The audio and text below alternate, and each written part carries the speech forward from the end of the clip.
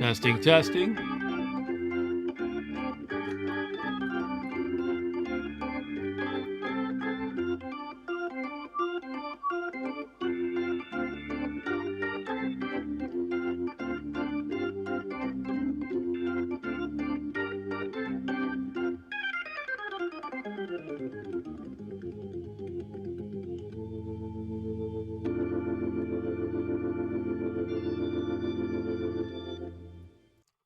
All right, good evening, everyone. Time for another retro gaming stream that I call Mark W's Old Games on a weekday. Welcome, welcome, welcome to Eric and whoever else might be watching.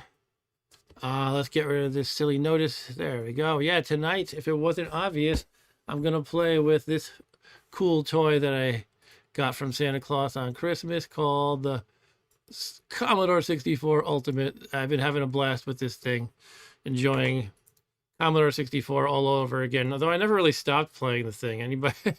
Anybody who watches my channel knows that from time to time I would have Commodore oriented streams, but it was all via emulator. This is just reigniting my interest even more, I guess you could say. I think a lot of people, they might just have like, I don't know, to them it might be like this is reigniting something from the 80s that they had left behind. For me, I never fully left it behind. Anyway. Yeah, hello to Ryan in the chat. Welcome to you as well. So tonight, yeah, roguelike games. What's a roguelike? I don't know. You've probably heard of the term roguelike. If you've been living under a rock, I guess I could explain it briefly. I do have a whole roguelike history book. It's one of my favorite genres of video games. And essentially, it is sort of like, you know, you could probably nitpick the definitions of Kingdom Come, but basically it's D&D like pseudo RPGs that are not very story driven. They're usually about hack and slash. A couple of mechanical key features, and probably number one is procedural generation. There's no fixed levels, or there might be some, but by and large, there's dungeon levels that are generated. The corridors and the twists and turns are all different every time you play. The locations of, you know, monsters and objects are all different every time you play. Another key quality that defines roguelikes is permadeath. Yeah, permadeath means when you die, you die.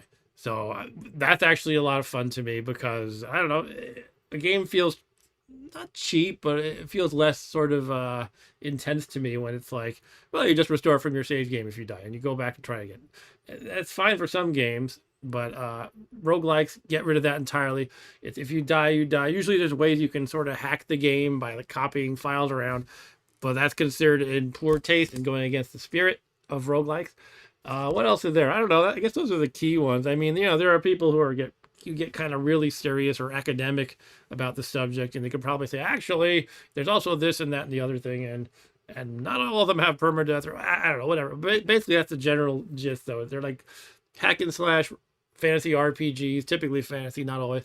Permadeath, procedural generation. Typically, you're only one character, unlike some more full-fledged RPGs, I guess, where you control a party of characters. Typically in a roguelike, you're just one character. In the traditional ones, the traditional roguelikes, you are usually looking at character-based graphics only. I don't think any of the games I'm going to play tonight are like that, though. But typically, you are an @ symbol. Anybody who's seen my NetHack streams knows what that looks like. You know, the original Rogue, you know, you were an @ symbol. NetHack, of course, you're in that symbol. NetHack's granddaddy, which is, or I guess daddy actually. Hack, in Hack, you're in that symbol. The whole line, there's a whole line, like a family tree of roguelikes, and one of those major branches is the Moria / Angband line, and you're an at symbol in that one too. Basically, traditionally they have character graphics, but that's not a universal thing. Anyway, I have some new ones to play tonight, as well as older ones. Actually, you know, there's not a whole lot of really old, back in the day, like 80s Commodore 64 roguelikes that I know of. There's a couple. I only have 2 queued up to go. I guess 3 technically. And one of them is the original Rogue. Now, here's the thing. I've played Rogue before. It's pretty basic, but it's a fun time. However, from what I've read, the original Rogue port by Mastertronic for Commodore 64 is generally considered garbage. But I thought it might be fun to try it nonetheless. And I don't know. Which one should we play first, though? I got a little bit of a list here. Again, new and old, but I bought some newer ones from itch.io, like Katabatia, which you see in the thumbnail, and ROGUEish, Rogue 64, etc. I thought I might start with one roguelike that I've played only once before on a recent stream, in fact, and that is called The Sword of Fargoal. And, yeah, this is from something like, I don't know, 1983-ish. I don't remember the exact year. But I have this whole directory here called Roguelikes. I was just at the last minute copying Telengard over. Hold on, I put it in the wrong directory. I have the FTP service set up on this, so I can just transfer files more easily without fiddling quite as much. So that's pretty neat. But bear with me 1 second as I copy one file over to the Roguelikes directory. Hopefully I did it right. There we go. All right, let's play something. How are you guys doing today, by the way? Eric and Ryan and whoever else. So, just slide my chair over a bit. Let's enter and play The Sword of Fargoal from 1983. Ash present. What is this Ash presents I always see? I think it's somebody who's a smart ass. Figured out a way to make it say that. All right, here we go. The Sword of Fargoal. Okay, as always, be my ears. If the volume is too loud or too low, I can adjust accordingly. Okay, what am I looking at here? Dungeon level. Okay, I'm just starting out. I have no experience, level 1.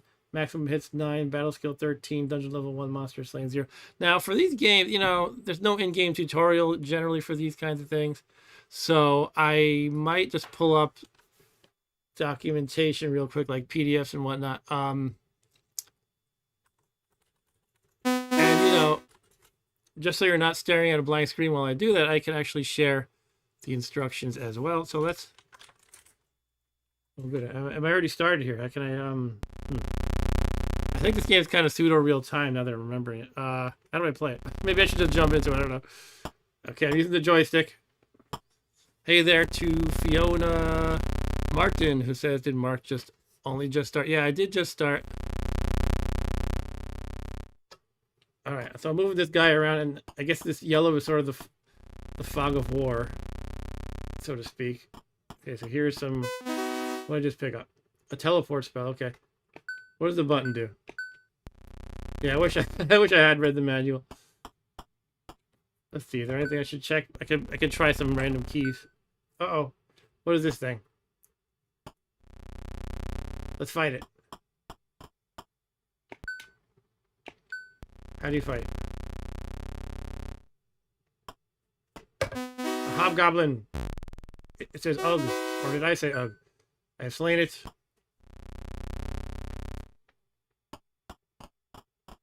The way this game works is it's sort of pseudo real time. It's kind of coming back to me a little bit. And every time you hear that roar, all the monsters take their turn. So that's their movement phase. A werebear. Shred. Okay. So let's see. Fiona says, nice. What are we playing today? Are these new games or games that existed back in the... It's a combination of both. I'm playing the roguelike genre. Which I gave a brief overview of earlier. They're kind of like D&D-like games where there's randomly generated levels, or more accurately, people call it procedurally generated. And usually if you die, you die. That's pretty much the basic gist of roguelikes. Most of the ones I have are newer, but this is an older one. Ryan says, I love the 8-bit walking sound. So many games have that. That's true. Tap, tap, tap. Let's make it a little louder. It's always a little challenging getting the right audio levels. Sometimes I play back the video on demand of a stream and I'm like, oh my god, I had that level so high, nobody can hear me.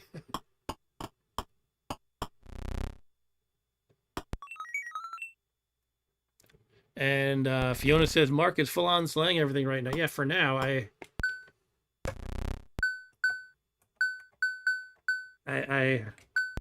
know this game definitely gets harder. And I'm not sure how you like look at your stats or whatever, if that's even a thing.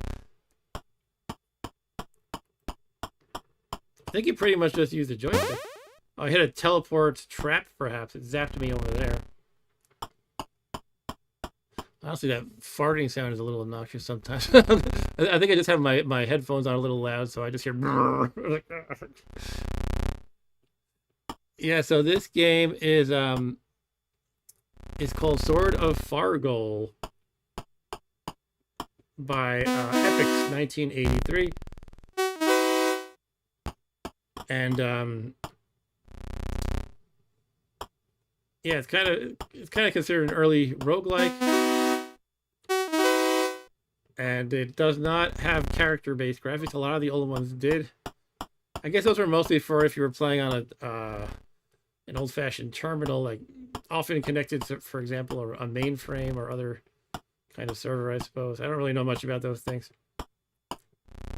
But I feel like for Commodore 64, they tried to eschew the character-based graphics in favor of even very simple pixel graphics. All right, so we wrapped back around to get this money. I really wanted that money. Thank you, Fiona. Fiona says, why can't we pay money? Well, actually, I don't meet the criteria to monetize yet. Not quite just yet. YouTube makes you have need a certain number of subscribers, as well as a certain number, like a threshold of total watch hours. And, you know, I've kind of been debating if I even want to do that, because, I don't know, to me it's about the love of gaming. But hey, if people are eager to throw me a couple bucks, that's also cool. So I'll consider it once I meet the criteria, basically.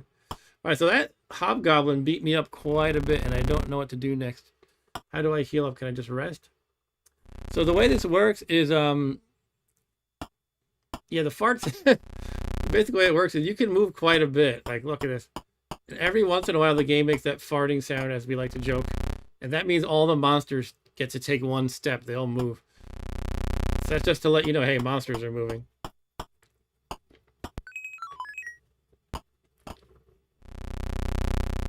They all move at once, I think. Let's fight this guy. The last hobgoblin kicked my butt quite a bit. So, right. I was a little concerned I wouldn't beat that one. Can I go diagonal? Oh, you can. That can often be a way to travel around faster. Well, what's happened here? A shield? Let's get the shield. Oh, it said a sacrifice of gold. I lost all my gold. Oh, man. I'm dead.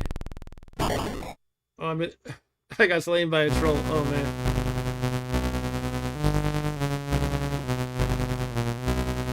Perhaps this audio is a little loud.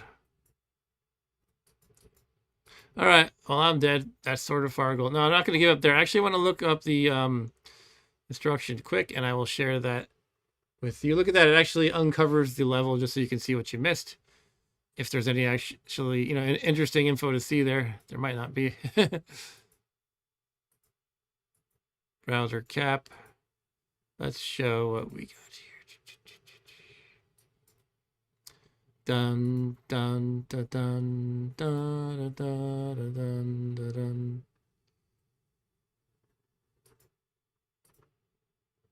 All right. So let's take a look at the manual here. This I can almost like see and feel the texture of the cardstock they probably put this on. I can just tell. All right. So Sword of Fargoal. And here we have the legend. Most of this stuff looks pretty obvious. You got your character. All right, over here. Gold, hidden treasure traps. Slash traps, is it? Let's zoom in a little bit. Is that a little bit better? Human type monsters, other monsters. Oh, there's like 2 different graphics for monsters, I guess. Only a temple. Stairs going up. Stairs going down. Movement command. Joystick 8 direction. Red button on your joystick is your panic button. Oh, I didn't know I was panicking when I pressed that. I was just like, what's happening? For teleport and drift spells. So I guess you can teleport away pressing your panic button. Ah, look at this spell. Yeah, I thought there were some key presses involved here. You have to press H for healing spell, healing potion. I is invisibility, R is regeneration, T is teleport, S is shield, light, L is light, O is turn light on or off. Actually, is my red arrow drawing, guys? I don't think it's drawing. Oh, well. I'll just deal without it. So I think I need to have this reference on the side, or I'm not going to remember these things. Other commands. Fire button or C, climb up or down stairs. B is bury gold. Why do you want to bury gold? Just hide some? Plus is place beacon, by the way.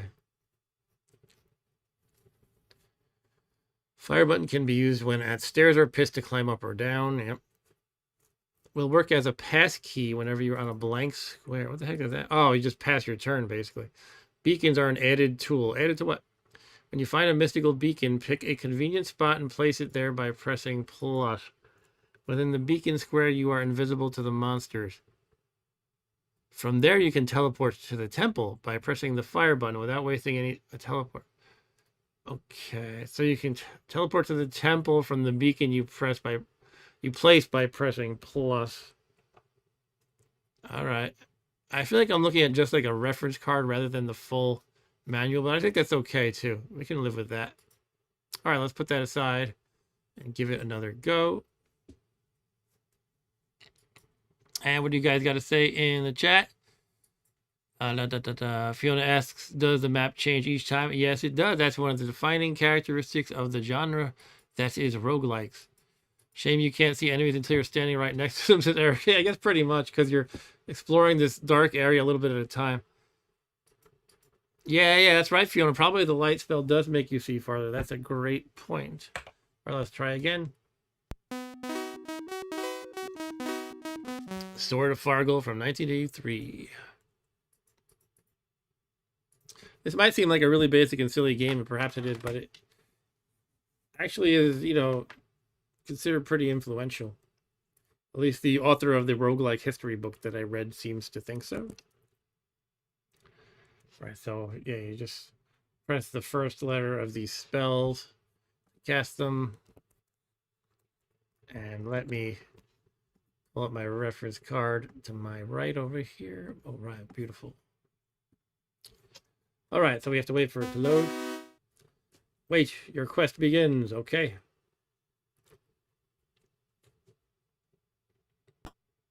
Do I have a light spell right now? I said 0. Sort of Fargoal. What am I going to do with you people? Well, there's some money. 25 GPs. 16 GPs. All right, I'm rich. Let's get out of here and retire while we're ahead. Quit while we're ahead.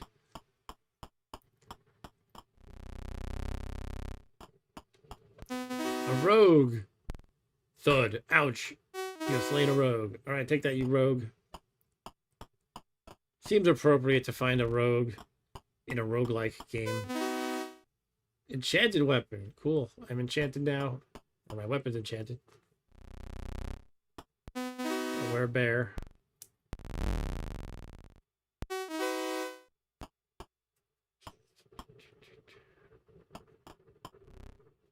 I just got this controller. Mostly it's fine, but when I press it down, it makes it a squeak sound. Map to the 4th level. Okay, that'll be useful if I actually survive to the 4th level. Sacrifice. Okay, what is that? That's the temple, and you stand on it, and it says you sacrifice your gold. Fiona says, good luck on your quest, Sir Mark. Thank you, Fiona. So the temple seems to be a good thing in that you can teleport to it with a beacon. But do I really want to step on it and burn all my gold? What does that do for me? I think that might be your goal in the game. Oh, did I get experience when I did that? I'm going to rewind my preview over here. I'm going to go back in time in my little preview window real quick to see. I think that might give you experience. Yeah, it looks like it converts all your money to experience one at a rate of 1 to 1, basically. That might be the only purpose of gold, honestly. So it'll help you level up faster? I don't know. By the way, I do have something like 8 roguelikes lined up today. At least 6 or 7. I'm thinking if I don't have time to play them all, this will be a 2-part series, perhaps. I don't want to rush through them. I want to enjoy each one at least a little bit. And if anybody knows a roguelike game, feel free to shout it out. There's a chance I have it already. I guess I could show you guys my list. Let me share my list in the chat. And I thought I had 1 or 2 others. This looks like a smaller list than I thought, but...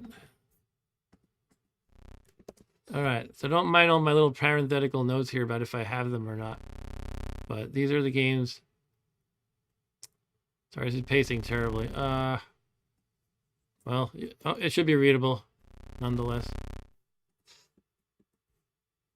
It won't let me send the message. Okay, I don't know. I'll just announce them real quick. What I have queued up are obviously Sword of Fargoal, Rogue 64, a newer one, Katabatia, another newer one, Delve Deeper, yet another newer roguelike, the original Rogue, which is not new, ROGUEish, another newer one, and lastly Telengard, which is old. So those are the ones I got. Actually, there's another one. How did I accidentally lose? There's an online one called something of the Rogue Demon. I have that. I don't know if it's going to be anybody on the server when I play, but it's called something like Dungeon of the Rogue Demon.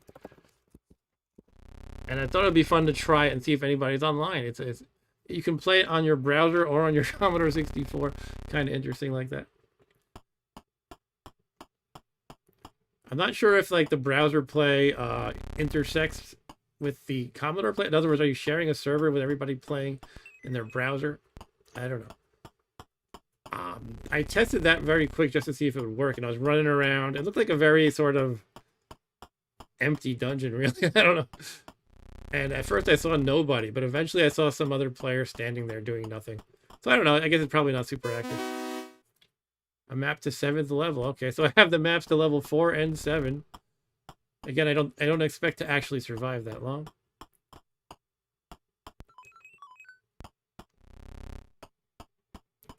Temple of Apshai. Hello there, Ash Demo Real. He says, congrats on your new system. Thank you. I've been having a blast with the C64U. Ryan says, burying gold to get experience is interesting. Maybe you're a pirate. Oh, am I burying it? I think I'm donating it to the temple. Did it say I'm burying? I guess there's definitely a command B to bury it. Should I try that right now for the heck of it? Let's see what happens if I hit B. Hiding 74 gold pieces. Yeah, I'm just hiding it there. But I can just pick it up again. Hidden treasure. Wow, look at that. How did I find that hidden treasure? It was hidden so well. Oh, hey, Carlos from Panama. How are you, my man? Yeah, Temple of Apshai. I don't usually consider it a roguelike, but at the same time, I don't want to be one of those nitpicky about genre people. So yeah, maybe I'll play a little Temple of Apshai as well. You know, it's basically similar enough, right? I don't think there's random levels, though. But yeah, I'll definitely give that a shot. What the heck did that say? Something about an inferior dwarf? Inferior dwarven guard stole my money? Oh, good, I got my money back.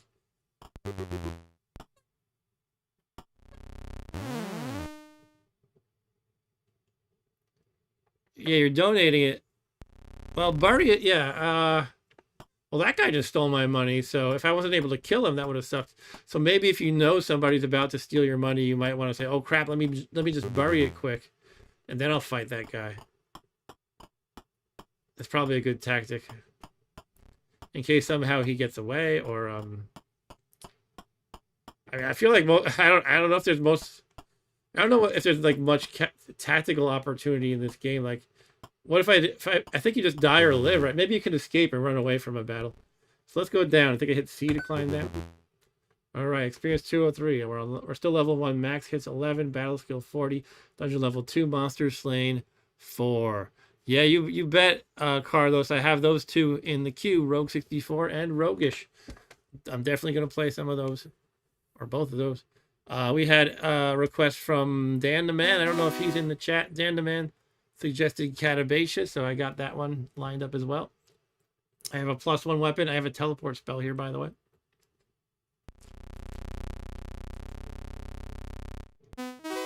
Level raised to 2 for some reason. I'll take it. I don't know what I did, though. Is it just because I went down to dungeon level 2? Therefore, my experience level went to 2? I don't think it works like that. All right, here's another dude. This is another dwarvish, whatever the heck. No, they all look the same. Elven Ranger. I think they have color discrepancy, so you can theoretically tell them apart. Teleport spell. Yeah, so I'm assuming maybe if I'm in the middle of a really bad battle, I can just hit T and get out of there. Here's a werebear. You vanquished a werebear. Who the heck is that guy? He looks short. He must be a hobbit or something. No, he must be a dwarf. He's got a big axe.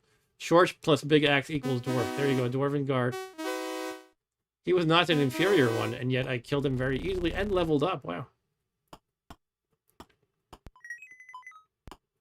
I seem to remember that pretty much the only purpose of the gold is for the temples. Teleport spell. A weak hobgoblin. All right. The game has to rub it in. Well, I mean, you defeated the hobgoblin, but it was kind of a weak one, so you're not very good. And Carlos says, I tried him out very briefly the other day. Looks very fun. Cool. Oh, no, the troll got me last time. Let me get ready to teleport away. Oh, I killed him easily, actually. Okay, I mean, I was only level 1 last time, so maybe that's why. All right, so come here, you... whatever you got. The guy wearing a diaper. A mercenary wearing a diaper. He stole my gold. Get back here. Shriek, chop. You slain him. All right. You find your 74 gold.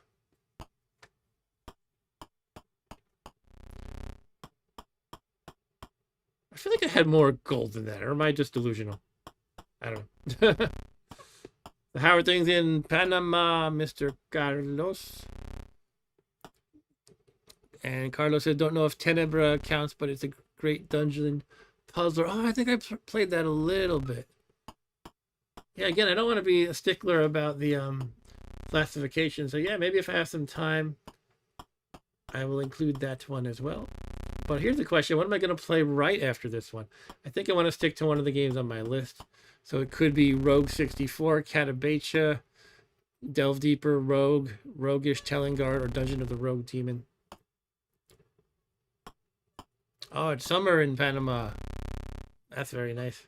We have very bad, not very bad, but it's very chilly here in New York.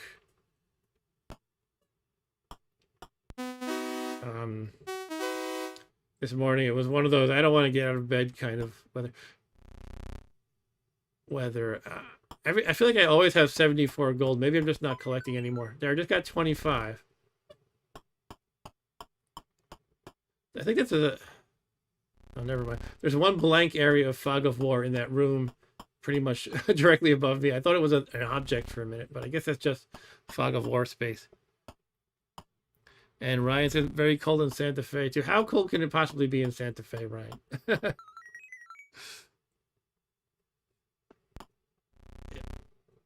Oh, did I just... What is this? Is it a temple? Oh, it's hidden treasure. Gold too heavy. Oh, you have a limit. You can only carry 100 gold? I thought I had more than 100 before. I don't know. So I need to find a temple to donate to. Then I can pick up that gold.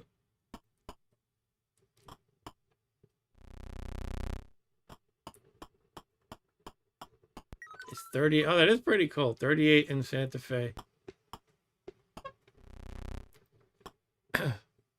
Fiona says, I'm an Aussie. Oh, hello. I don't know why I'm saying hello again. Oh, you said now you said you're an Aussie. I'm like saying hello all over again. Like, oh, hello, Aussie. Hope you guys are all okay in the U.S. We hear about some pretty bad things going on there. Yeah, I mean, I have opinions on these subjects, but I do like to keep them separate from the channel, so I'm not gonna go there. But everything's fine with me personally, at least. I'll put it that way. Obviously, not only myself matters in the world, though. Anyway, I just like to keep that separate, though, you know. Gotta keep them separated. Teleport. Oh, what happened? It said you lose your map? Is that what it said? So in Australia, what time is it right now? It must be, is it morning? Trying to think. I know, I'm not sure how many hours ahead of me you are. It's like 12 hours. Gnarl. You vanquished a troll. And I'm still full on money. I want to put this money somewhere. I think, oh, let's get out of here. Teleport. Oh, I hit T, it didn't do anything. Wait. Oh, shoot. What just happened? I used teleport twice by accident in my panic. And yet I survived. I think it said I drank a healing potion automatically. So I saw I had negative hits. So I think I burned 2 teleports in my panic. Which was very stupid, of course, but at least I know how it works. Here comes, I think, a spider. A dimension spider. Yeah, that thing teleported. It must have gone through a portal. Oh, it's 1 p.m. in Melbourne. Okay. Oh, no, I got slain. I was looking at the time in Melbourne. Hello, Andy, by the way. Andy is super into tennis, so he's paying close attention to the Australian Open, is my understanding. So he knows what's up regarding Australian time, I guess. All right, so I died. Yeah, I'm wondering how much of this game is just like managing your money, like learning when to stash it and when to, I don't know, run for a temple. I guess the general resource management, that is your spells, is probably important as well. It's obviously a very, you know, basic game. It's certainly not as deep as, like, say, NetHack, but that's okay. I can appreciate that. All right, so I'm going to move on to another game for now. So let's do that.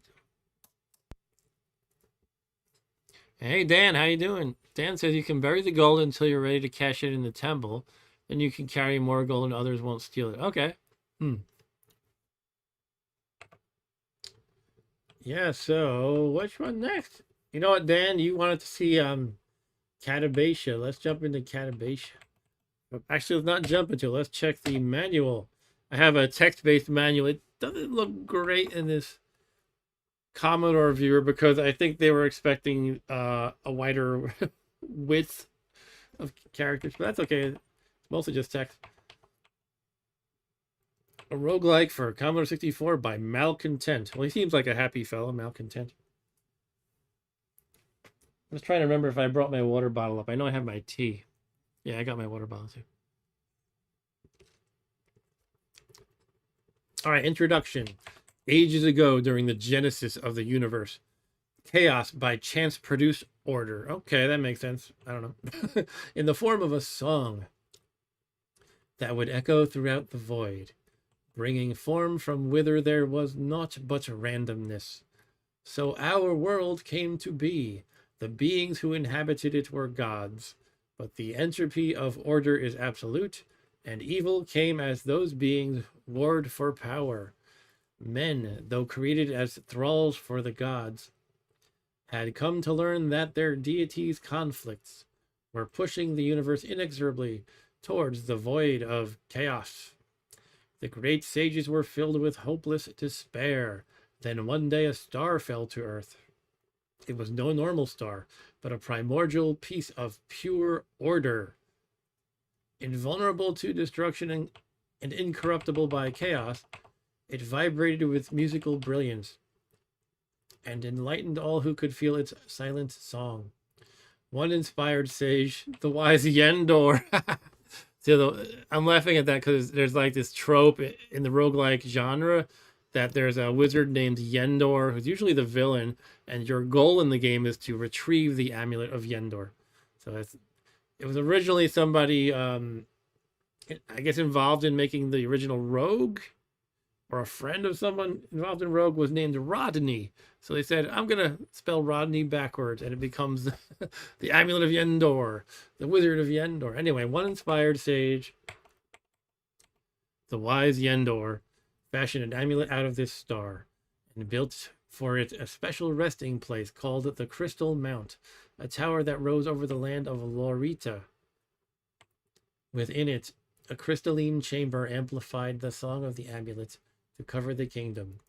Thus, Lorita became the one bastion of order in a world that was falling into chaos. Still, though its power was great, the human hand that constructed the amulet could still take it. Hence, the Dark One found his opening. It's not a fantasy story without a Dark One, right? The Dark One tricked an acolyte of the Mount, Werdna, to steal the amulet, whence he sealed it in a void of evil and began his attack on Lorita. Katabatia is the gateway to his domain and the source of his assault. You, a young but inspired warrior, seem to be the only one who can still hear the amulet's song, and it seems to be calling you. About Katabatia was programmed by Jeffrey, Willett, with music by Andreas Samuelson. It is a roguelike game inspired by Rogue, Sword of Fargoal, look at that, and Ancient Domains of Mystery. Oh, I know that one. It's called Adam, typically. Katabasis is an old Greek word that translates to go down and often is used to describe various Greek heroes' journeys into the underworld. Send comments to blah, blah, blah. Getting started. Joystick import 2. Press fire, space, or return to bypass the title screen. The first menu will ask you if you want to load an old character. It's obvious stuff. Follow the prompts, blah, blah, blah. Here's our character classes. Warrior. Easiest class to play with. They get strong quickly, but are poor magic users. They start with a spear and a leather armor. Rogue. A rogue relies on cunning and speed over strength. They make excellent archers and competent spellcasters. They start with a bow and a dagger of poison. Magician. A magician is difficult to keep alive early in the game, but can become quite formidable by the end of it. They start with a staff of magic and a random spell book. After you select your class, you choose which deity you wish to worship. The deity will confer the listed bonus on you when you please them by sacrificing gold. Finally, you will enter a name. All these choices determine the shape of the dungeon you will traverse. Interesting. If you always play as Mort, a warrior who worships Jasek, you will always enter the same dungeon. That's crazy! Okay, I don't know why that blew my mind. Typically, when you do any kind of random generation in computing, there's something called like a seed, and sometimes games or other software will let you enter the seed, and therefore all the random stuff that generates is the same. So this is sort of like that, but it's your name combined with your god that determines the dungeon layout. Basically, it sounds like. And good night to you, Carlos. Carlos has to go to sleep.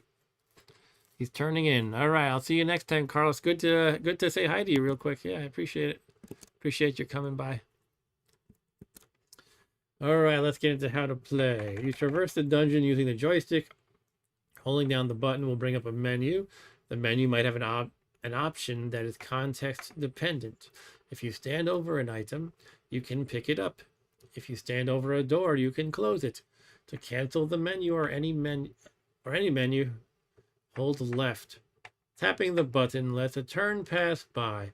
Pick up gold and arrows just by walking over them. Search for loot and fight the monsters for experience, but don't linger too long on a level as you require food. This is a common thing in roguelikes. It's not like mandatory for it to qualify as a genre, but there's often this idea of food and you need to eat it or starve. And it's often used mechanically as sort of a timer, because sometimes you could just like sit around farming, like, well, I'm just going to wander around killing everything that spawns or whatever to get money and experience. But the pressure of needing food could make you, force you to move forward, basically. And Eric says 598 subs, 2 to go. Oh, cool. Somebody subscribed. Yeah, I had 597 before. Thanks for letting me know, Eric. If you find the stairs, think before you descend, as it is a one-way trip. Oh, the stairs dissolve when you use them, just like in real life. Using the stairs also gives you an option to save the game. The bottom floor contains the amulet of Yendor, guarded by the Dark One. Of Yendor? No, just the Dark One. When you collect the amulet, new stairs will lead upwards. The game can also be played on the keyboard. All right, you can use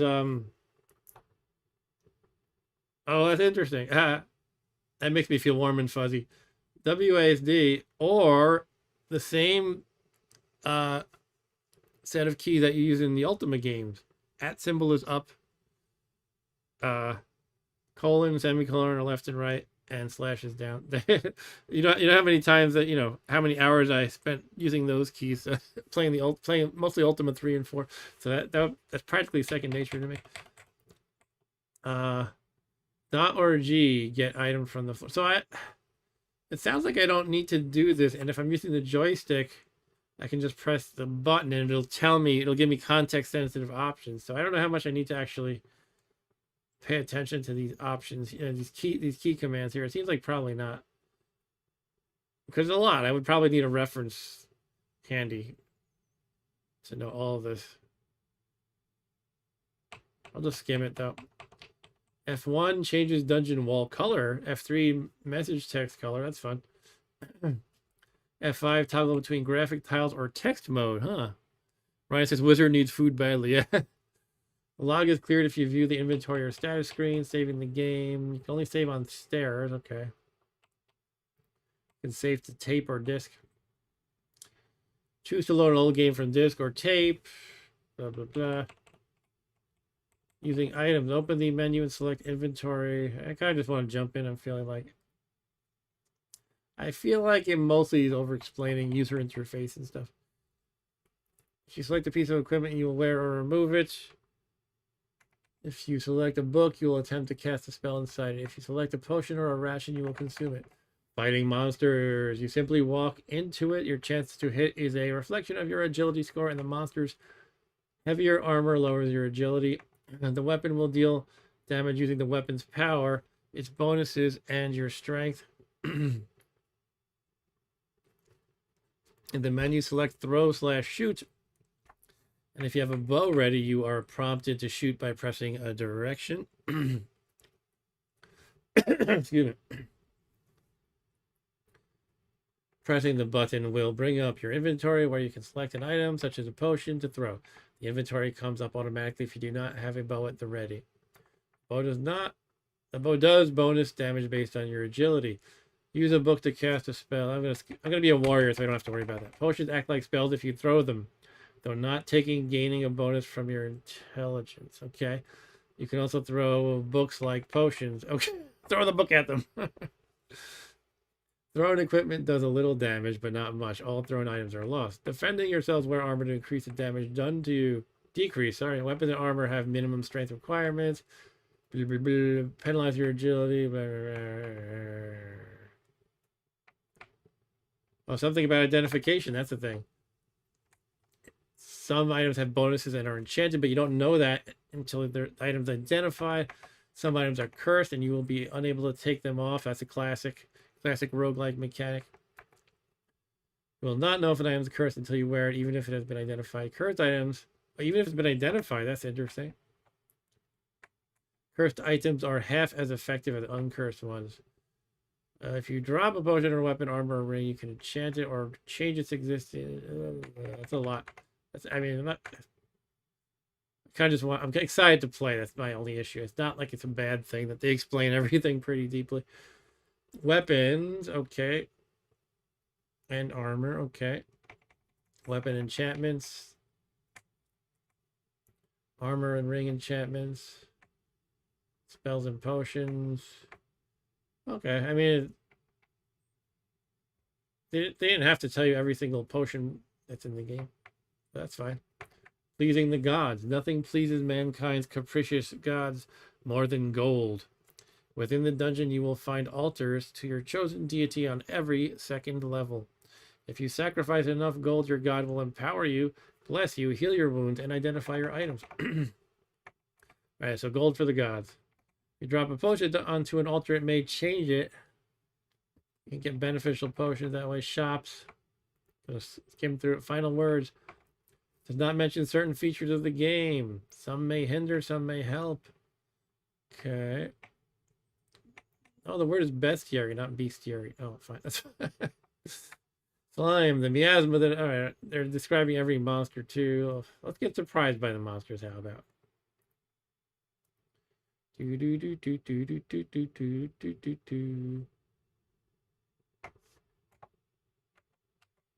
Baba Yaga, Kraken, Hekata, what is that? Dragon, the Dark One. Alright, thanks to you for downloading my game, etc., etc. Actually, this could be a fun little read here, the thank you section. Thanks to Andreas for the music, and also apologies to him for the delay using it. Thanks also to Hending for all of the encouragement over this long time. It took a while, but I did it. Development of this game started for the first RGCD cart combo way back when. The character set I made with Carpad. The assembler was Acme. The Petsky pics I made in CBM PRG Studio. The editor was JEdit. Vice, Frodo, and ICU64 were indispensable. Thanks to Rick Bayless for his original assemblet pages that really got me started with C64 coding all those years ago.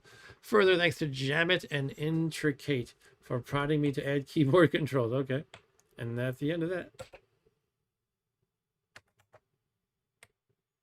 Let's just play the dang game now. Ooh, that was a lot.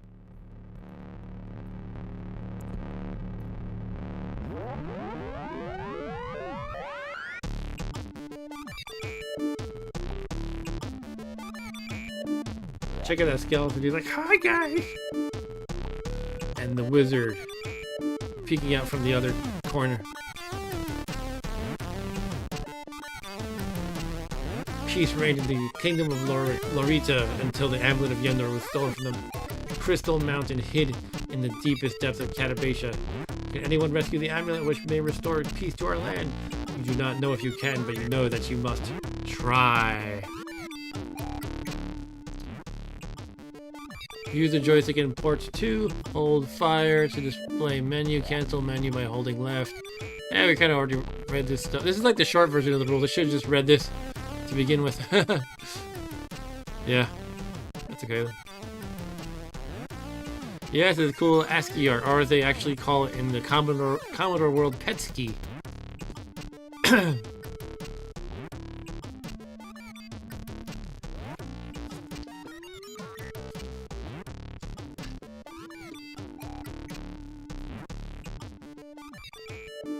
Petsky.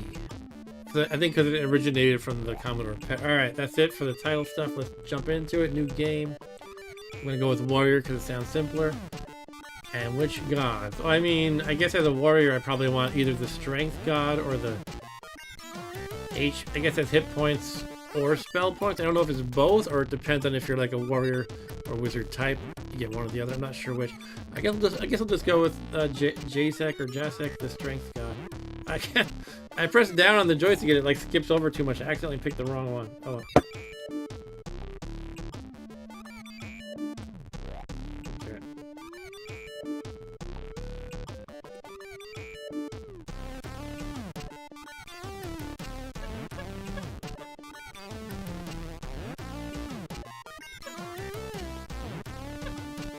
I am Markwa.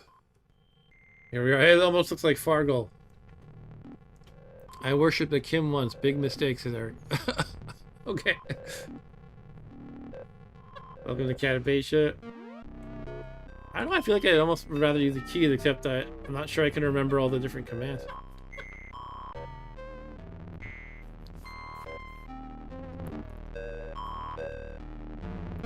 Alright. Let's see. Z is status. So here's my stuff. Follower of Kim.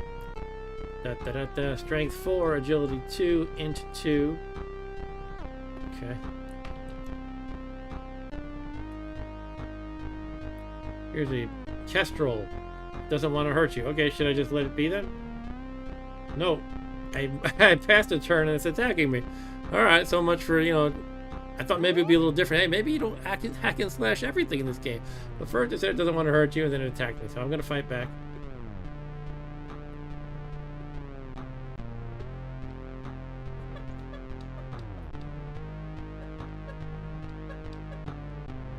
Killed the Kestrel. Alright. Oh, it's a slimy thing. Kill the slime. So far, so good. I killed a Kestrel and a slime. You get the teleport codex. You get 3 arrows for my non-existent bow. Does it say like weapons here anywhere?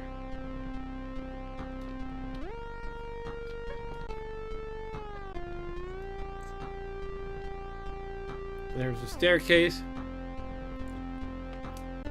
Alright, Dan says, as a seasoned NetHack veteran, I expect you to complete all 20 C64 levels easily and ascend on your first try. To die with all your NetHack experience will incur great shame. No pressure. Yeah, right. I don't have a NetHack wiki to look up in, as he said. Maybe that's my secret to NetHack success. I don't know if I can say I'm successful in NetHack. I only won the game once. This joystick, you know, I have... It's kind of a faint sound, but every time I press down, it goes... That's what I get for getting a cheap joystick on eBay, I guess. I mean, on Amazon. It's not bad otherwise, though.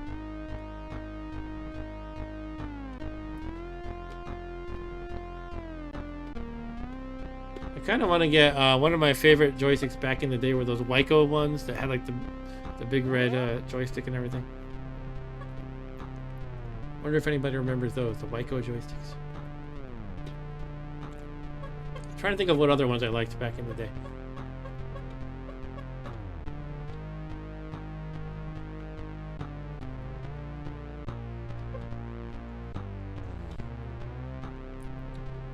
I had one called the Slick Stick that I think I used to like. The Slick Stick. So I have SP1. Is that my spell point? Do I actually have some kind of spell casting ability? And Ryan said the music is C64 rockin'.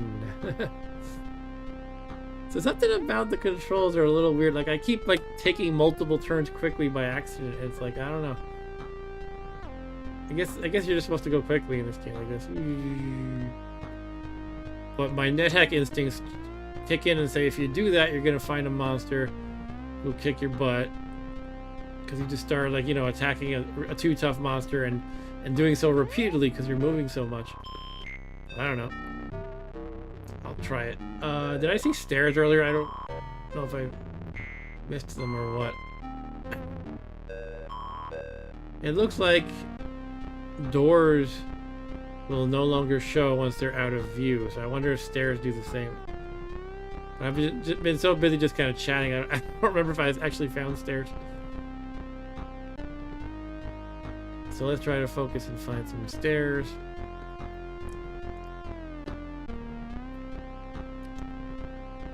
Ah! I thought the button was going to give you context sensitive option. So if I press the button on stairs, it just says wait, unfortunately. Is there a key I should be pressing? Not that one. I wonder if that's not where I started, is it? No. It said the stairs disappear anyway when you go down them, so there shouldn't be starting stairs. That wouldn't make sense. There's nothing to get. Okay, that's like my rollback buffer.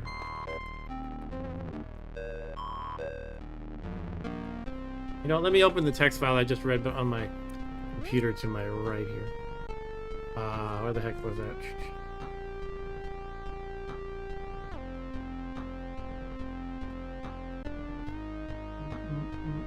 Katabatia manual.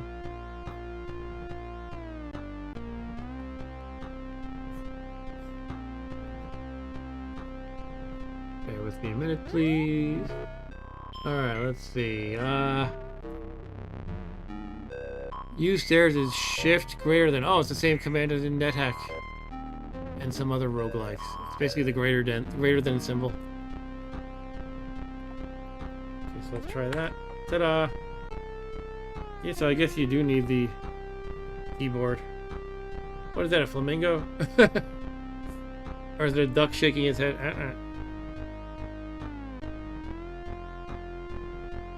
That's right, dance is wonderful. That extra movement burns food rations. I don't, you know, what? Is there a food stat here? It's not showing my food. It might just be like, you're hungry. Alright, we got an emu. Oh, it's an emu.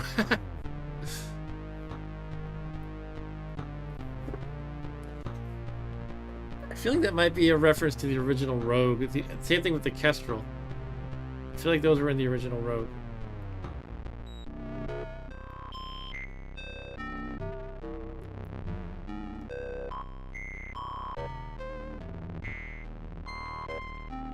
Emu.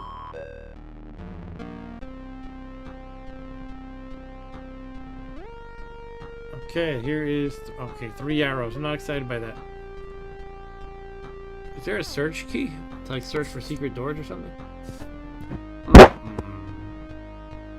It doesn't look like it.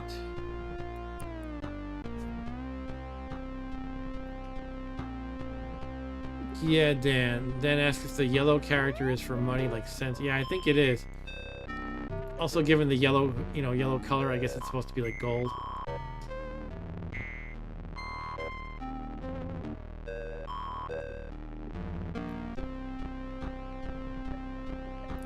Okay, let's kill some slimy slimes. What is that thing? Oh, 3 gold. Okay, cool.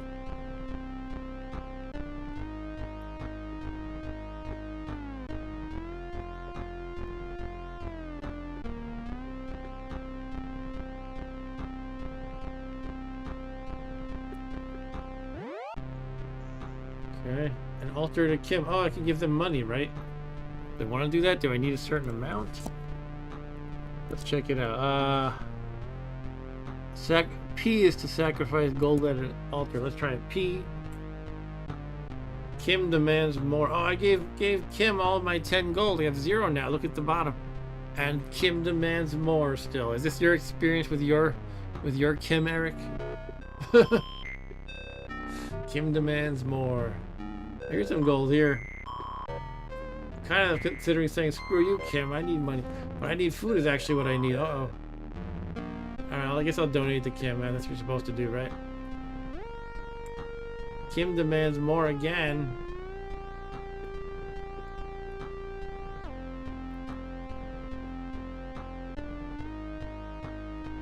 Well, where do I find food? I've not seen a turkey leg on the ground, nor have I seen a delicious corpse of any of my enemies, or a lembas wafer, or a food ration.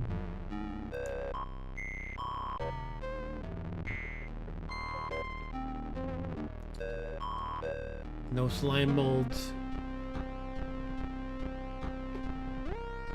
I'm kind of feeling a little annoyed by the fact that it said you press the button to get something context sensitive. And I just pressed it on the staircase. What does it make me do? I wait. And it's done that for everything so far. I just wait. So I feel like the manual lied to me.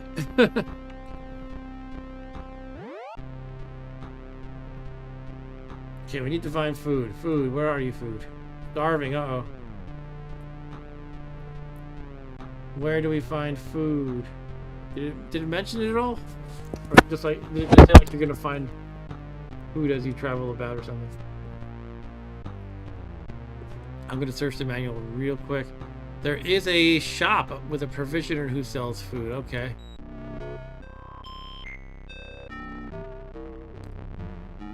And in the final word, as the author mentioned, the game might generate an unbeatable dungeon. The usual problem being there is not enough food. Oh, that's encouraging. And so far, I have not seen any food. Did you get XP at least for the golds? Asks Dan. Oh, I didn't notice. Yeah, I'm not sure. I'll have to look next time I do it, but I think I'm gonna die before there's a next time. I mean, I can always play again, of course. But yeah, not a sign of food that I can tell. Starving. What is this? A mace. Well, that's good, but I can't eat a mace. Oh, didn't it say you have to equip things? How do I do that?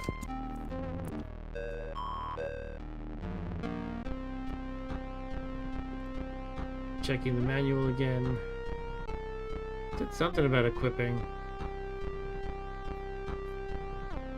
Oh, it's U.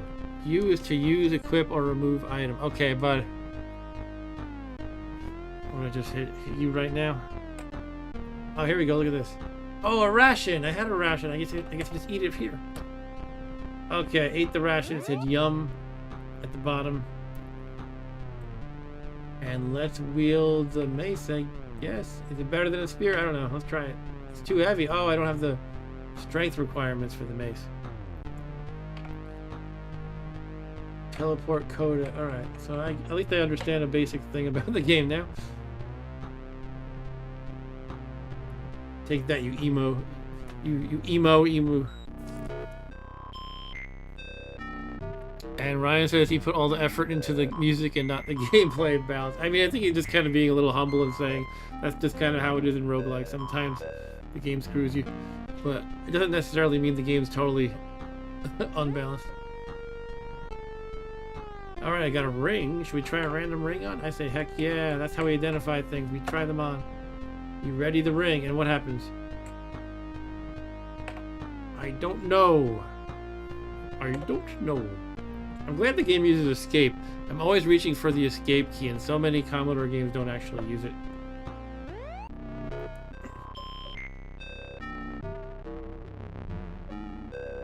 In fact, the Commodore 64 Ultimate menuing system does not use it. And that is a key I found myself reaching for quite a few times when I first started playing with this machine. Okay, I got 11 gold. So the next time I find a temple, I will try looking at my experience points as Dan the Man suggested. The rattlesnake hits you, you feel sick. Oh great, I'm poisoned.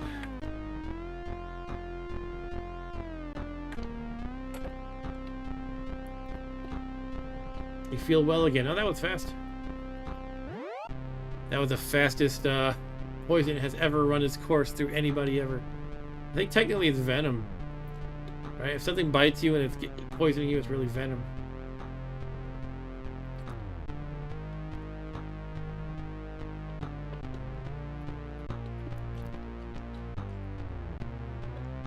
Alright.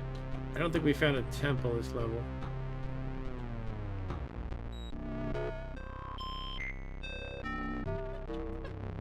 Take that, you kestrel. I wish it would keep the fixture to the dungeon on the screen. I don't remember where the stairs are. I think I came across them, but where the heck was it? By the way, Ryan, do you have a hospital coding for poisoned by a rattlesnake in a dungeon?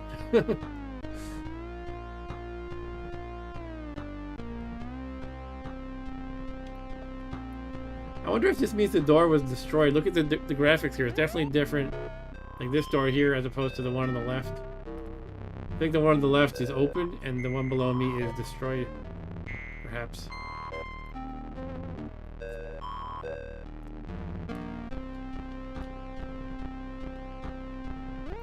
Rattlesnake bite in the dungeon.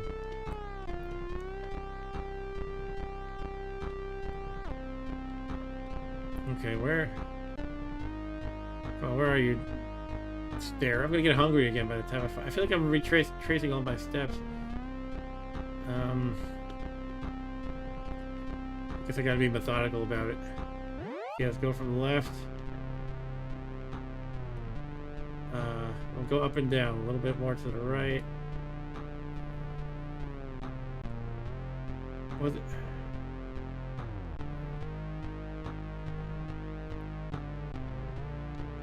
Make sure we explore that area right over here. Yeah, I already did that. Gonna starve everybody. Okay, explore over here, yeah.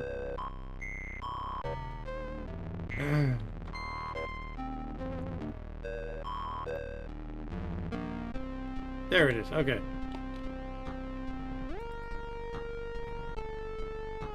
Other specified places, right? Yeah, Ryan works in insurance coding, and he sometimes shows me some of these crazy codes, like, you know, there's things like, you know, a laceration due to and there's a whole like list of things, a sword, an angry chainsaw wielding maniac, or whatever. So my hit points keep taking a beating, but they seem to heal pretty quickly. Dan says, I think memorizing or mapping what you came across is part of the game, not doing so well because you wander again, burning county to face starvation eventually. Yeah, I gotta remember. I should take good note of that. Here's an altar to Kim. Okay, let's try donating again. Let's keep track of my experience. 184 right now. I'll press P to pray. Demands more, of course. I still have 184 though, so that did not give me experience.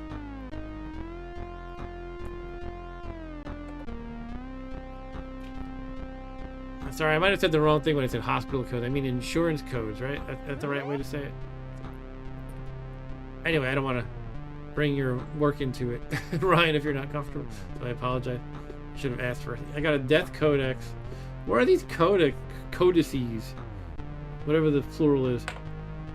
It mentioned books, and I guess they're books, right? It mentioned books and potions, but the books are spells, and I can't really do spells as a warrior is my understanding. I wonder if I can try it anyway. I'm gonna try one of these. I think a might codex sounds fun.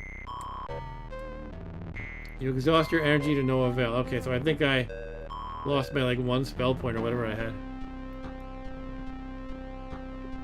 There's another one, lightning codex. I'm gonna try just using the keyboard for a bit.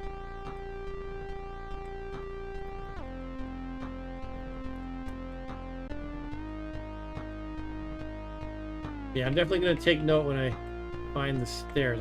Oh, look at the top, it says poise. I didn't realize that before. I didn't notice it before.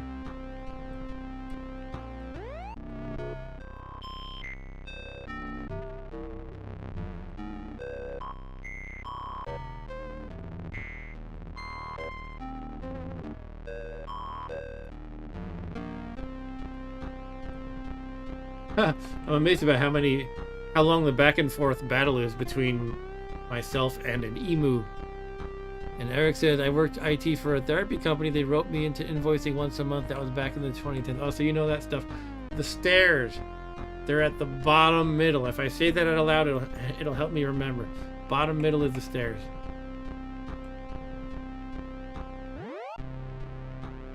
Guess I just need to explore the northeast-ish. How do I get out of here quickly? It's like, can't really. I gotta go all the way around.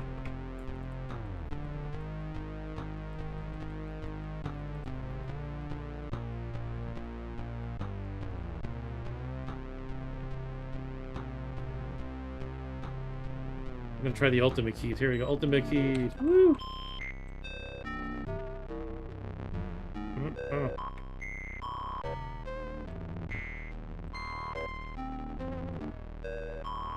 I'm finding myself hitting the wrong keys, unfortunately. I guess the ultimate keys aren't as second nature as I had hoped. You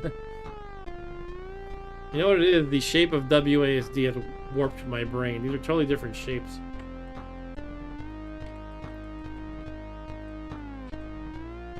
Alright, let's go to the exit, I guess. Kill an emu first.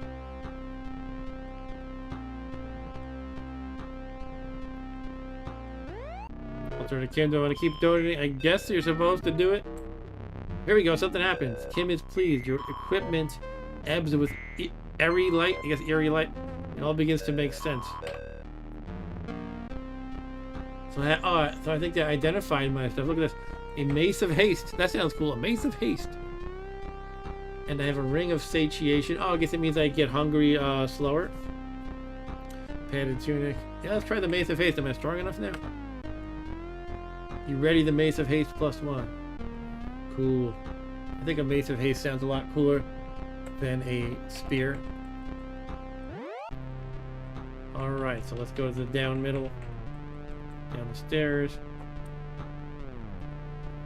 And Ryan says, it's nice working for a hospital. I just deal with diagnosis. The billing department deals with all the billing nonsense. Oh, geez, I wouldn't want to deal with anything billing. Oh, it's the equator. The equator. How do you say that? Your armor is destroyed. Uh-oh. Do I have a backup? I guess not. I'll have to find some more armor, hopefully. Here's a perfectly clear potion. I'm getting sick again. Oh, I'm dead. Oh, the rattlesnake got me. I wasn't paying attention to my hit points. I killed so many other rattlesnakes with no problem. But that one did me in. You feel sick, and you are dead in that order.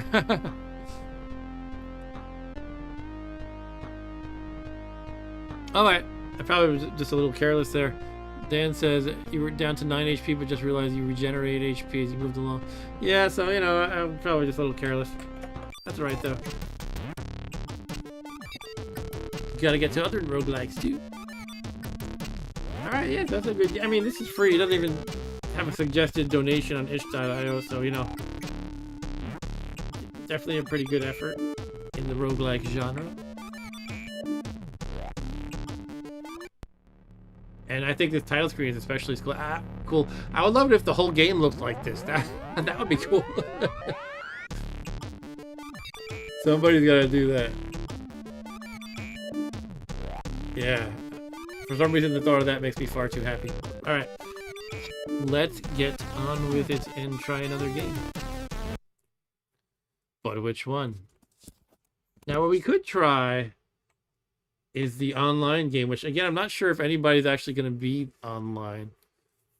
Join me, but I'll try it a bit and see how it goes. I watched a YouTube video where the developer of this game was being interviewed. It seemed like he just wanted it to be more of an online sandbox and really a well-developed game, so there might not really be that much to explore, but let's give it a try. And this is called Dungeon of the Rogue Demon. And look, it connects to the server and everything. It's pretty crazy. So this is an internet roguelike. You have to set up a special configuration for it to work, actually, because the basic Commodore 64 doesn't have an internet device, obviously. It says connected. Press any key to log in. Dan says 2,610 turns before death. Great shame. That's all right. All right, so here we have the concept and game code. Yeah, I saw the interview with Leaf Bloomkist. Networking code Scott Hunter. Contributors Robin Harbin, Gropath, and Xurau. Joystick import 2, F1 for keys. All right, my name will be Mr. Mark W. Mark W. You can choose your avatar. You got these 4 little dudes to choose from. I'm going to choose the one that looks like he has a hood on, maybe, or a helmet. That's number 2. There I am. This is pretty much what I saw last time. I was just wandering around. There was not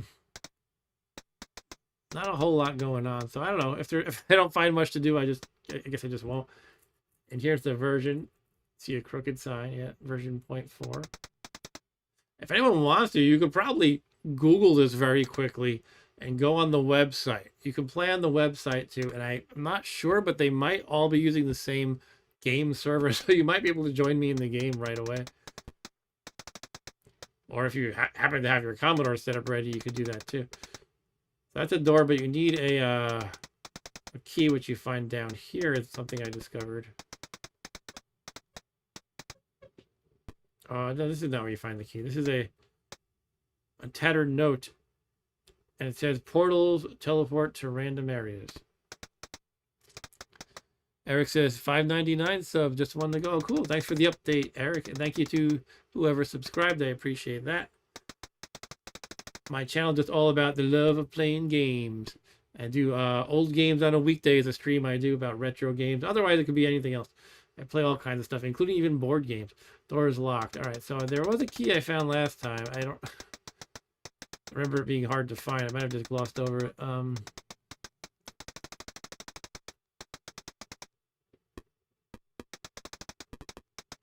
Where's the key? You can go diagonal too. How's the sound level? Is it fine?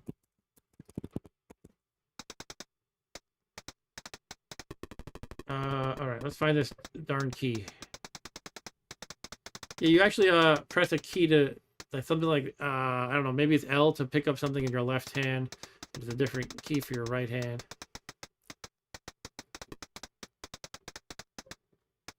I thought it was right here in this little alcove here last time, honestly. Is the key gone because somebody else was on the server and it has to like take time to respawn or something? I have no idea. How do I get the help? Here we go. So it would be J and K to pick up left and right. Shift and move is to attack.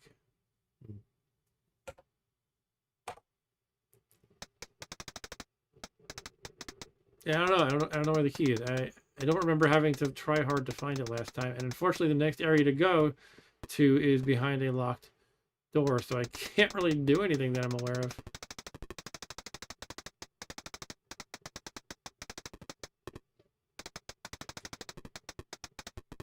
You may notice it's very fast to move as well. Once you're online with another person, as I understand it, there's no real turn-based element to it. I think the creator said every move you can make a move every 50 milliseconds or something like that. So if you're just holding, a direction, you can go quite fast. All right, I don't know. I think the key was right here before, so I'm kind of just stuck, unfortunately.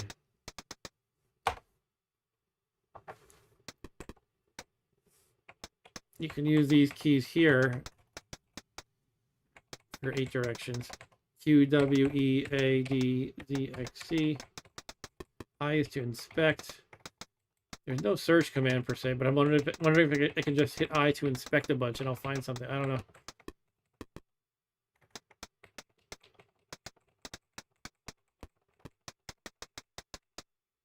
Well, there might not be much I can do with this game tonight, unfortunately. If you accidentally hit shift lock, you will attack. There's a lot of, I used to think that these people were being purists, but there's some people in the community who are like disappointed that the shift lock key doesn't like lock in physically. That's kind of like, whatever, they're just being purists. But there's really nothing to tell you that it's on or off, and I think it would be very handy if it like locked in depressed when it's enabled. My understanding is they simply don't make that kind of key switch anymore.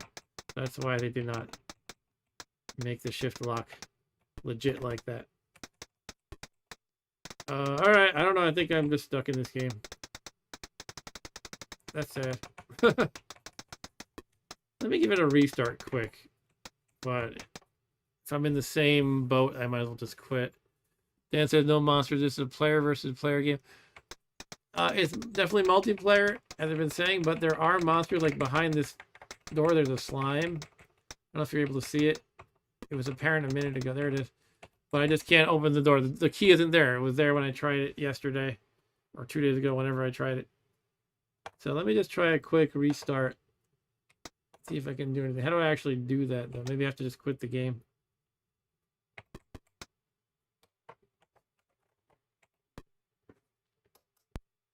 Yeah, let's start over once. I definitely love the concept. I'm not sure if there's much of a game here, unfortunately.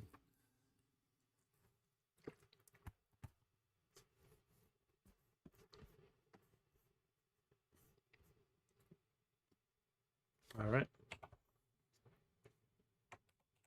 Mark W is back.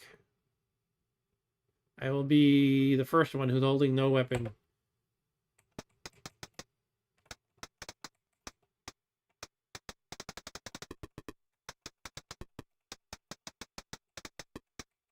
Oh, that's my character from before, isn't it? And he's blocking me. I guess it did not sign out cleanly. I don't know how to, actually. So, I'm stuck. Actually, the funny thing is when I was watching the interview with the main developer on YouTube, there were apparently people in the comments saying, make the hallways bigger. So I guess people were trying it as he was speaking, or they had tried the game previously, and they were just all getting jammed up like this. So, all right. Well, again, I like the idea, but I think there's some work needed, unfortunately. So I guess I have to quit now.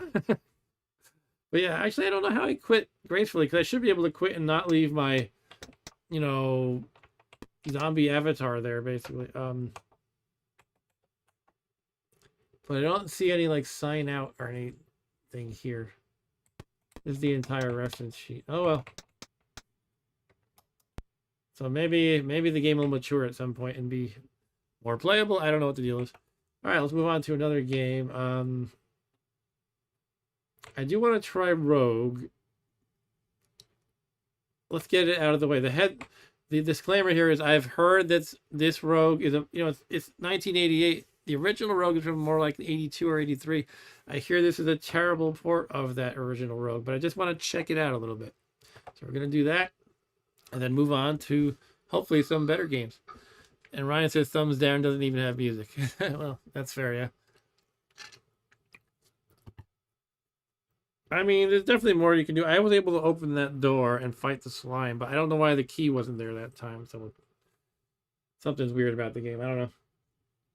I think you should be able to move through each other unless you issue like a I'm not sure how the mechanics would work specifically, but what if you like issued a block command, like you press B or something, like you want to block people from going through because you want to fight them. But otherwise, you should just be able to go through them freely. Or they would have to make the hallways much wider. So yeah, original Rogue coming up, or at least a bad port of it, as I understand it. But yeah, this actually is several years later. 88 is pretty late to be porting Rogue. And I'm not sure why Mastertronic was the one to do it, but whatever. Mastertronic, for those who don't know, is mostly known for putting out sort of budget games for Commodore 64. Some of them are quite good. I'm a big fan of Master of Magic, which was a Mastertronic game. I actually did a whole stream where I was playing through that in its entirety, Master of Magic. All right, Mastertronic presents Rogue with crazy multicolored graphics. Enter Rogue. All right, Ryan is out. Thank you for joining, Ryan. I will see you next time, I'm sure. So Rogue's name, Mark. Oof. Okay, I typed too fast for it. Oh, what's going on here?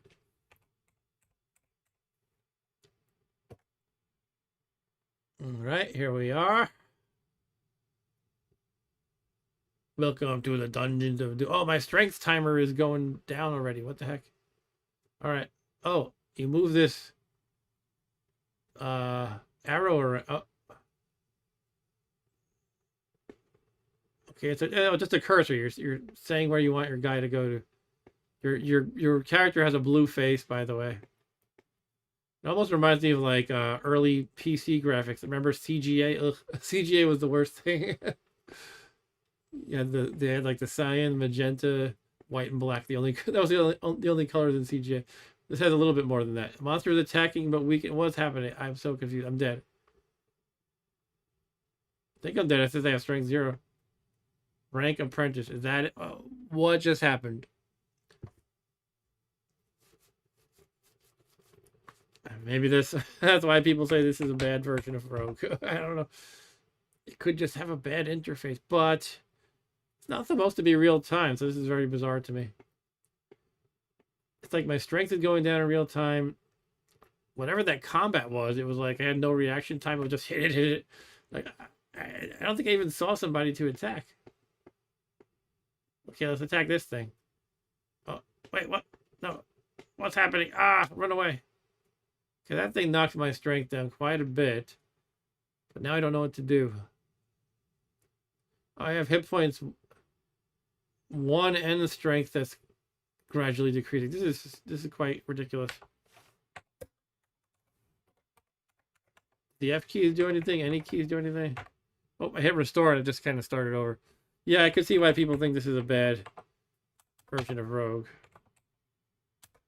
Can't even type effectively. What's going on? M-A-R-K-W. Alright. I'll give it a... Ah! Stop it. How do you even attack it? You just stand on it, and then I'm dead. Rank apprentice. I guess I'm supposed to click one of these things to issue a command.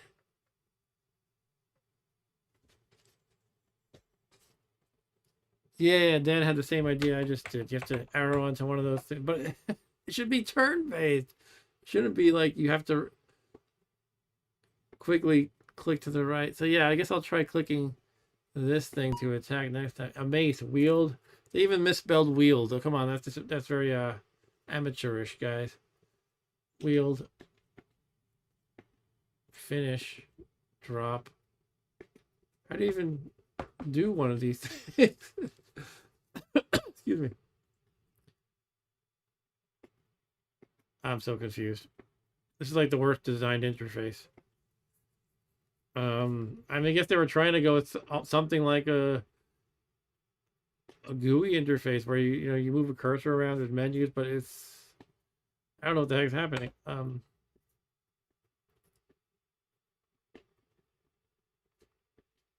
on.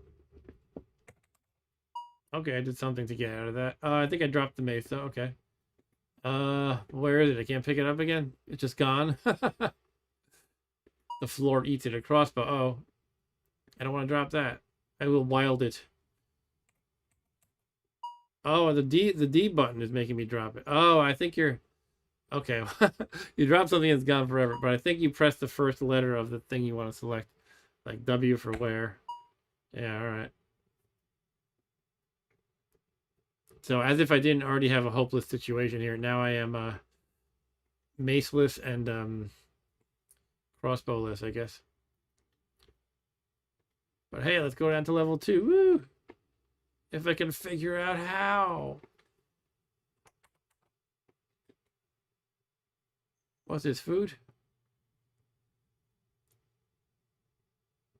Dan says maybe better with a mouse if it supports that even. Yeah, I wouldn't be surprised if it does not support. Now, what does F do for finish?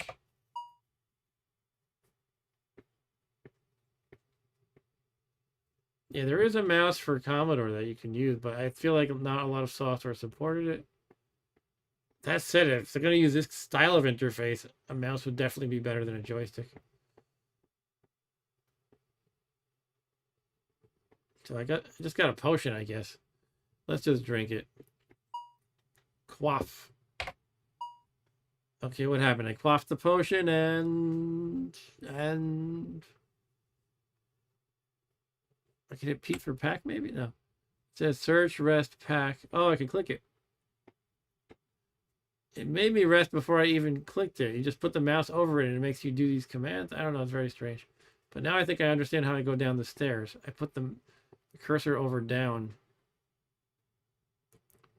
Let's try that for the fun of it. Or not. Oh, there we go. Just took a moment.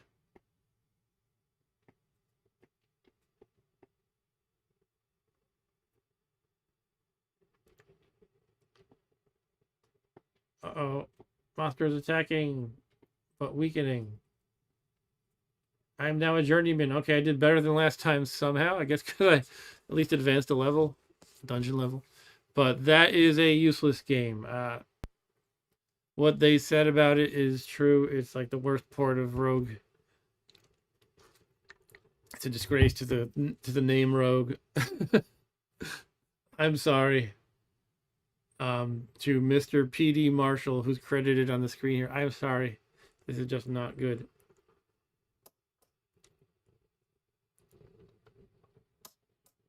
Oh, and the key to go to the Commodore Ultimate menu is just not working. This game broke that even. There he goes. I don't know why it took a few tries. All right, so we knocked off a few games from this list. What do you guys think I should try? What's left is Delve Deeper, ROGUEish, Rogue 64, and Telengard. Now, earlier we had Carlos suggest Temple of Apshai, but he left. But I was kind of thinking, well, to me it's not really roguelike, but if he wanted to see it, then I would do it. However, he is gone now, so if there are no requests, I will pick something. Perhaps Rogue 64. Let's jump into Rogue 64. Do I want Easy Flash or not? I think Easy Flash is for like saves, maybe. Guess I'll just try that one. I don't know. All right, Rogue 64. That said something vocally. I did play this once on a stream, just briefly. This might warrant a look-see at the manual.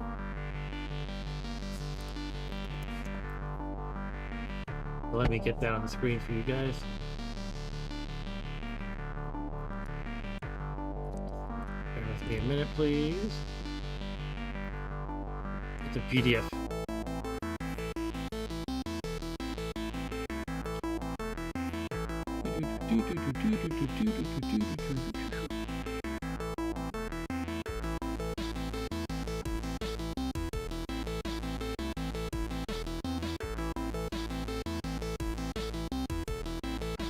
Alright, Rogue 64, baby.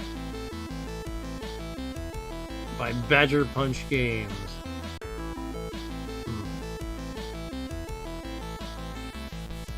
That's not how I want this sharing to work. What's going on here?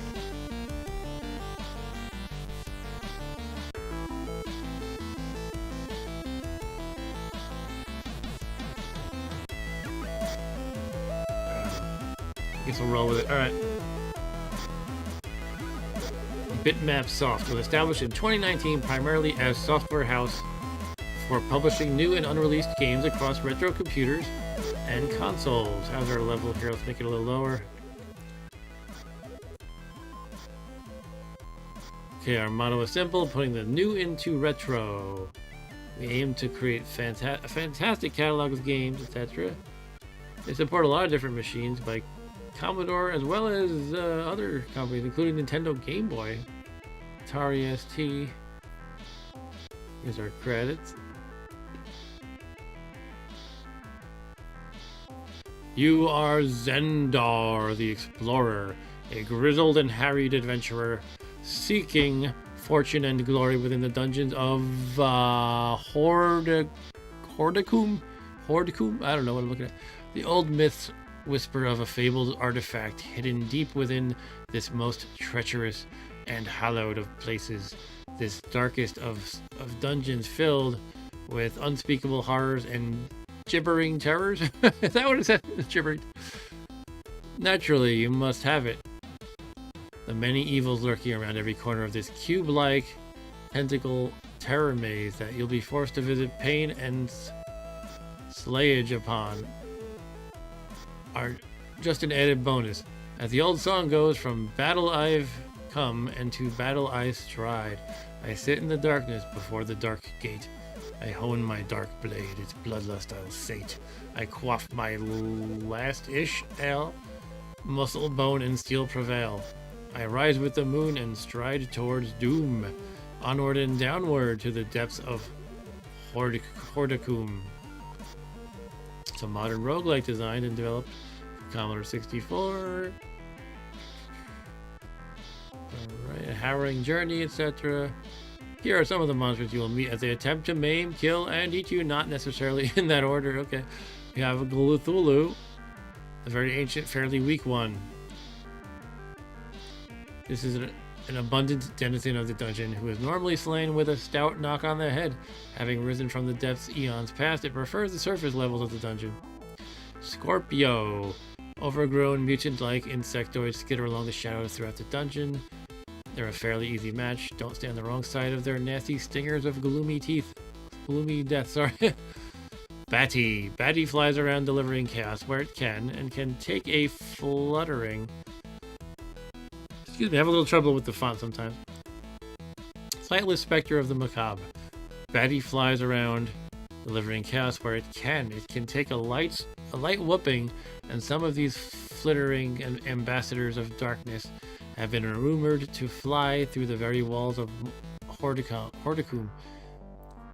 Snark. Nobody trusts a snark, and neither should you.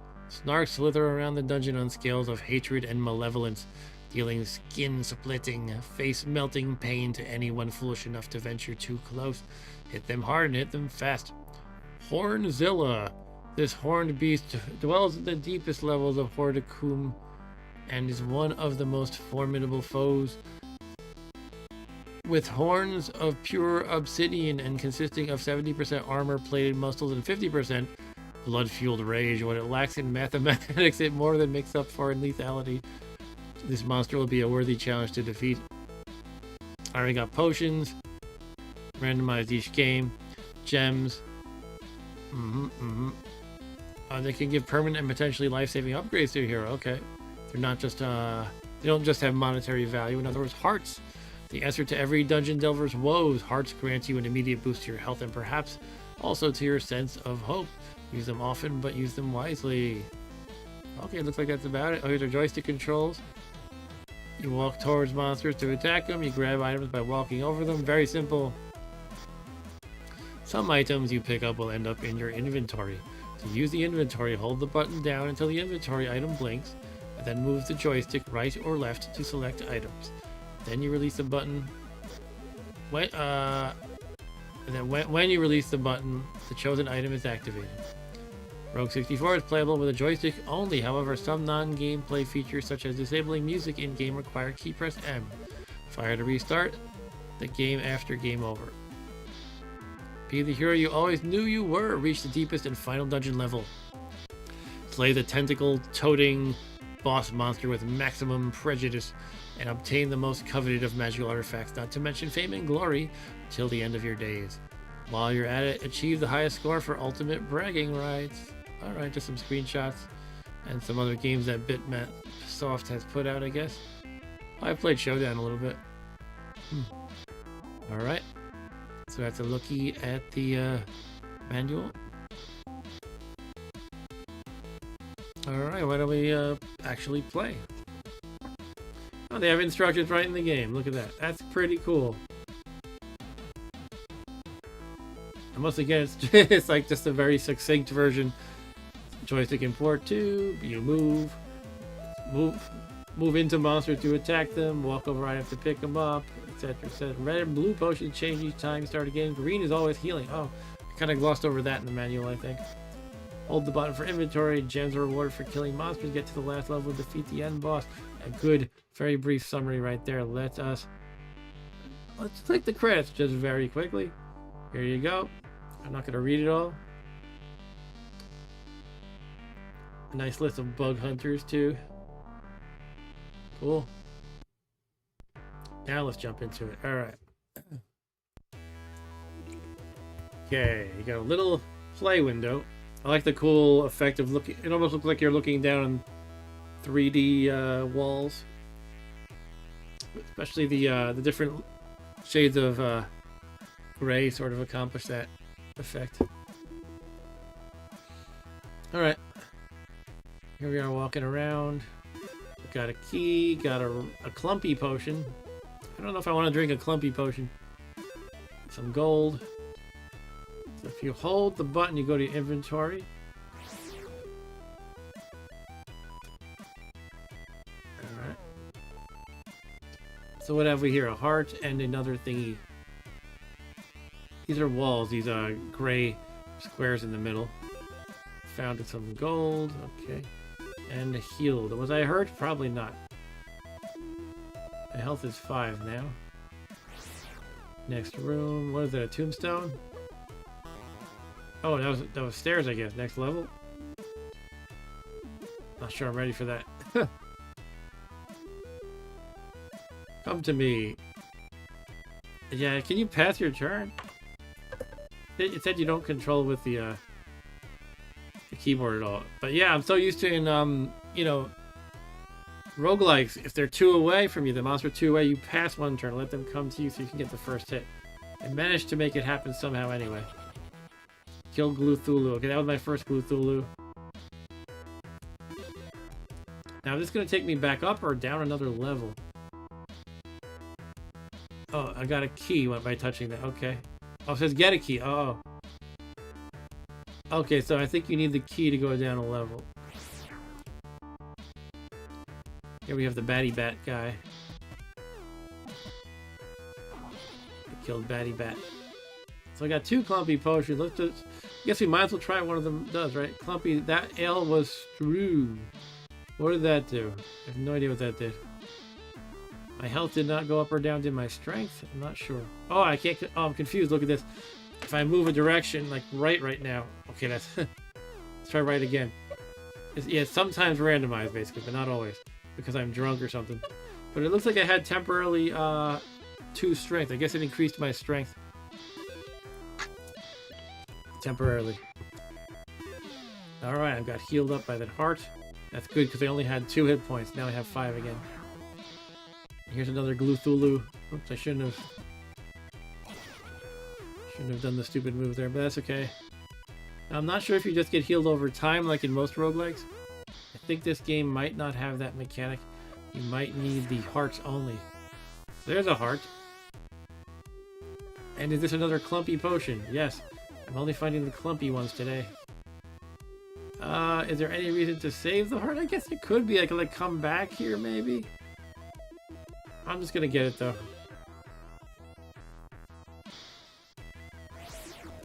So I'm gonna go back. I'm looking at the map on the right, by the way. You can see how the rooms are connected.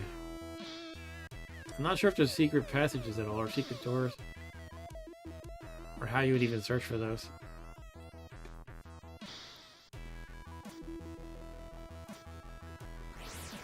Thanks for joining me, by the way, tonight, guys. I appreciate your viewership, and if you want to say hi in the chat, feel free to do so.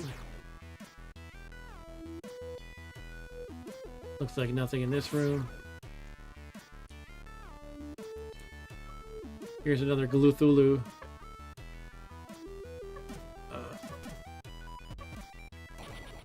We killed Gluthulu.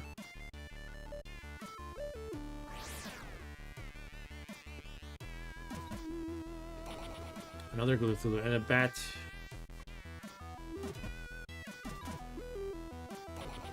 Okay, I'm down to 2 health. Now I kind of wish I had saved that heart. I would have 1 hit point right now, but I could just run back and get healed up. Found some gold, a key. I think I'm gonna die here if I don't do something, but what can I do? Besides run away. Oh, I did gain 1 health. No, I had 2. Never mind. Alright, I will go for the battle. Alright, I killed Gluthulu without dying. Without getting hit.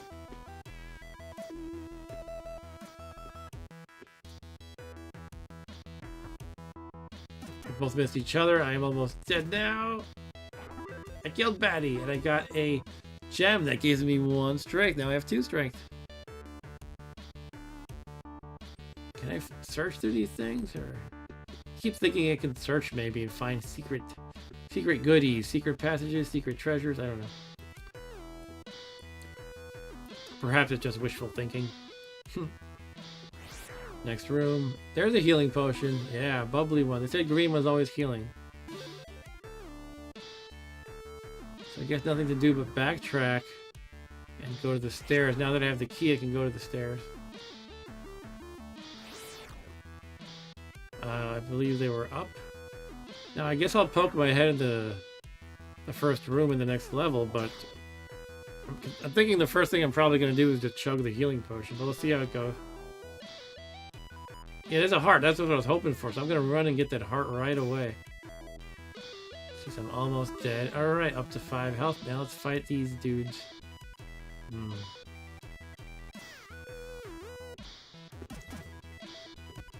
Took 1 hit. I would have been dead there. Come here, Cthulhu. I mean, whatever your name is, Gluthulu. We killed Gluthulu. So has anybody in the chat played Rogue 64 before? I remember the buzz for this game when it was new, like in, I don't know, 2022 or thereabouts. It's pretty well produced. I dig it. And it's roguelike, but, you know, not too complex, not too many commands. I can appreciate both ends of the complexity spectrum of roguelikes. A runny potion, that's a new one. We got clumpy and runny.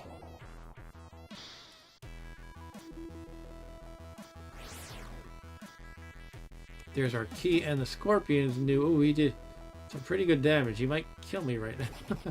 Good, I killed it. Scorpio. Got a key. Killed baddie. To the left takes us back to the first room we came into the dungeon for.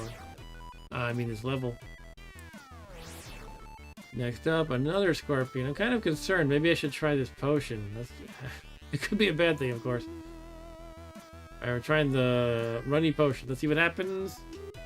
Reveal everything. Okay, so it shows me the map, it looks like. You can see on the right. I guess I should probably just bite the bullet and drink the healing potion. Do I want to try going one round with them first? Problem with doing that approach is when I'm drinking the potion, I assume I'm going to waste a turn.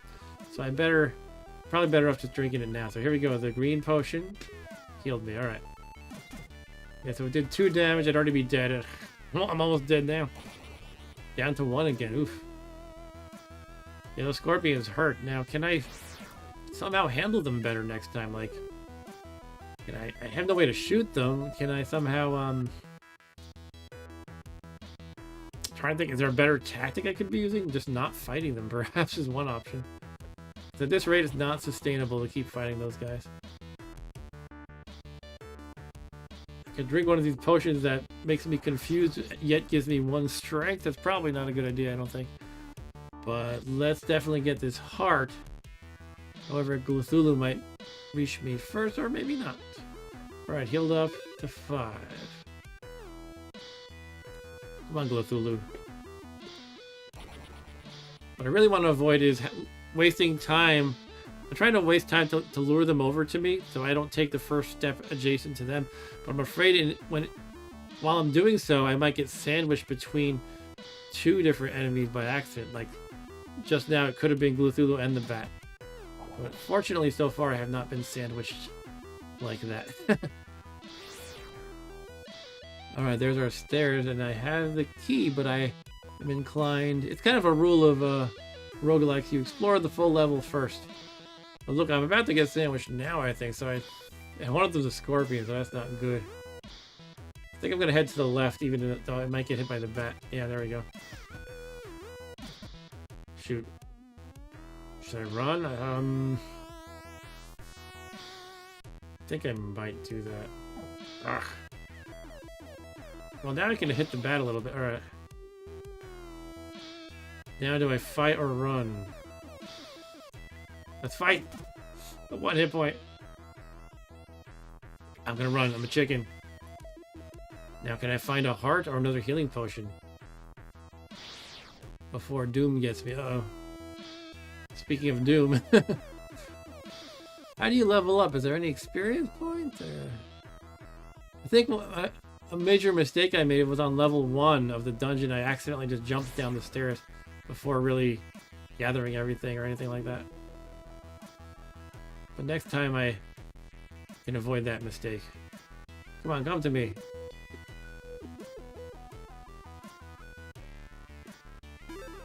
Another clumpy potion.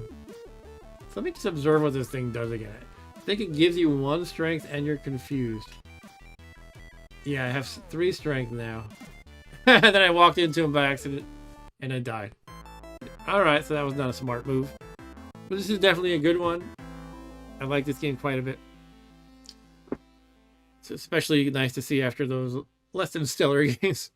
Well, I mean, you know, there's only 2 I didn't enjoy so far, and yeah, one of them has potential. But yeah, the original Rogue, though, at least for this machine, is not good. Alright, so let's give that another try. The funny thing is, as dangerous as the Scorpio was, and as weak as the Cthulhu was, who wound up killing me but the Cthulhu. So now, you have to remember, the red and blue potions are going to be something completely different. I don't know how many options there are. How many different possibilities. And, you know, let's make sure we explore this entire level first, get all of the goodies we can collect. At the bottom it even says the noob level. There's no way to pass here. Come on. Killing me, Cthulhu. Man, it is killing me. It's no exaggeration. I feel like I definitely sort of leveled up in a way. I guess it's all about the strength. Getting the gem, leveling up your strength. Yeah, so there's no like concrete level 1, level 2, level 3, but you can beef up your strength. And I have a healing potion. I mean, kind of wondering if I should use it already. I guess against Cthulhu's I can risk it. Risk just saving my potion.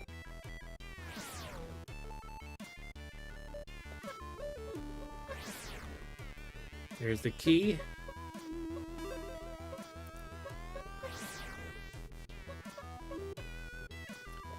And here's some money.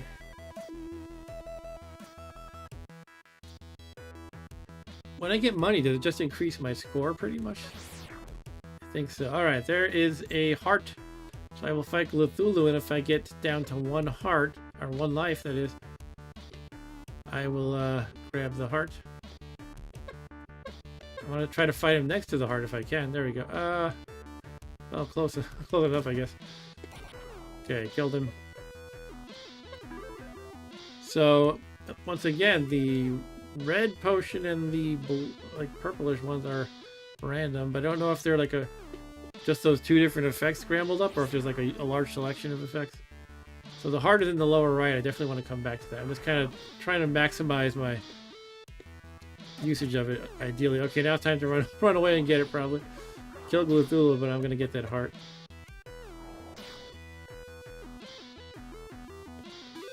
Cool, fully healed. I do like when a roguelike game lets you sort of, it has like a resource management element to it. You gotta think about maximizing all your healing usages and stuff like that.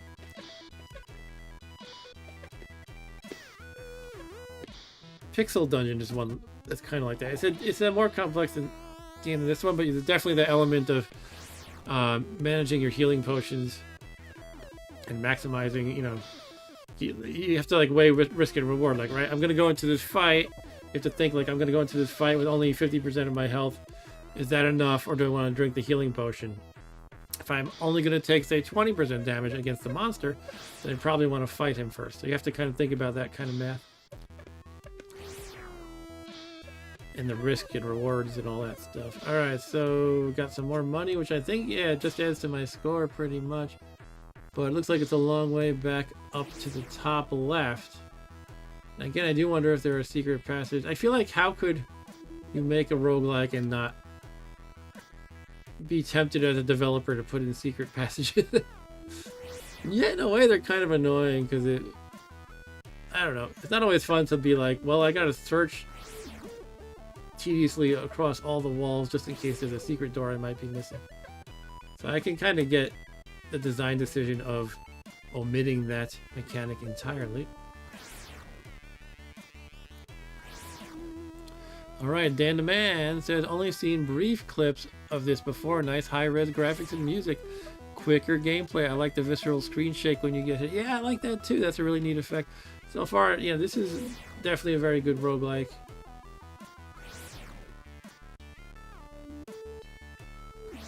Definitely on the simpler end, but it does make you think. And it is pure fun so far. Here's Cthulhu, whatever his name is. Yeah, he sniffs a little bit too much glue. Alright, we got the level up for strength. Yeah, again, this game seems to eschew the concept of levels that most roguelikes has, but you just get gems that give you strength, basically. And I think some of them probably give you health. That works, though. That's pretty cool. Works for me, anyway. So you can tell I'm faster than this guy by a little bit. We don't move one-to-one purely. Well, I kind of screwed it. Oh, you can walk into a wall to pass your turn. So that's a great way to do it. But again, what I'm trying there is to make it so he makes the move adjacent to me first, so I get the first swing at him. That's a classic roguelike tactic. However, this game does not give you a pass command, so you have to pass by walking into a wall, it turns out. Clumpy potion. Alright, it looks like the whole level. We might as well head to the stairs, which are right here. Next level. Notice at the bottom there's a description. There's a bottom description for each level. I was on the noob level before. Now it says fight brave nooblet. Okay, we have to deal with the bats now. Kill Batty. Hello, Cthulhu. Wake up.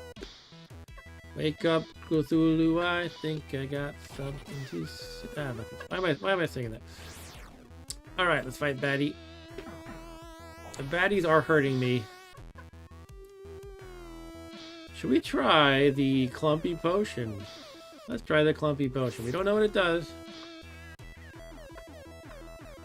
I'll try it now because Cthulhu is not going to kill me if the potion makes me drunk or something. At least I hope not. It feels stronger. It just gave me strength.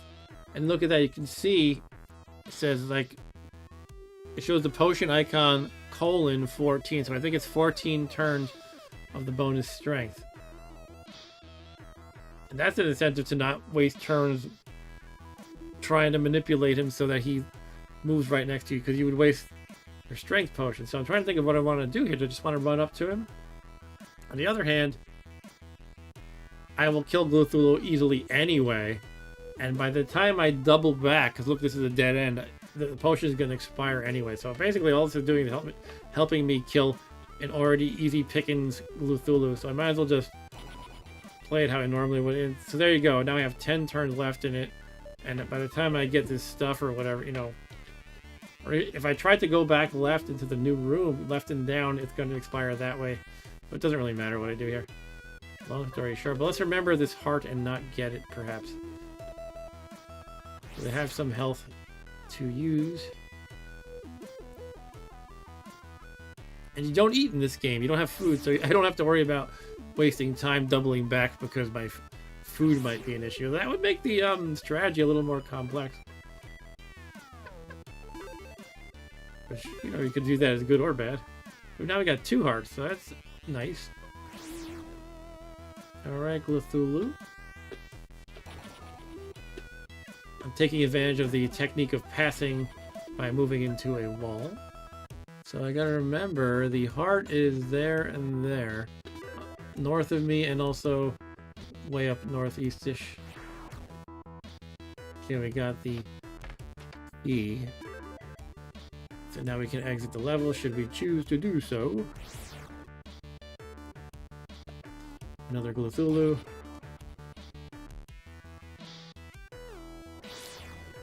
The Cthulhu is much weaker than his almost namesake.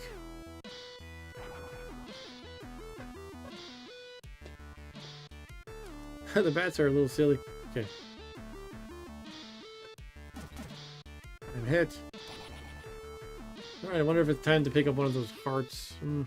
Good. I could stretch it and take one more hit. I'm being stupid, probably. Killed Batty.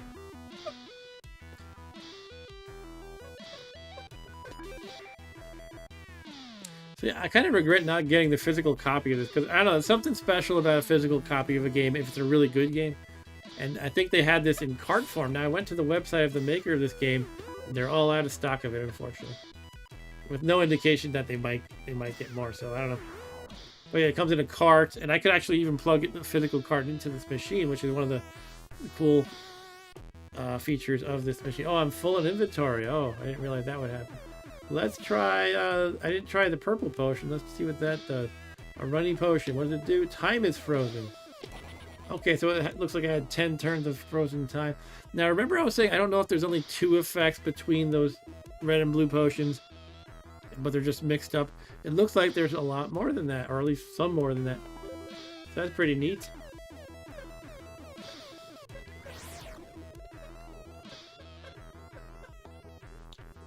But what I'm noticing, though, is I have to remember the effect, because it doesn't say now that the clumpy potion is,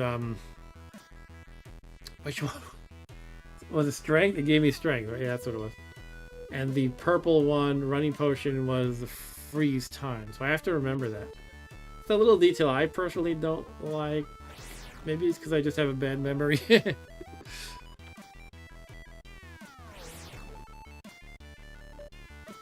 I would prefer it. To me, it's also very roguelike in style to have just the game tells you the proper name instead of the sort of obscuring name. Like the obscuring name would be like green potion or whatever, or clumpy potion in this game. Then once you know it, it should tell you what that means, in my opinion. Anyway, I'm full and I don't want to ditch anything, so I don't know what to do here. I guess I'll just leave it, I don't know. But there's still 2 hearts I can harvest. I'll harvest your hearts.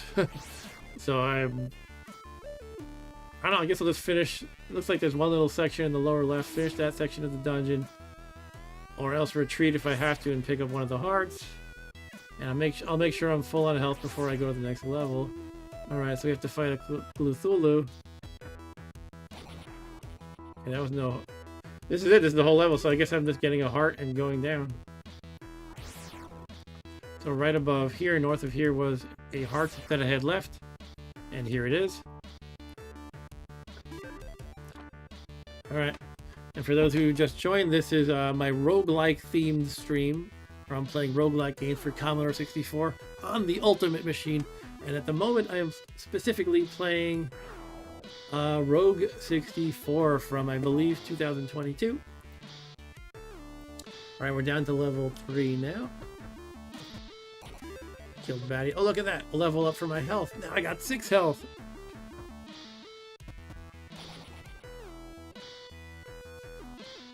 Right, let's head to the right. Batty again. And now we have those deadly scorpions to deal with. I don't like them.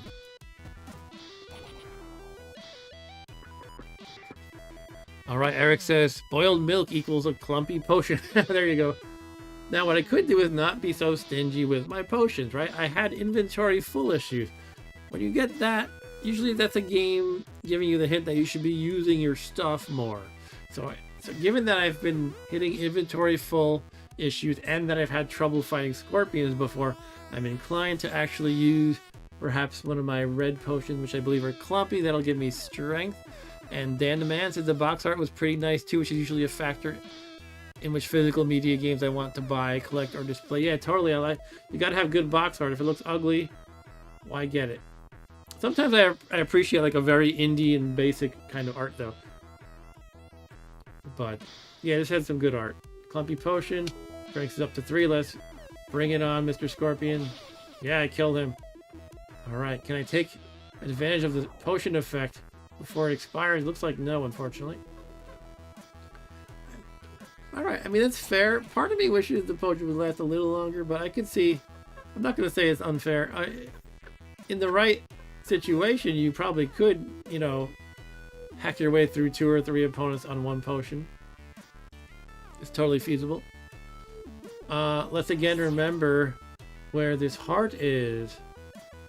I have to remember. That's my responsibility. It is at the right end of this top hallway. Okay, there's another healing potion. Some gold and the stairs. Okay, we gotta deal with these 2 jerks. Oh, the wimpy guy actually hit me. Cthulhu.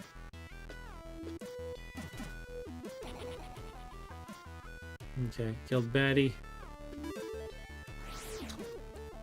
And the scorpion. Now, how do I want to play this? I could just fight it a bit. They seem to do 2 damage at a time, so what I could do is run away and get a heart if it hits me once. Interesting. I'm realizing there's some subtle stuff going on here, some interesting things. My tactic to pass. Remember I said I can't choose to pass my turn. I have to bump into a wall. But notice these doors. They look like kind of wavering portals or something. I don't know what they're supposed to be. But I cannot hang out by the door and pass by bumping into it, because I would go through it then. So I can't just go, okay, I'm going to wait here and get ready to jump out. Wait for the monster to come and then retreat. It's not quite that easy. They make that a little tricky. But I should be able to just move down and get him to me. Yeah, so slightly trickier, I guess, but not definitely not insurmountable. So we've just missed each other back and forth about 3 times. And I don't know, I think this music's pretty good, but I have my volume low, so I'm going to turn it up a wee bit. Always want to balance the volume of the game with my own voice. But it's good to be able to hear it somewhat. Alright, let's continue. We missed and missed again. I killed it. Okay, Scorpio is dead. So are you a Scorpio? Alright, another Cthulhu. Another dead Cthulhu.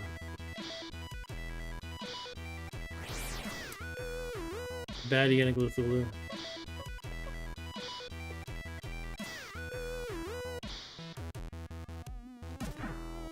A hit. Okay, 2 health.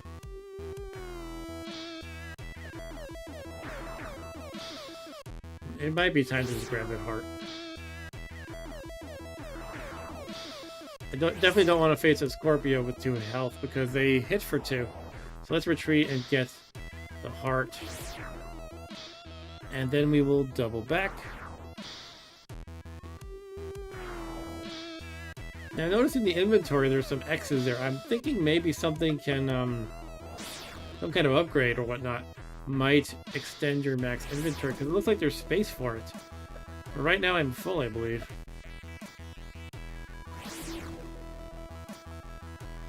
Or it could be that some items you pick up just don't count or something. Fiona says X's are kisses, right? Yeah, maybe they're kisses in my inventory. Somebody's been hugging and kissing me. Maybe it's Cthulhu. They can't seem to defeat me, so they're gonna, you know, kiss me instead. I don't know. Alright, so it was worth the run just to heal up, I think, from a resource management point of view.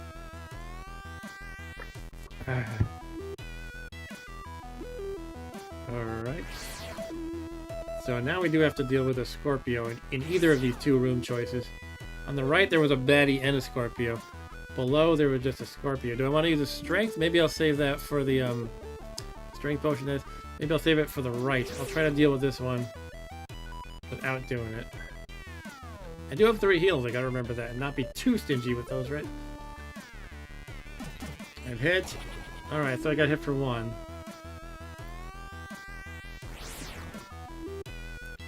Alright, that's a weakling. A weakling Cthulhu. And I'm full, right? Yeah, I'm full. Okay, alright, so I'll use 1 strength when I go up here, and then I can always pick up that other one. Here we go. Oh, it's right on top of me already, alright. I'm gonna try to put some space between it and me. I just did that. Let me cancel for now. Well, I don't know. I kind of want the Scorpio to be closer. I shouldn't box myself in a corner either, should I? Well, I think it's too late for that, huh? Alright, let's just fight the bet. Ah, shoot. Probably didn't play that optimally, but that's alright. Well, let's use the potion now.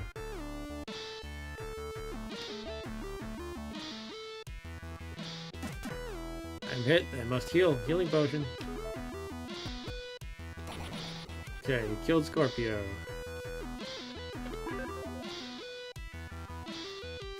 And now back down.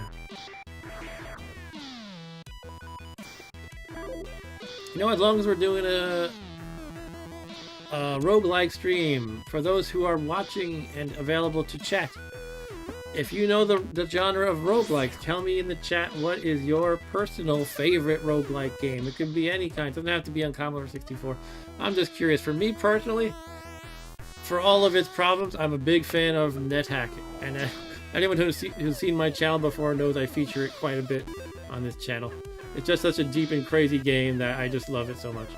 But sometimes I appreciate a simpler game with more elegant mechanics like this.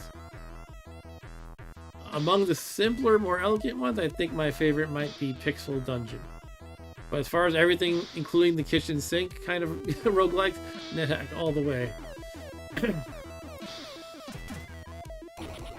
You killed Scorpio. Alright, I feel like so far I'm managing these Scorpios well enough.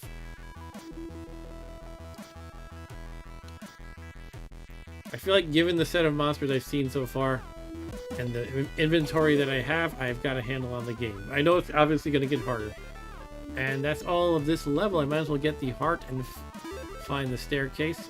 Actually, I don't remember precisely where it is, honestly. Hello, Podesta. Good to see you again. Podesta says, I worked with the maker of Sword of Fargoal. Wow, that's cool. He was doing a sort of Fargoal 2 Kickstarter, but I don't think he ever finished it. Wow! Well, that's so neat. Wow. Okay. Wait, so did he post the Kickstarter, or he wanted to like make the game first or something? As basic as the game is, you got to appreciate it, especially for its place in history. But yeah, I played that earlier. I don't know if you were watching Podesta, but that was the first game I played tonight on the stream. I played some Sword of Fargoal.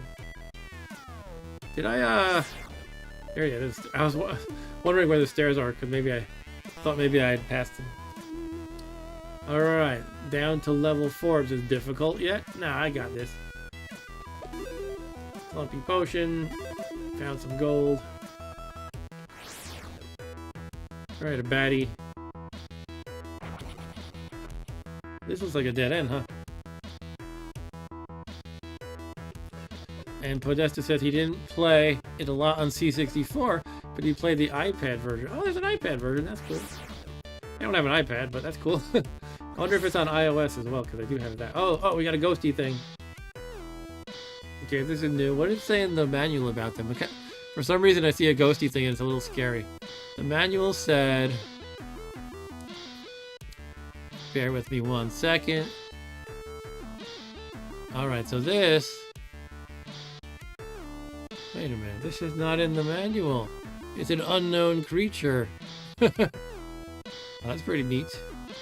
It's not a hornzilla, it's not a snake. Call the snake the snarks. Alright, let's just see what it does. It beats me up is what it does, okay. He killed Ghost, okay. So that's interesting to know that the manual does not talk about every monster you can find. I actually like that, it's pretty cool. And Podesta says it was like 10 years ago, not even sure the iOS version is still up to date. Yeah, okay. Apple keeps deprecating everything, you have to update your app to keep them up. Yeah, that's kind of how it works. A friend of mine made an iOS app early on when it was new. It's called IT Tools. And it's basically just network diagnostic tools. And he has to always update it every time there's like, you know, some kind of incompatibility with the latest iOS. So he's been maintaining that for like, I don't know, 15 years or something, probably longer than that. How much damage did it do? I should pay attention to that. Let me, sometimes I like to rewind my stream. I have like a little preview window just to see what just happened. So I had, how much before I hit this ghost, I had 4. Okay, so it does 2 damage at a time, which is kind of, it's gonna kill me next hit unless I do something, so I better do something. And Podesta says, still waiting for my founder C64 so I can play these C64 roguelike. They had some production issues with transparent cases. I did hear about like something about the flex, but I don't really know if that's what you're talking about. It's probably not, I guess.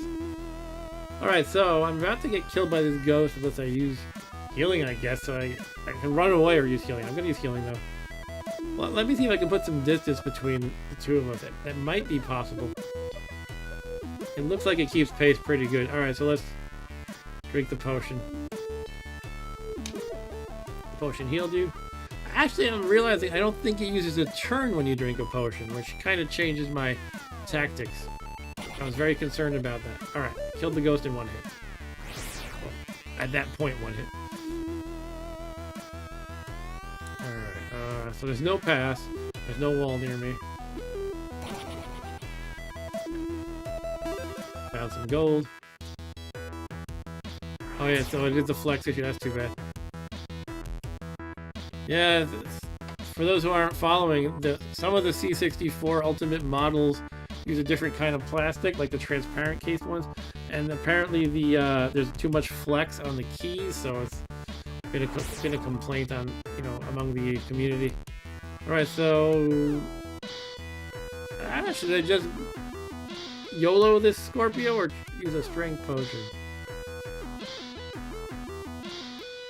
Let's use a strength potion.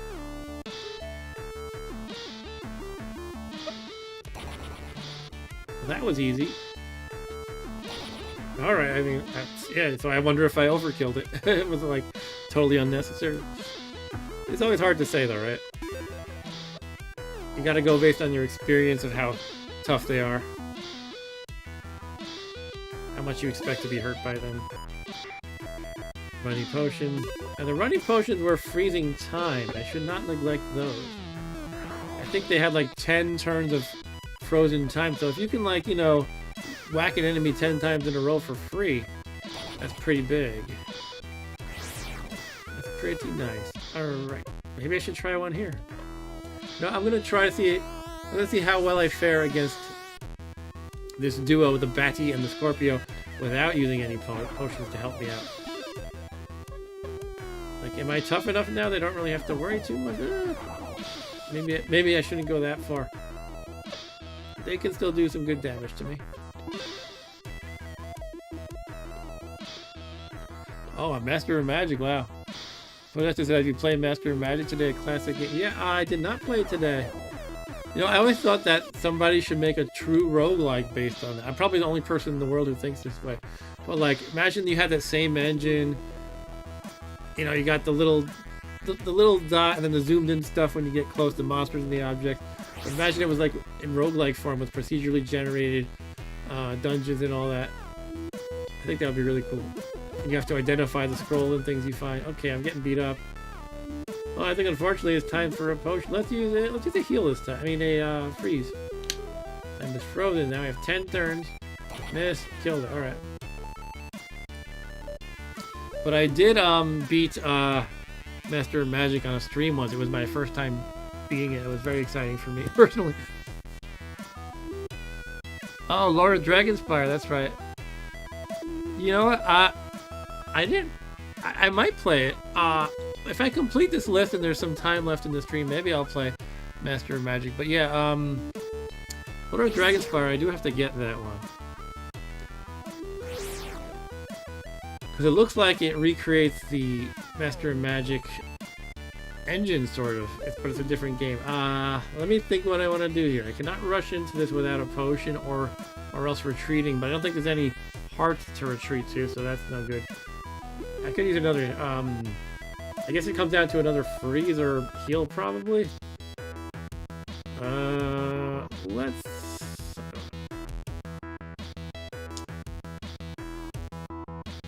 I'll use a heal.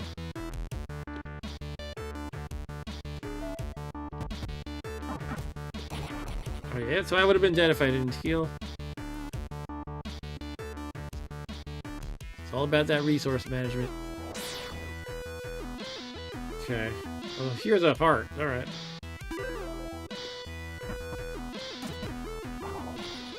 So now I'm gonna be, you know, all resource managey and try to save that heart for a rainy day. 2 hearts. Oh, look at that.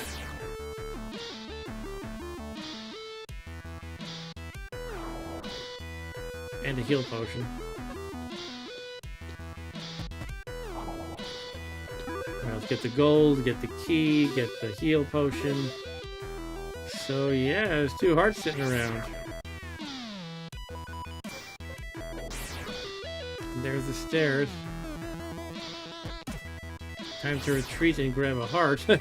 Like, why would I not do that? It would be silly not to.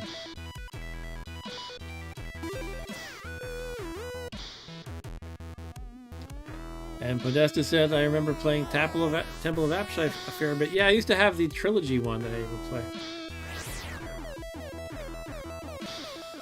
And there's actually an accompanying manual, right? Where like gives you like contextual, you know, like a description of the scenario that your guy is in. Which is pretty neat. Oh, jeez. I have to use something. I can't just risk it. It stinks to have to do it, but I guess I have to use a heal potion, or freeze. Is there a way I can retreat and just get that heart? I think it'll keep pace with me if I try to retreat. Let me try it a little bit, though. Can I, like, put a... Maybe I can retreat. Just grab the heart and come back. Yeah, I can do that.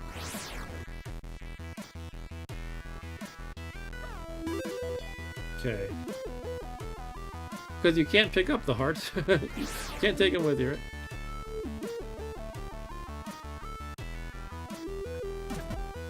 Now let's get him. Alright, Scorpio's defeated and a new health. Max health increases. Woo! Found gold. Next level, baby. Okay, this is called Mind the Bat, and we have a new snake enemy here. It's funny it's called Mind the Bat, but the snake is the new enemy. Okay, we have to deal with a ghost and a snake. What did the manual say about these snakes? No step on snake. Let me just remind myself. It probably doesn't really tell me much that I can, you know, take action based on... Nobody trusts a snark, and neither should you. Snarks slither around the dungeon on scales of hatred and malevolence, dealing skin-splitting, face-melting pain to anyone foolish enough to venture too close. Hit them hard and hit them fast. Okay, so I gotta hit them hard and fast, but that doesn't really help me. Because I cannot choose to hit them slow. Well, let's see what happens, though. So can they keep pace? Well, it looks like they can. Alright, let's attack. Can they do 2 damage, 3 damage? We don't know. He missed. I killed the snark. Okay. So I did not get to see how much damage it does. What is that? Is that an enemy or a thing? I can't even tell. Keep closing the manual. I should just leave it open. Is that a Hornzilla? I don't think it is. It doesn't look like the Hornzilla graphic that I see. Well, it's definitely moving, so it's probably alive. Oh, look, the ghost goes through the wall. That's their deal. Somehow I didn't realize that before. Look at that. Okay. Okay, the ghost is dead. Guess we'll see what this thing is in a moment. Hello. What is it? Eyeball. Eyeball. Not eyeball, but eyeball. Eyeball.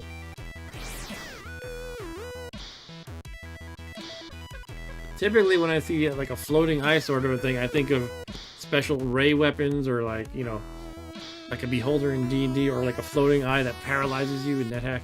So I got my inventory full again. I guess if I were to leave something on the ground, that would probably be my choice. The red potion, which are the why am I forgetting? There's a strength. Let me just remind myself. Red is strength this game. Blue is freeze, and red and green is healing. Okay.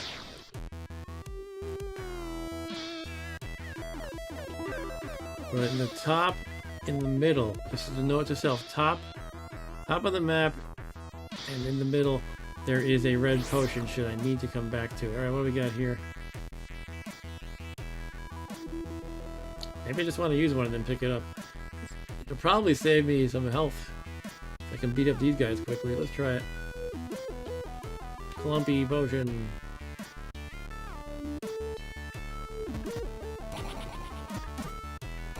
Alright, I got hit a little bit. Let's pick up the potion.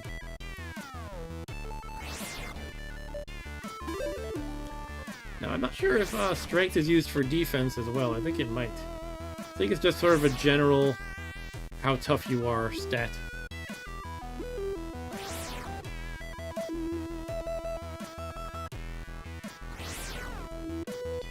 The scorpion again.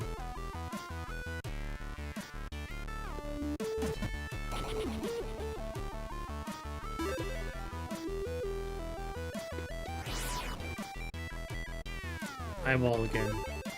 Last time I hit it before it can do anything, but I know it's got something up its sleeve. Let's just see what it is. It just hit me for 1, which is no big deal. It seems a little too easy. I don't know what the deal is there. There's no special effect. Like, what's his secret? We have a healing potion I cannot pick up. I don't think you can drop something, by the way, so I'd have to use a red potion if I wanted to, like, trade it off for a green. So, let's remember we got a heal in the lower leftish. Also, we have a heart right here. I don't know, that bowl seems easy. Again, what am I missing? We have a heart and a heal in the lower leftish. Heart and heal.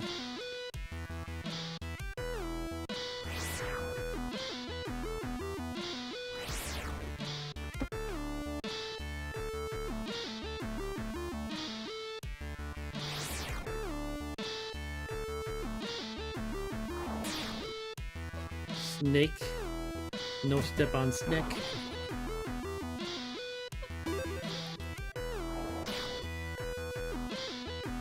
Okay.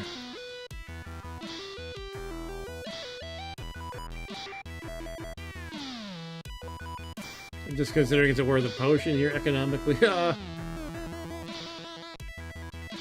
I guess probably. With these two together, you know they're going to smack me around a little bit. Should not let myself get sandwiched between them, though. Alright, let's go up and drink a strength. Bam! Take that, ghosty. Wow! Just one shot of both of them, alright. There's another heal. Unfortunately, the strength ran out just as I approached the ghost here. I shouldn't get too overconfident here. Maybe it's time to run away and get that heart. Let's get the heart.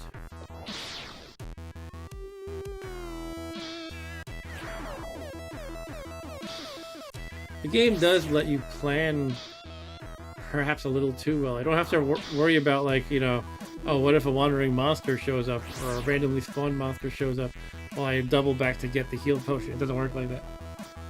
Beware the snacks, is the Desert Blizzard. Hi, hello, by the way, Desert Blizzard. Good to see you again.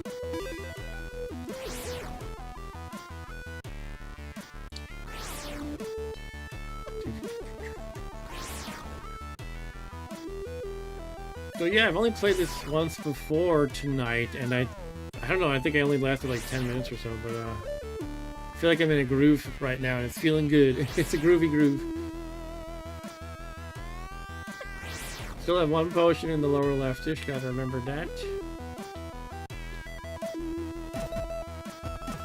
It hit me once, oh well. What you gotta say, Podesta? Do we know what the potions are in this one? I don't really like roguelikes where you have to try to potion to find out what they do. Yeah, to me that's part of the roguelike experience. I like that. In this one, it's interesting though. It looks like there's only 3 kinds of potions per game. The green is always healing, and the red and blue have a different effect, but it's not just... There's only, you know, it's like a large universe of effect, it seems like, or at least I've seen 4 so far. In this game, for me, the blue ones are freeze and the red ones are strength. Last game I had one that gave me strength, but also confused me because it was like ale or something. And what was the other one I had? I can't remember. Yeah, I can't remember the other one. To me, that's appealing, though. To me, identification is fun. But, you know, I guess it's not everybody's cup of tea, and that's fine. But I like that it limits it. It doesn't, like... I don't know. It doesn't get too, like, overwhelming, right? This game seems to want to keep things pretty slim and basic.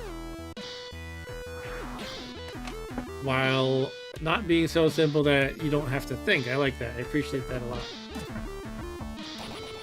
Okay, I don't think I've even been hit by a snake so far. Scorpions, on the other hand, sure.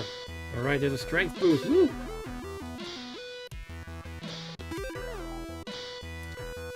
Okay, we got a heart right here. Heart in the lower right-ish. Now this snake might one-shot me just to shut me up. I'm afraid it might deal 3 damage. I wonder if it's something like it doesn't hit you very often, but when it does, it's like 3 damage. So given that uncertainty, I cannot just rush in and kill him with my 3 health. So I could use a potion. I mean, I got potions all over the place. Maybe I should just do that. Yeah, let's use it. Well, there's a heart right here, though. That's why I shouldn't use a heal potion. Let's get the heart. And then we will fight the snake. And then it's a pushover again. Okay. I do think that's the trick of them, though. Like, that's their thing, is they're probably mostly weak, but once they get you, they get you. Just my speculation, however.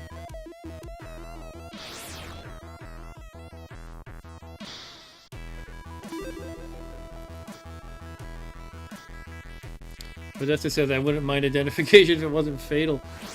Yeah, I guess in some games it can be fatal, yeah.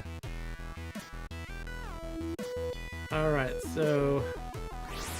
I guess we're done with the level, and I cannot pick anything else up. It's good to end a level with max HP, I feel like. I forgot to mentally note where the stairs are, however. There they are. Alright, onward to level 6, baby. We got a ghost and a snake in our face. Take that, ghost. Okay. So the snake only does 1 hit point on the off chance it hits you. So there goes my theory, and I'm wondering what the heck is the deal with this guy? Like, what? I guess I should just accept it that they're a pretty weak monster. But I was surprised because they came, they came into the dungeon a little bit later, so yeah. Anyway, we have... This is interesting right here because it's going to be hard for me to avoid fighting them both at once, which is never a position you want to be in pretty much any roguelike, but the floating eye hadn't, or whatever it's called, the eyeball hasn't actually hurt me yet, so maybe that's not worth worrying about too much. I guess I'll just try it without a potion and see what happens. The question is, do I want to run up or deal with the ghost first? Just go down, maybe. If I go down, it's going to get in the first hit, which is not great, but I think I'm going to go up. See how this plays out. Okay, that was pretty dumb coordination on their part.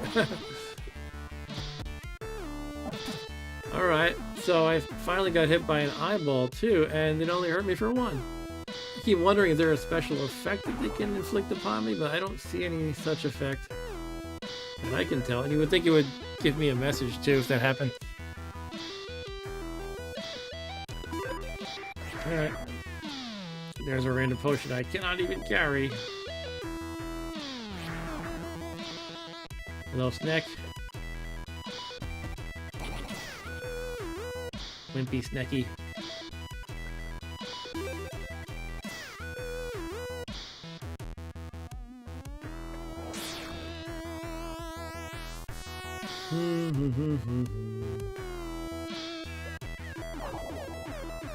It feels good to be one-shotting these scorpions now, because the first time I encountered them, they were dangerous and scary. The ghosts were pretty scary too, a little bit scary. I guess just because they're ghosts. No, they were a little bit dangerous. But yeah, those scorpions were scary at first, for sure. Oh. The game, this game does make, it does humble you once in a while, I feel like. You have to start thinking, oh, 5 health 5 seconds ago was great, but 3 is a little low now. And now I have 1, so I have to do something about that. I can run away, use a heal potion. Let's just use a heal potion. Sheesh. Can't hit this one. Ah. Is it like a super scorpion? What's the... Okay, do I want to use another heal or just freeze it?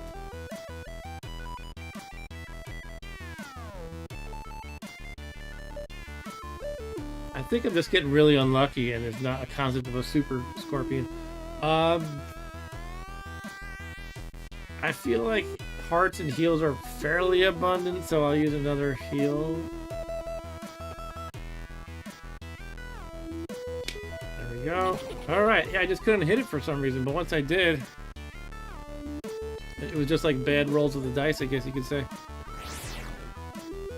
There's another heal to replenish it, so it makes me feel a little better for using two heals on that one guy.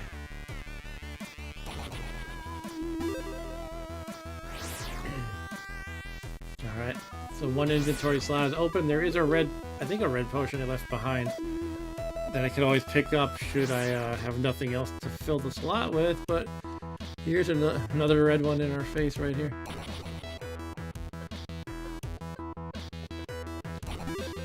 And a level up of max HP. Notice that it heals you too. That's really great. So 8 health, baby. Okay, and I guess I might as well pick up the red potion. And let's take note that the heart is here in the lower right. One up from the lower right of the map. Lower right corner.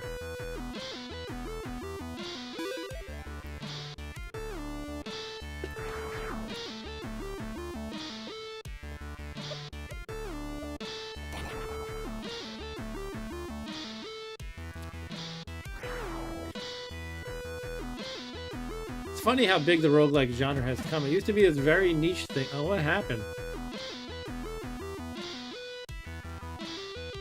There is an effect in place. This snake must have poisoned me or something. Look, see that blue potion? I have 21 turns of whatever that is. And all I can figure is it's some sort of a poison or venom. So let's keep an eye on that. What does it mean? It looks like I could just run it out pretty quickly, but... Oh, my health goes down every... I want to say 10-ish turns of being poisoned? Okay. Yeah, I think it might have been 8 or 9, actually. Alright, so I lost 2 extra health from the poison. Alright. So good to know the snakes do have a hidden danger, but when they do hit you, it doesn't seem to always activate the poison, just occasionally. I wonder if a healed potion would cancel that.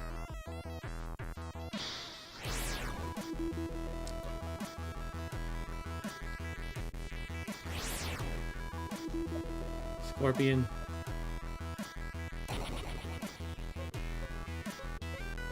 What do you got to say, Dan? Seems rather than completing a quest, the goal of this roguish game is to beat your or others' furthest progression. It should record the highest score on this, so you always have the goal to be... It does have a... I don't know much about it, but there's like a flash cart option. I just have the files, right? So I do think it probably does save your score if you have that. I don't remember if I loaded up that one or not, though. So this is my first time getting hit by the eyeball, and it looks like it just did 1 damage. Oh, another 1 damage. That could be similar to the snake, where it might trigger an effect occasionally. Inventory full. Alright, let's remember there's healing in the lower... one above the lower left. What did I say was one above the lower right? Was it the... was it a potion or the stairs? I can't remember. Well, it's pretty much the level... oh no, the top left has some stuff to explore. So let's get this heart. I feel like when you have 2 health, it's pretty fair to grab the heart at that point. Again, thinking in terms of maximizing resource usage. Maximizing efficiency thereof. There's a red. I'm full, right?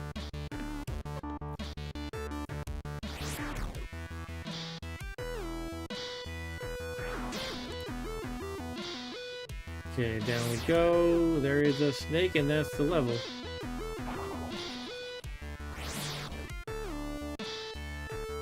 Now, I'm not sure how the gems are produced. Is there like an internal sort of experience point tracker, or is it just totally random? But it does seem like it's probably worth fighting every monster you can, unless they're going to kill you, obviously. Yeah, I said something was one room above the lower right corner, but I can't remember what it was. Maybe it was just the stairs. Oh, it was a heart. I have no need for it now. I can't grab any other potions, so... I could chuck a strength in favor of a healing? There's a healing in the lower left. I'll just roll with what I got. Where the heck were the stairs? That's what I don't remember.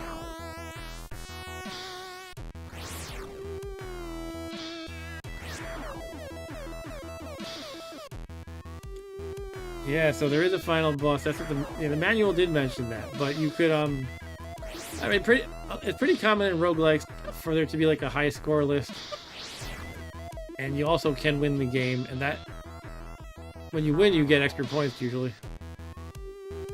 All right. Like in NetHack, when you exit the dungeon, whether you live or die, you get to add all your wealth, like your gold and stuff, into your final score. Yeah, it's actually one way to play NetHack is you just leave the dungeon at some point. You give up. Oh, this is not going well. And I got sandwiched here. Okay.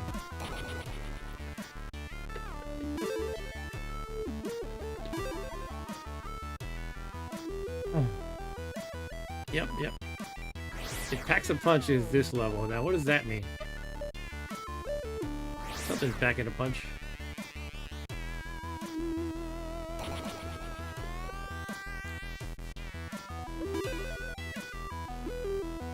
Well, that's I'm reading the caption at the bottom. Each level has its own special caption. You killed Scorpio. Killed Ghost. Killed Snark the snake. Snark, snark.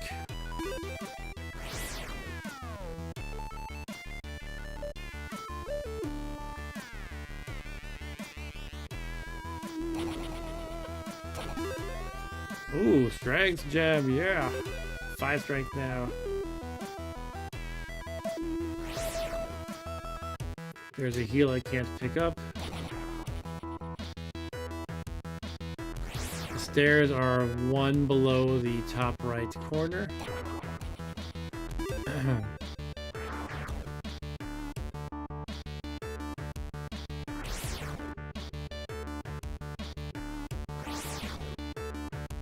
Okay, kill Snark.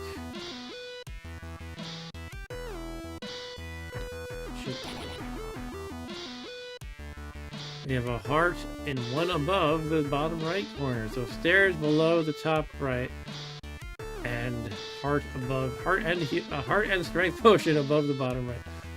I just announced these things just as a memory trick to myself. I'll still probably forget these things, but otherwise it's like guaranteed I'd forget them.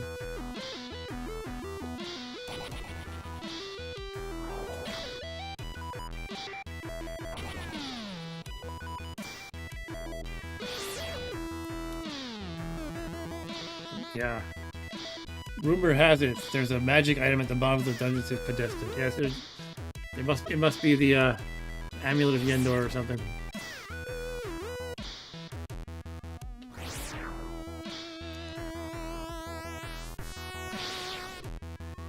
Here's a scorpion again.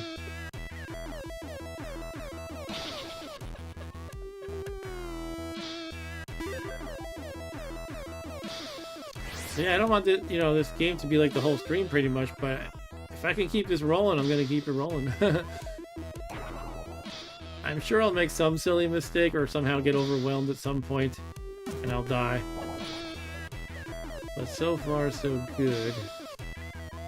I do keep being faced with the choice if I could just use a potion and pick up a different one, but I don't know. Like, what do I even want to use? Is it better to have 2 heals instead of 2 of the strength? I don't know. Oh, I shouldn't have gone that hard. I'm just kind of absent-mindedly picking it. And on the other hand, I'm kind of almost done with the level, too. If there is the heal potion that I'm probably going to abandon.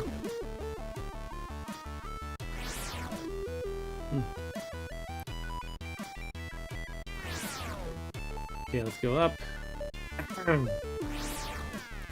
Just want to say thanks again for everyone watching the game. Hopefully it's entertaining. This is definitely a really cool game called Rogue 64. And the theme for the whole stream is roguelikes in general, but this one's been going for quite a while now. What's it been, like 45 minutes? This seems familiar, just ending this level in a similar layout with a snake right there. So let's head to the stairs again.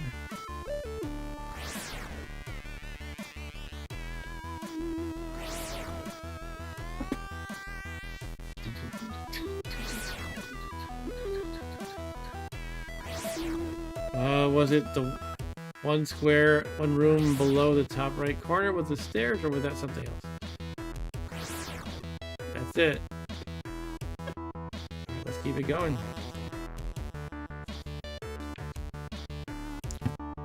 The caption for this level is "so much more fun."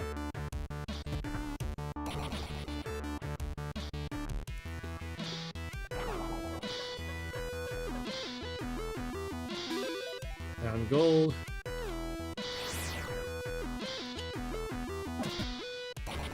I'm sure this eyeball must have some special effect, some special attack that does something nasty, but I haven't seen it yet.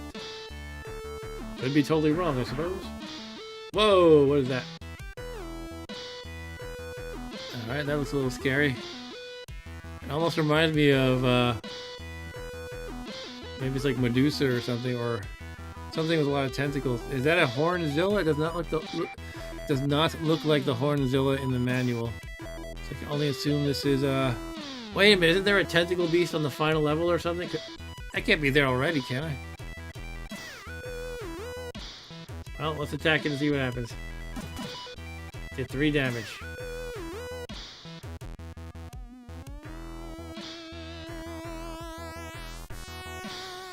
Should I use a freeze or let's attack it again and see what happens. Kill it. You killed Dork Young. Oh, you know what? That's what I thought it was a Dark Young. It's a that's a thing in like the Cthulhu mythos, and they already referenced Cthulhu before. But yeah, Dark Young is a thing. It's related to one of those Cthulhu mythos gods. It's like the young of, I don't know, Yog-Sothoth or Shub-Niggurath or something. I don't know. So I think the latter. But yeah, it almost looked like that. They have like some really thick legs and like mouths and a bunch of tentacles writhing at the top. Anyway, I just got a green. Yeah, so 9 health. So it was a heal, which was good in and of itself because I needed that. Plus the +1 max health is great. I got another Dork Young. So yeah, they hit me for 3, so I gotta remember that. I don't think I need a special potion necessarily. I just have to deal with it as it comes. 3 hits. Alright.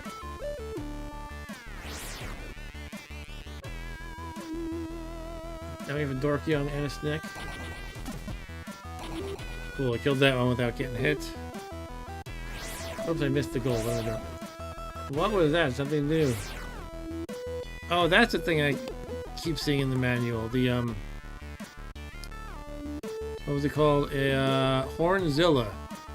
And the manual says, this horned beast dwells in the deepest levels of Hordicum.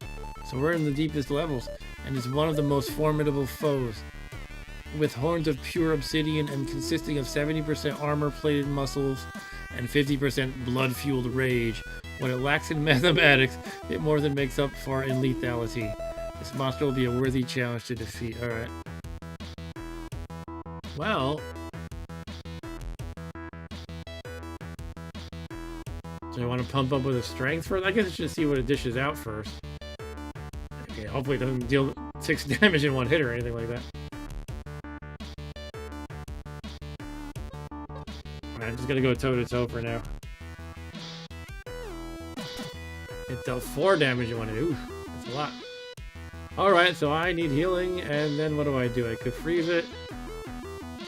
Just beat it up and pray a little bit. Let's heal. I killed it after healing and 1 hit after that. Alright. So 4 damage though, I gotta remember that. Dork Young does 3. What's it called? Hornzilla does 4. Whoa. I thought I might have said something briefly. Oh, just the next room. Right above the graphic. Okay, what is this? It's like coming out of the hole. I think I gotta get out of here. Is it gonna reset now? Yeah, it does. Okay. That might be the tentacle boss or something. I'm scared of it though. Why don't I explore the rest of the level and come back?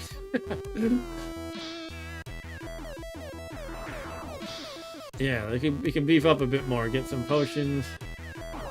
There's a heart here that I have to remember. Heart in one room above the lower right. Could this be the end of the game right here? And I don't know if I should be just rushing up to that thing and attacking it, or do something special.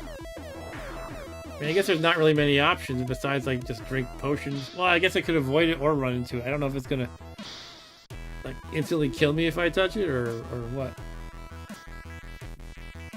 And from what I'm seeing, it says the Desert Blizzard said something, but all I see is blankness. So sorry, Desert Blizzard, I don't see what you're saying.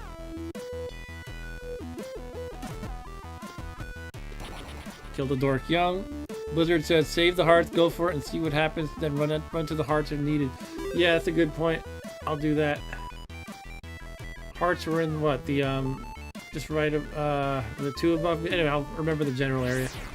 Rightmost column.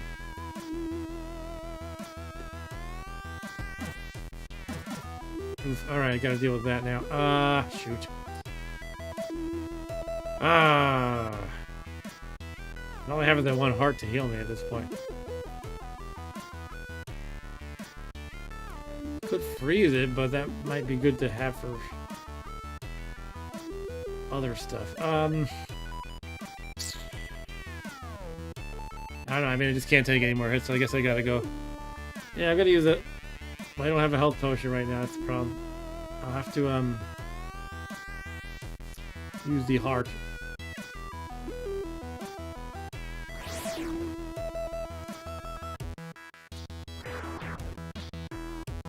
Let me check, just pop my head into what's in this room.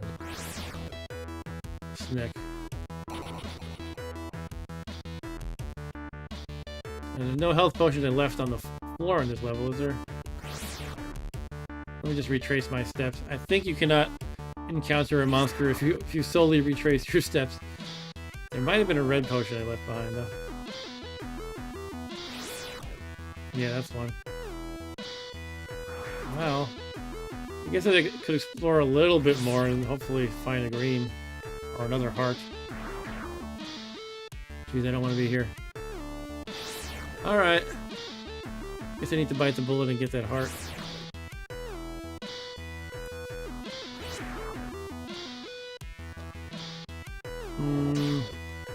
Suppose there's one other room, or at least one other room I can poke my head in here. Expect to see another Dorkyung. Or that. Okay. Alright, I think I need to heal up and then be liberal with my usage of strength potions, just so I can beat things up without, you know, just kill them quicker, essentially. I think strength means you take less damage, or get hit less often. I don't know what the deal is. I think you take the same amount of damage each time, but you might get hit less with more strength. Alright, so I'm gonna beat things up with my high strength.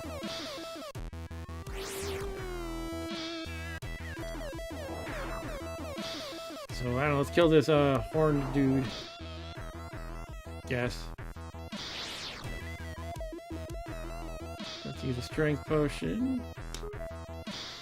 Feel stronger. Alright, I still got hit, unfortunately. You know, it might not affect your defense at all, honestly. There's a health potion, alright.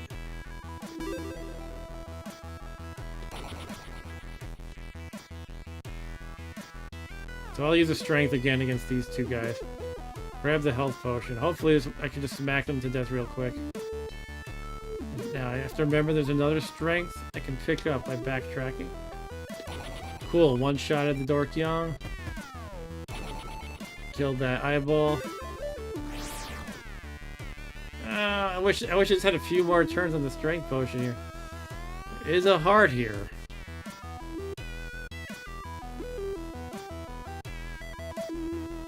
Is it worth fighting to free up the heart? Might just need it because I fought here, though. Here's a question. Do they, like, respawn in a different place if I keep re-entering the room? Yes, the answer is yes. You could use that to your advantage. Okay. So lower left has a heart. Let's remember that.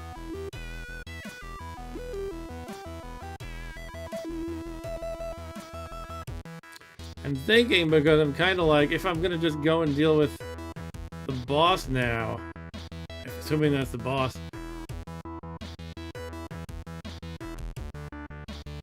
it would be better to have a healing potion on hand, I think.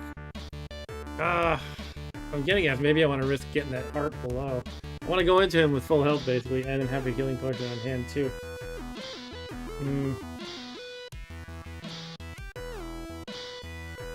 There was another room with like 3 monsters, but I think the only thing I can benefit from fighting them is I would potentially get a gem just because I killed enough stuff. I wonder if I can get one more gem. But anyway, let's pick up that strength potion I left behind. I think I'm gonna fight the thing. Maybe I don't know, I'll get a strength potion and bump into it and see what happens. I kind of am afraid of having, like, I've seen other monsters hit me with a maximum of 4 health. So if it's really the final boss, there's a chance it might deal 5 health. And then I'd just be done. Well, I guess you can play the hypotheticals all day though, so I don't know.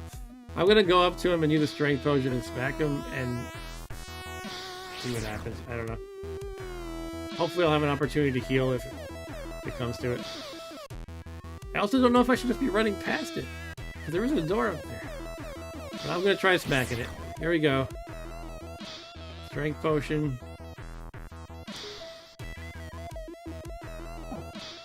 Enemies hit. Enemies hit. Oh, no, I don't like this. Should I freeze it? I'm gonna freeze it. Assuming it works. Time is frozen.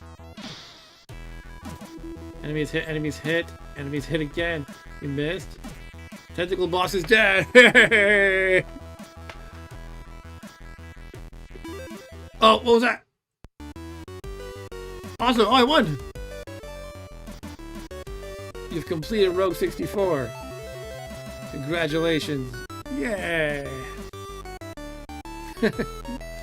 As the screams of the tentacled beast die out, you take the mighty gem of Mordecum. Fame and riches will be yours. All right. Press fire to continue. That's it. Oh, I shouldn't be complaining. Yeah, so I guess this is a game you can play time and time again, try to beat your previous score. And with the shuffling up of the potion effects, that definitely can make the games very different. Because I think I've seen 4 different potion effects in 2 games, aside from the healing one, which is fixed. So yeah, pretty neat. The interesting thing was, in my first game, one of them was negative. It was kind of a plus and a negative. It gave me a strength. This is the ale one that gets you drunk. It's basically beer, right? And it would make me confused, so I moved around randomly. So that seems like a lot weaker than the pure strength potion that I had in this game. So I guess the difficulty could vary per game is what I'm getting at. Yeah. All right. Desert Blizzard says it's a good game. Yeah, I definitely enjoyed that. Cool. Oh, you can see here it says your 2 potions, strength and time freeze. Yeah, so it probably is there probably basically is variable difficulty. Yeah, but there's a couple more games to still play before I wrap it up tonight.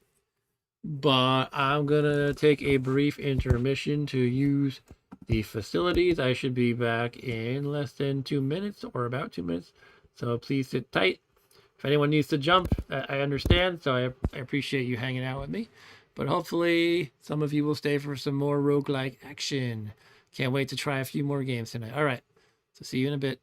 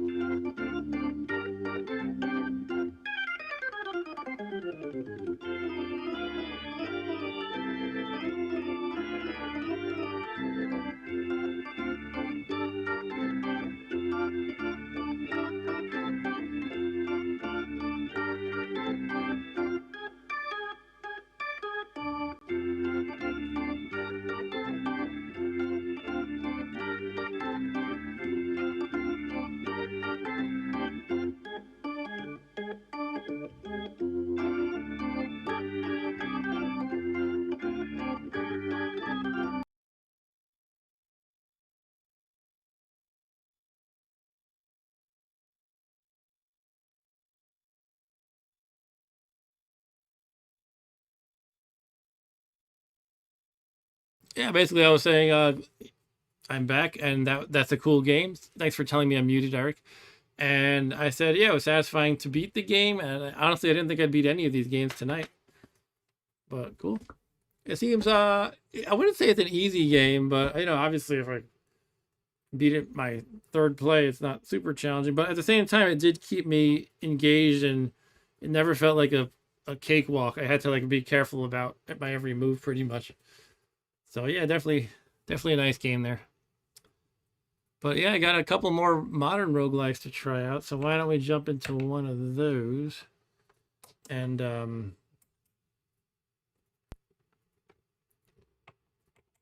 or I could play the very old Telengard, which is a name I've heard before, but it's a game I've never played. Recently, I heard somebody was porting it to, I think, in television. It might have been Oscar Toledo Gutierrez. He makes a lot of Intellivision games. Delve Deeper is a newer one to try, as is ROGUEish. So I definitely gonna play Delve Deeper, ROGUEish, and Telengard. If I get super sucked into one of them, maybe I won't be able to do it all tonight. But let's look at the top here. Delve Deeper. Dan says, as an aside, looking at the C64U, I like the nostalgic Commodore 64 label. It's not technically, and I realized I'd prefer to say Commodore 64 Ultimate instead if I had ordered one personally. Oh, okay. Well, yeah, I guess they're mostly going for a recreation. It's not. I don't think it's 100% perfect, but yeah, mostly they're going for a recreation. I think some people had this label here sort of peel upward. There's people complain about imperfections, which it's understandable. But yeah, mostly they're going for recreating the original look. All right, let's get into Delve Deeper. Now it might be worth opening the PDF. Yeah, they have. All right, I think this is an Italian game, so they have English and Italian. I don't know Italian beyond what my grandma and grandpa used to say. Their parents were from Italy, and I just hear bits and pieces of phrases here like "andiamo." Right, where is my? I have to find my. Sorry about this. I have to find my PDF because I don't remember where I put it. Here it is. Delve Deeper. Okay, there's a quick start mini manual. That sounds like my kind of thing.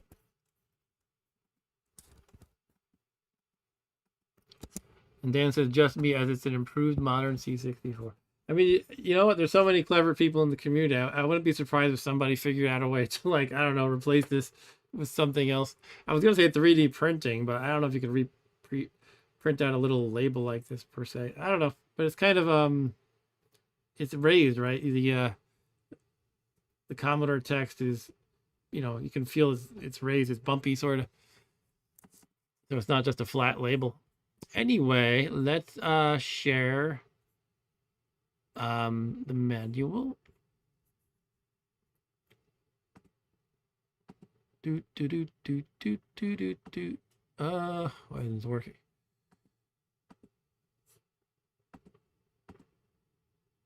There we go. That should do it.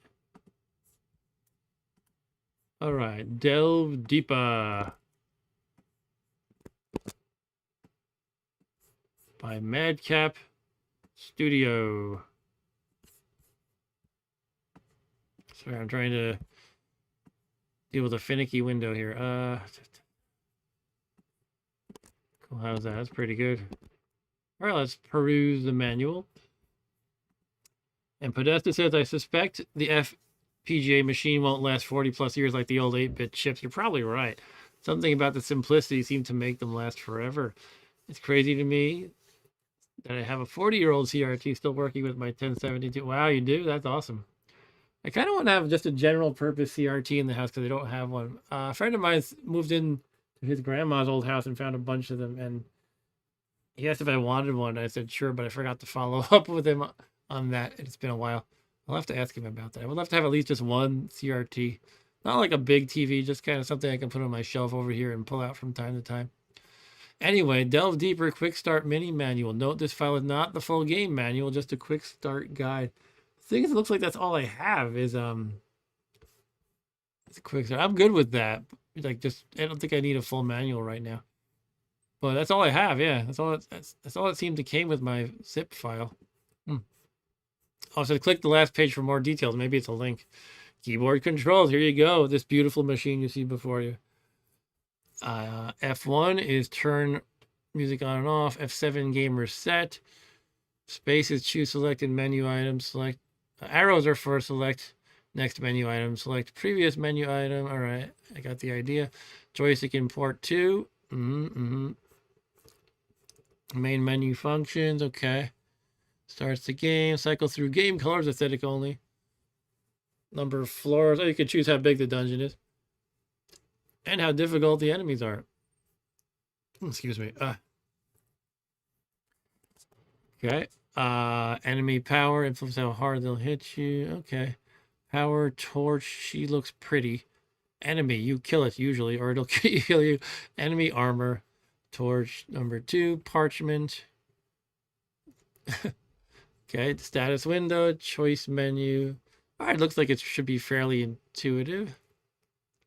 The only thing that I think is maybe not immediately intuitive is enemy power and enemy armor. Like top left. Oh, I see. There's a little icon of a sword, sort of, and a shield. Okay. Status window explain. Oh, okay. Your name or hero if you've been lazy and just pressed return or fire. Loops. What does that mean for bragging rights? Once you complete the game, it'll go up by 1. Okay.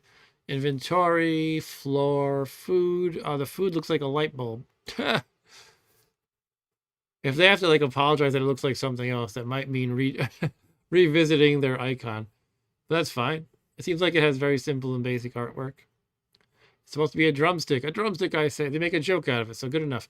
Gold coins, armor, strength is your sword icon. Your hit points are here. How combat works. Thinking about choices and making terrible decisions. Yep, that's what I do in life. So you want to know about how the scores are calculated. It works like this. The Commodore 64 rolls 2 virtual D20, aka a 20-sided die, the nerd industry standard, 1 for you and 1 for your enemy. The attack score of the player and the enemy are added to their corresponding rolls. A value tied to the selected attack maneuver is added to the previous scores. The total player score is compared to the enemies. Whoever has a higher score wins and gets to damage the other. All right. And the different maneuvers are Sunder, Slash, and Bash. Sunder, okay, it's about balancing your armor and your strength. So Sunder is +4 strength, -4 armor. Slash is +2 strength, no change to armor. And Bash is defensive, I guess. It should probably like say something like block or parry. I don't know. Anyway, Bash is add nothing to your strength, add 4 to your armor. Damage, loss of limbs, untimely death. Yeah. Special snowflakes, swordsmanship. Okay. Both enemies and the hero can Sunder, Slash, and Bash, but only the hero gets special properties with their attacks. Sunder has a 10% chance to land a crit. Slash will occasionally have damage received. That's nice. With a well-timed parry. Oh, there is a concept of parrying. Last but not least, the Bash attack will allow to play defensively and add a 50% chance of stunning the enemy attack. Okay. Effectively zeroing any would-be damage. Okay. I don't need this extra paragraph. I get the idea. 7 steps guide to win or not. Check your stats. Check enemy stats. Calculate probability. Yep. Adjust your calculations to consider Lady Luck's unknown machinations. Remember Murphy's Law. Check your and your enemy stats again and press return space fire. Scream at the results, declare the game unfair, and call the game designer names. That's hilarious. All right, that's pretty much it. That's fun. I like that quick and dirty manual, and it had some fun humor in it. So let's put that aside and get to the game. And the Desert Blizzard says I won't live another 40 years. All right. There's material migration to a much more extreme on these super small scale transistors. Okay. And Desert Blizzard says I'm playing Overwatch and watching between rounds. Cool. And what is the game? Oh, the game is called Delve Deeper. I'm just looking at the manual so far. But well, here's the funny thing: since these two file names get truncated of the D64 files, one of them is Italian and one of them is not. And I guess if it's sorting them alphabetically, English would come before Italiano. So hopefully this first one here is English.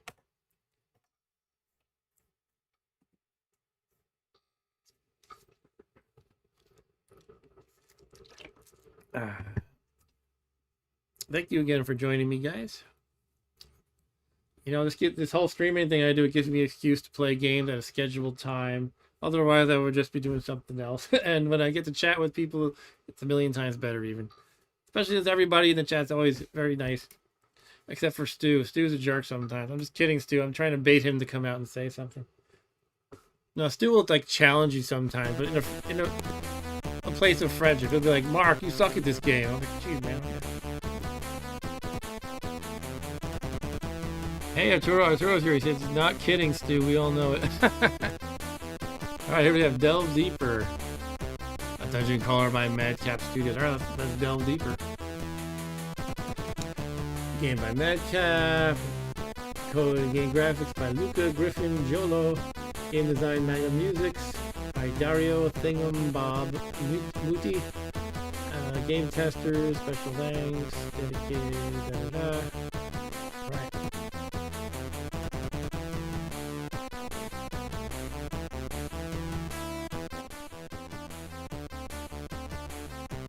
You can always try to find the right volume balance.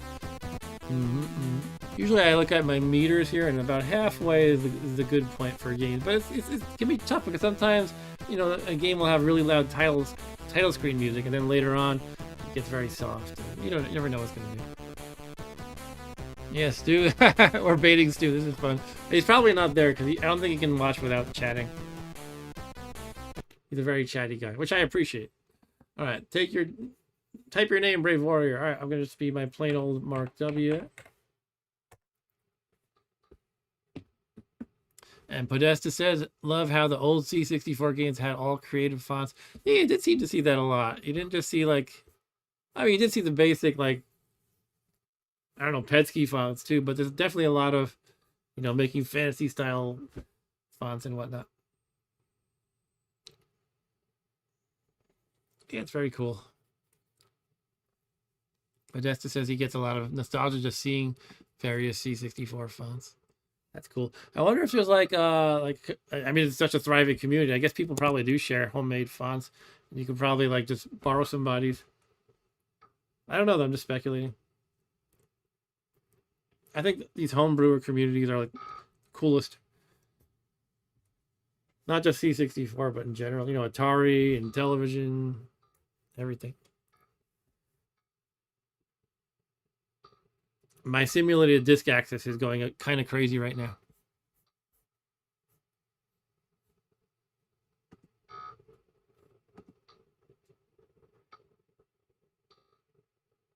I'm trying to see if it registers on my mic. It looks like it registers a little bit.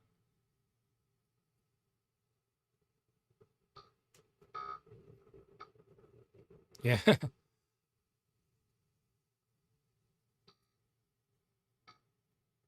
One of these days, I actually have 2 floppy disk drives in my basement that probably don't work. I would love to fix them up and try hooking them up to this thing just for the fun of it. And try some of my old floppy games and old, levels I designed for games. Adventures I made for an adventure construction set and whatnot. That'd be fun to dig through. And Desert Blizzard says they did this on the Apple II as well. But we don't talk about those things. Oh, you know what? I don't know what Jiffy DOS is about, but apparently it makes loading faster because, yeah, Desert Blizzard says get some Jiffy DOS and spare some life loading. Yeah, I'll have to look into that for sure. I've heard of it. I just don't know what it's about, but if it makes things load faster, I'm pretty much sold. As long as it doesn't break anything. All right, here we go. This is the menu as described. I can cycle the game colors, etc. I guess I'll start with a easy dungeon. I don't know. Oh. It's actually not difficult. This is how deep. Stroll, excursion, descent. I think the default was excursion, so I'll go with that. How about game colors? White, red, cyan, purple, green. I'll just stick with white. once I get back to it.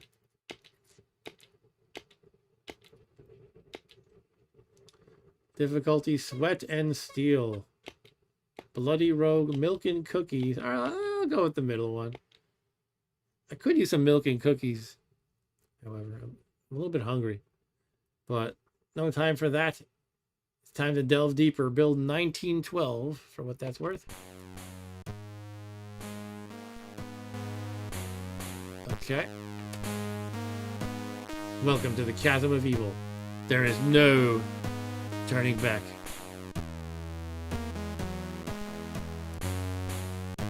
Podesta says, killed a lot of time in Adventure Construction Set. I killed so much time in Adventure Construction Set. I don't think I really made anything good, honestly, but I was a little kid. But yeah, I just loved it. I love to dream that one day I'd make something awesome. And also graphics, Adventure Creator. Oh yeah, I played something called Adventure Creator too. I don't know if it's, I'm not sure what the prefix graphics is that you're saying, but I remember a game called Adventure Creator. Maybe that's a different thing. Anyway, let's jump into it. Press any key or fire to delve deeper. The corridor ends in a T section. 2 paths lie ahead. Go left or go right, alright? The Dwarven Ghost is tempering some weapon on his anvil. What'll it be? Okay, looks like I can ask him to temper either my weapon or my armor, or I can leave him. It's going to cost pretty much all my money. I have 106. Let's go with the stronger weapon. So it gave me +1 strength. The ghost grabs your equipment and tempers it. There you go. Minus 100 gold, +1 strength. Okay, Podesta said it lets you make those vector-filled graphics for your room. So like Quill, but with vector-drawn, flood-filled graphics. I'm not familiar with Quill. But that's alright. I would love to check it out sometime. There's a fearsome Chaos Warrior. It wants to behead you. He wants to behead you. I like how it's moving back and forth a little bit. That adds something to it. Alright, let's fight it. Let's see. Let's do a slash attack. I like that. You deal 24 damage. She does not attack me, apparently. Oh, that's right. Quill was for text adventures. You know, I think that was mentioned I have this book all about text-based games. Perhaps you've heard of it. It came out like two or 3 years ago. And I think they mentioned Quill in there. That's pretty cool. Swing your weapon and deal 13. Mark W kills the Chaos Warrior. Mark W finds a good helm. +1 strength, +1 armor. Nice. You know what I used to try to make? I used to try to make text adventures in BASIC on both Atari and Commodore, and I would just use like the character-based graphics till I tried to portray the scene. Like, you know, you run into a giant spider, and I would draw an awkward little spider. And you know, you would have to make it wasn't like RPG like with stats and stuff. It was just like choose your own adventure. You go left or right, and then you make the choice, and then the outcome is deterministic, basically. Anyway, I used to love trying to make those sort of things. Following a watery sound, you find a strange-looking fountain. Oh, you know it's going to have a magical effect that could be good or bad, right? Hopefully it can be good. Let's take a sip. Okay, press it. Maybe not. Mark W takes a sip. Mark W feels weaker, -1 strength. Oh, man.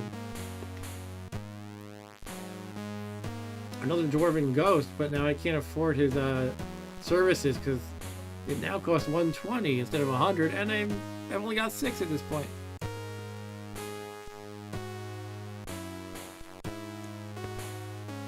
Podesta said he used to love Bastow Manor. I don't know that one, which was written in BASIC. Found out because I accidentally hit run stop once and it dumped me out, and I could see the source code. That's funny. Yeah, I definitely remember playing a few games where I would experience something like that. I was like, oh, it's in BASIC. And I could just type list or whatever. Read the code.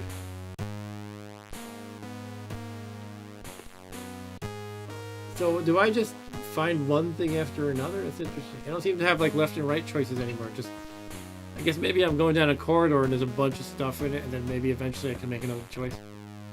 For now, it's a holy altar that says Holy Daiva is in the room. You could try and pray. I don't have the money. Apparently it costs money to pray these days.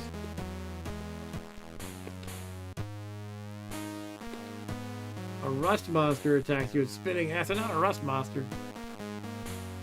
It's gonna probably mess up my weapon and armor if I fight it. Let's do it anyway, see how it goes. Should I do, let's try a bash this time. The rust eater hits you, but you stun it. Should I keep an eye on my weapon and armor? I have 13 and 21. Let's do a slash this time. Deal 18. Let's go for Sunder now. There's a 24. Alright, killed it. Mark W feels stronger, but +1 strength and -2 food? Oh, did I just have to eat some food, I guess? An odd-looking chunk of metal is in the middle of the room, immobile. What? That's supposed to be like a vending machine or an old-fashioned radio or something? Let's check it out. Welcome, says the hunk of metal. Surprised, Mark W takes some time to figure out the mysterious thing. Off the TV. The box emits lights and sounds. It appears that you can insert coins in a slot to purchase items. Oh no, it is a vending machine. Okay. You get food or energy drink. Well, I made that one purchase with the dwarf. And now, you know, I have pretty much no money and everything costs like 100. Guess I gotta find more money one way or another. And my options are just to buy food, energy, or talk. So let's talk some more. Mark W learns that the thing is a human that got reincarnated into a so-called vending machine. Okay. What do you gotta say? Desert. Desert says try Barnsley Badger sometime. It's a simple but fun platformer. Cool. I love the suggestion, guys. Thank you. You know, I feel like it, you know, there's so much to explore in the Commodore world as well as other platforms too. You could probably pick one platform and just play games for it forever. Like I could probably just do a weekly stream of just Commodore for the next like 15 years and find new things to play. Alright, so how do I get out of here? Keep talking to it? Okay, now I can get out of here. No, I can't. Wait, what am I doing? Do I have to buy something, but I don't have the 100 gold? Okay, at that point I'm able to leave once I try to buy something but don't have the option. I consider that kind of a bug. Not a major one though. So another rust monster, which again I'm kind of concerned they're going to damage my weapon and or armor. I don't know, should I just flee? I guess last time it wasn't really that hard to beat. I'll try it until it really messes me up. I did well starting off with a bash last time, but that was kind of arbitrary though. Deal 18 damage, alright. Try a slash. The rust eater hits you. Arg, it burns, 11 damage. What's my hit points? Oh, that's 200 I have? That's pretty good. Thunder, 25. Mark W kills it. So like every time I kill a rust monster, I get 1 strength and lose 2 food. Is that the deal? I only have 3 food left. Alright, Eric informs me that I have 600 subscribers now. Wow, thank you to whoever just subscribed. I really appreciate that. I have so much fun doing these streams and I do the occasional video as well. So I'm glad that people are enjoying watching as well. A small flying fiend bars your way. I mostly enjoy this. It feels a little weird that there's not that much in the way of navigation. It's just like one thing after the other. That's not necessarily bad. I would hate to. I actually hate getting lost in dungeons, so that could be. Maybe this is a good thing. Anyway, I cannot feed this thing because I am almost out of food. I have 2 left, so I'm gonna fight it. Slash. Slash again. Alright. I killed it and got food. +1 armor, +2 food. Does that mean I'm eating its corpse or something? I'm too into the NetHack state of mind, perhaps. I'm in a NetHack state of mind. Once again, I cannot afford these things. What's going to get me some more money? Fearsome Chaos Warrior wants to behead you. Ah, last time he could not behead me successfully. Let's bash him. Slashes you, but you stun it. Nice. Thunder. Ooh, dealt 14 damage. Okay. Slash. It deal 22. Slash again. Deal 16. Killed it. Got a good helm. +1 strength, +1 armor. A Dark Knight charges, screaming, "Die, weakling!" Let's talk. The Lich will be very hard to defeat if you don't have his phylactery. Well, like Vect in his hand or whatever. Alright, let's fight it then. He gives me a tip and then, then he wants to fight. I don't get it. Well, yeah, 600 subs is great. Thank you so much, whoever did that.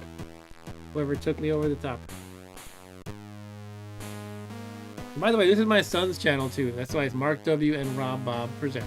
But he usually joins me on Saturday nights only.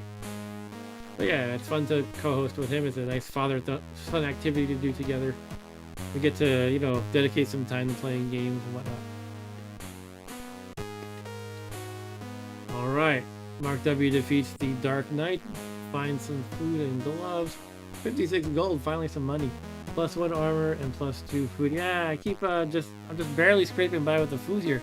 I don't know what happens when you run out. Do you just die? Dan says he used to run stop the Telengard game in your list. Also written in BASIC as a kid because it was so brutally hard a game. But I didn't know enough programming yet to edit it and cheat properly. Okay. I could try feeding it. I don't know, I'm down to 2 again. I can't really justify that. Last time this guy gave me food when I killed him, so I think I need to do that. I mean, I hate to deny a beggar, but he's also a fiend or whatever, so... Clearly not a good guy here. Alright, I did a crit. +2 food there. Oh, finally I can do, like, make a decision.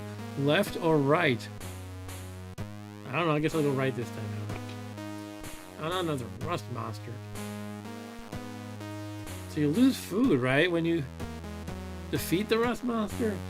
You gain 1 strength and lose food. I'm so low on food. Let's flee. Oh. While trying to run past it, the monster spits acid at Mark W. -2 armor. Oh, that sucks. A giant snake slithers out of the shadows, hissing at you. Fight. Slash. 4 damage. Bash. It bites you, you feel the poison, 3 damage. Sunder. Sundercats, ho. Slash, it bites you, feel the poison, 5 damage, you partially deflect the blow. Slash again. Killed it. Oh, that's a lot of money. My armor is shattered, -1 armor. Oh man. So if you haven't noticed, this game tries to avoid the whole concept of managing specific bits of equipment in favor of just saying, hey, you know, you lost some armor, -1 armor. Or you found a helm, +1 armor. And you could find like 3 helms and they would stack apparently, but that's fine. I appreciate that sort of simplicity as well. And what do you got to say? Podesta says, I started taking my son to the retro meetups, and then he started collecting old consoles, and now he nags me to make sure I don't miss a meetup. Oh, that's pretty cool. I take my son here on Long Island. We have the Long Island Retro Gaming Expo, which is a big party. No, it's like a big well, convention sort of. They have pretty much every old computer and console you can think of set up. I mean, it's so good. That's where I fell in love with the Vectrex, and I had to have one. I went to that expo in 2019. I just had to have a Vectrex. Where this next says Desert Blizzard. So I have enough money to, yeah, I could pray for one of these things. Bravery or tenacity? I don't know what that translates to, but let's try tenacity. Mark W. prays for tenacity, leaving a good offer. 160 gold and +1 armor. It feels kind of expensive for just +1 armor, but okay. Empty room, a dead end. Let's search the walls or search the floors. How about the walls for starters? Mark W. searches the walls, finds a secret door, and quickly gets out of the room. Okay. Get another Holy Diver altar. The Dio reference, by the way, for anyone who doesn't know, the 80s heavy metal dude Dio had his probably biggest album and biggest song was called Holy Diver.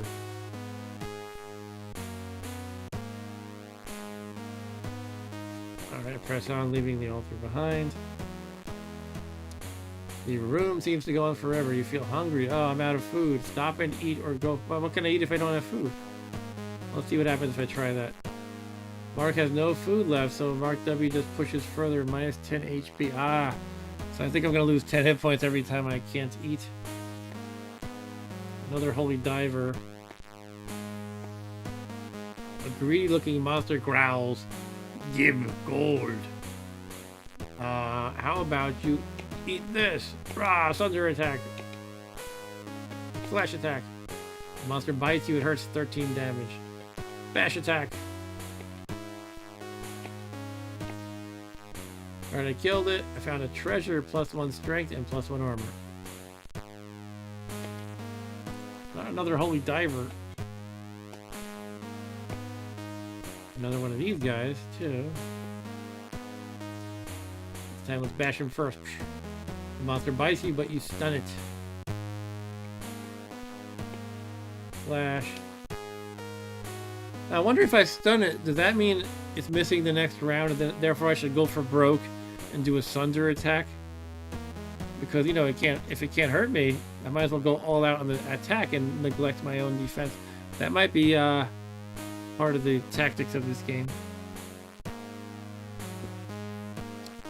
There is a Vectrex Mini that, you know, I think purists wouldn't like, but it uses a OLED display, and a lot of people say it's actually quite good once you see it in person. I was extremely skeptical, but after hearing enough good, you know, reviews of it, I actually decided to order one myself. I will see how that goes, though. I'll see how I like it. Yeah, I'm getting bitten quite good by this guy here. Sheesh.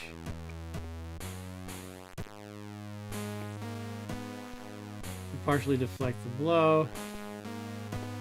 Maybe I shouldn't be slashing so much. I don't know. Oh man, everything I do, I'm getting beaten up here.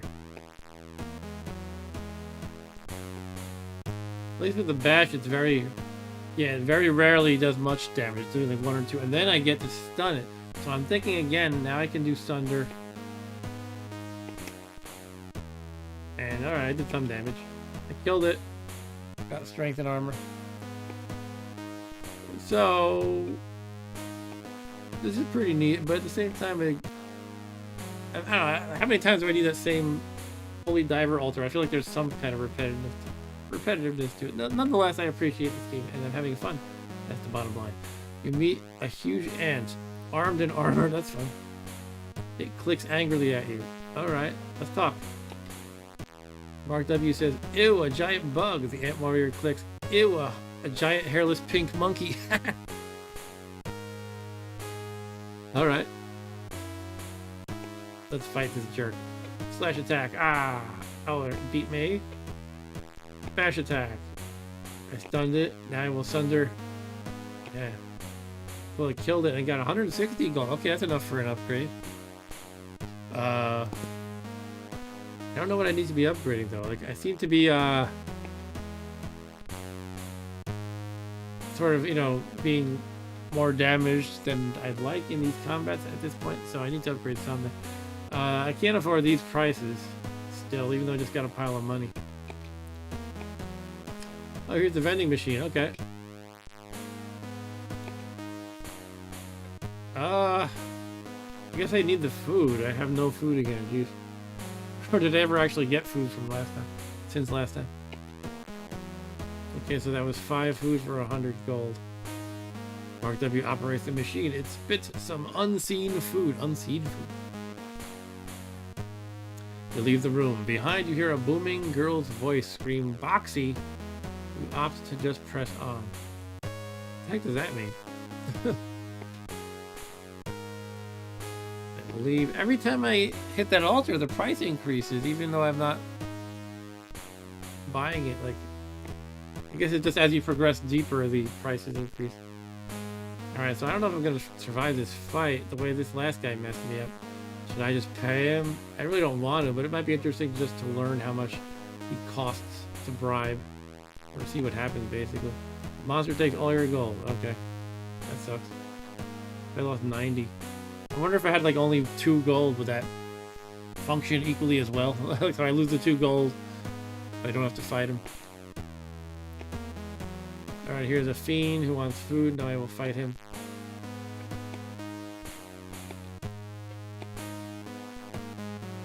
Alright, 4 food from that. Holy Diver again.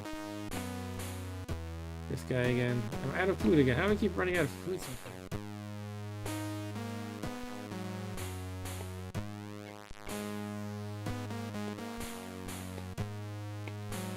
Ugh.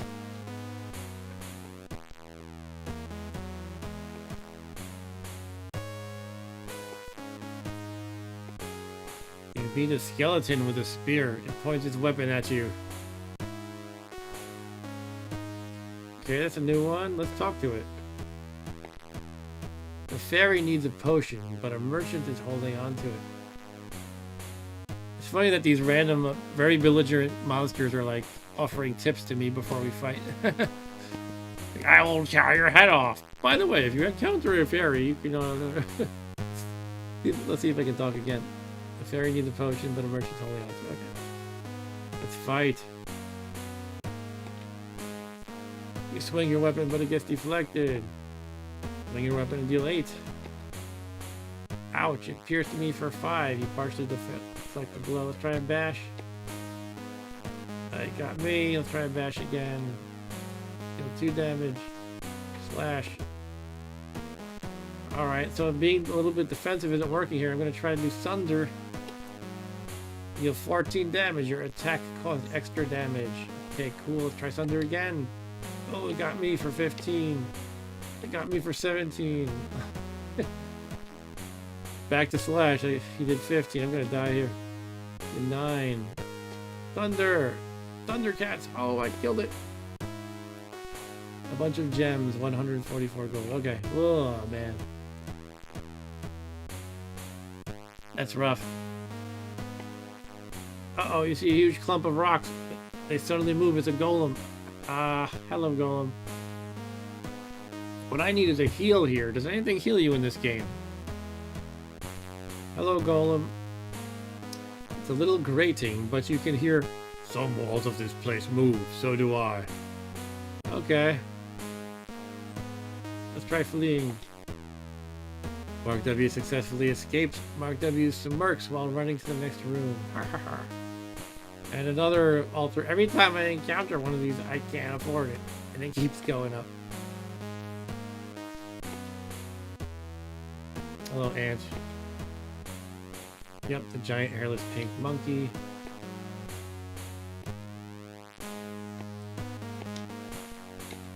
Okay. Stunned it. Oh, I guess my theory is wrong about stunning it and being able to follow up with a Sunder without risk. I just got killed, in fact.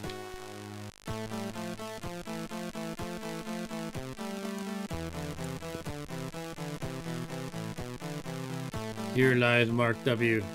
Killed at level 41 by an ant warrior. Okay. Level 41 sounds like a lot. I wonder if that... Is it like literally every maybe... Like each separate encounter means you're on a new level? Like... I don't know how many I hit actually. Like... Anyway. That was kind of fun. I probably spent like $3 on that one. I think Rogue 64 is the winner of tonight so far, but yeah, that was pretty fun. Podesta says it seems like 41 events. Yeah, I think that's like each one is a different level. Each everything you encounter. But what does the stun do then? I don't know, Podesta. It might just mean it might mean the enemy won the round, but because I did bash and got lucky, it just cancels his hits nonetheless. Actually, I think it might have mentioned that in the manual now that I think about it. Let's check that real quick. I am going to move on from this game, but I just want to verify that bash down real quick.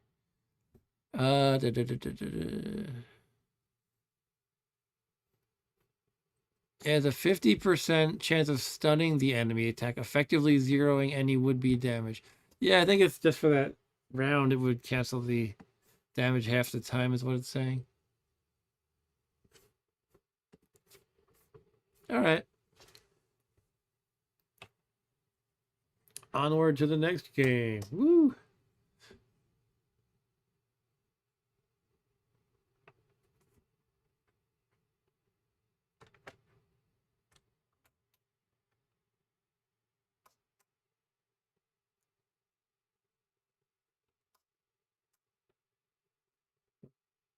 I'm not sure why, but this the side button that I always forget the name of is not responding all the time.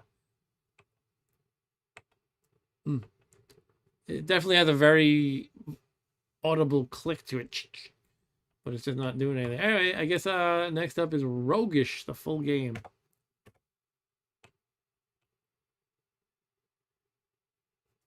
Honestly, now I'm thinking these homebrewers should make a text file that's formatted specifically for the ultimate viewer when they put out these games. They would be perfect to be able to just, view a text file here. Anyway,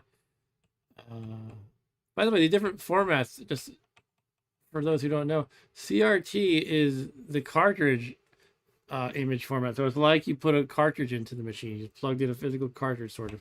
D64 is the disk image. So it's like you put a floppy disk into the disk drive. PRG is just like the raw, from my unlimited understanding, it's basically like the raw memory for the game. It just, so you kind of bypass the media, so to speak, and just stick it right in there. So that's usually the fastest, I think. And TAP is the tape. It's like you stuck a cassette tape into the tape player. One thing you can tell is the raw PRG one, it tends to be smaller because the D64 is always the full size of the disc. That's my approximate understanding. Anyway, not an expert at this stuff by any means, but let's load up ROGUEish, and I will pull up the PDF. This is a very recent one. I think it came out, I don't know, maybe in the last year or so.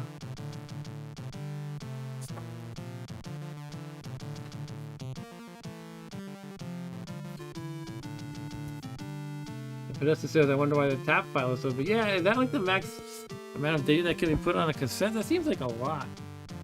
It's like, what is it, like 300K or something? Alright, let's, pull up this PDF for ROGUEish by Syntax Error Software. Welcome to the C64 roguelike game called ROGUEish. It was inspired by Rogue 64. Got it. We're already like on. We're up. The game we just played, Rogue 64, which is newish, is already inspiring children. It's begetting other games, sort of. You know what I mean? That's pretty neat. Anyway, Roguecraft, an Amiga game, and to some extent Marvel Avengers Alliance, an online game that is now dead interesting. A YouTube roguelike tutorial by Lazy Devs Academy about making a game called Porklike using Pico 8, also a highly inspired me too. Game design Paul Nichols, coding Paul Nichols, in-game graphics Paul Nichols, and then it mentions some game assets and tiles and stuff. Title screen music by Nordish Sound, Benjamin Dippert.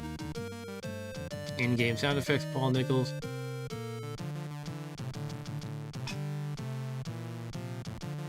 NTSC and PAL compatible, procedurally generated levels, 136 different enemies. Crispy pixelated graphics, yeah baby.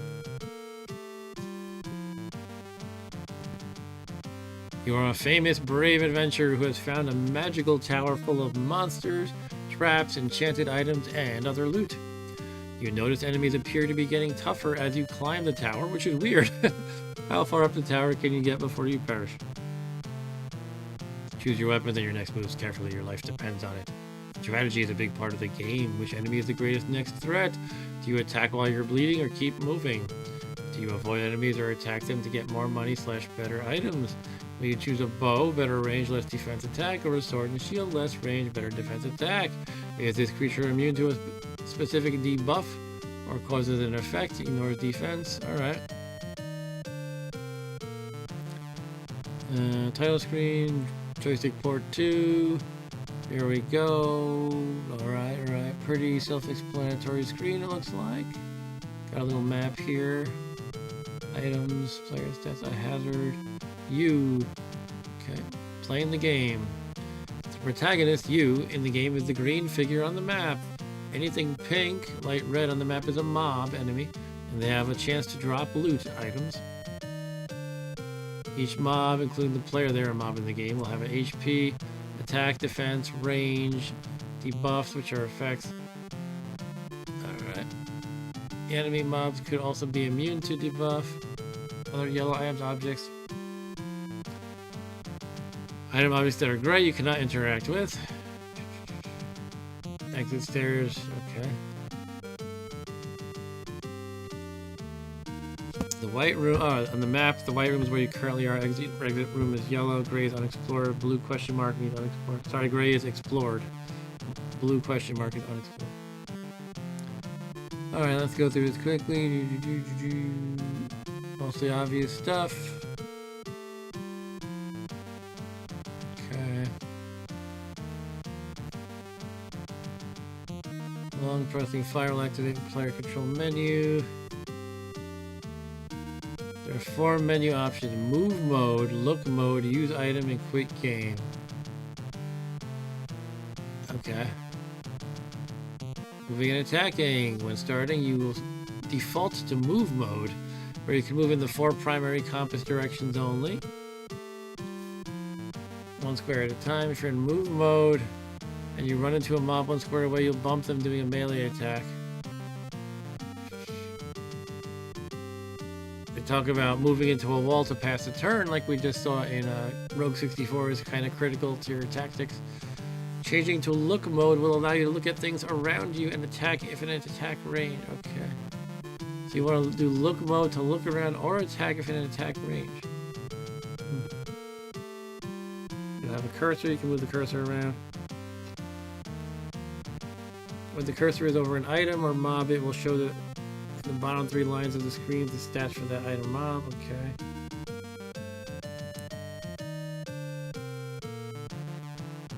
Kind of feel like skimming more.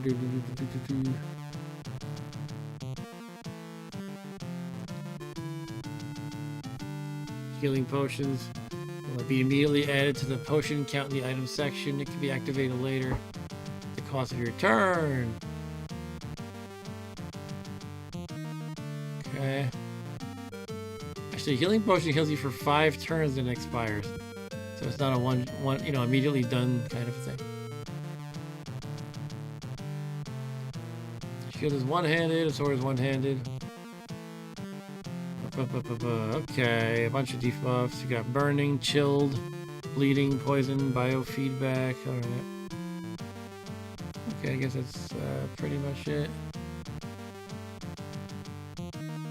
Let's do it.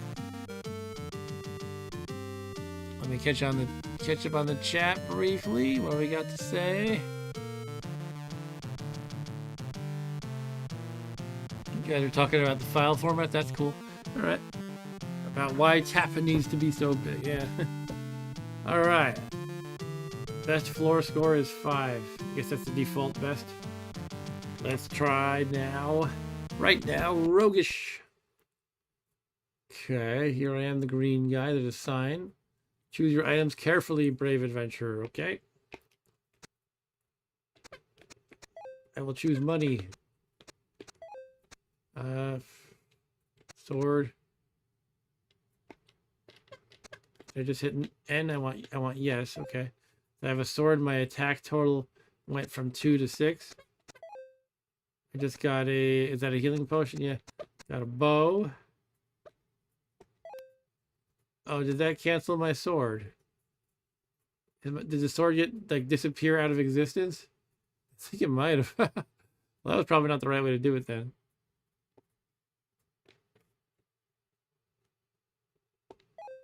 Oh, okay. I thought use was going to take me to a sub menu. I think I just totally screwed up my game. Well, maybe I'll restart. Let me see if the shield sort of cancels the helmet as well. No, it doesn't. Okay, let's restart though. Again, this button isn't actually doing anything, so I don't know. Huh? No.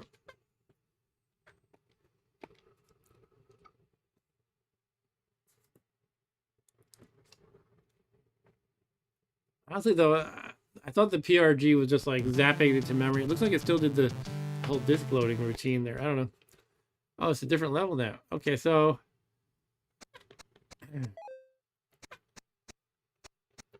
I think the mistake I made was, well, two mistakes: using the healing potion as well as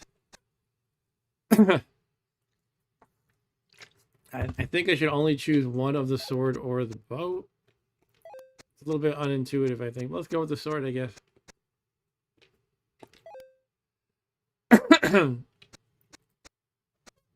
What does this wall here mean? Nothing. That feels weird, but I don't know. I'm gonna roll with that. Oh, what's this? We have some blobby things and a frog.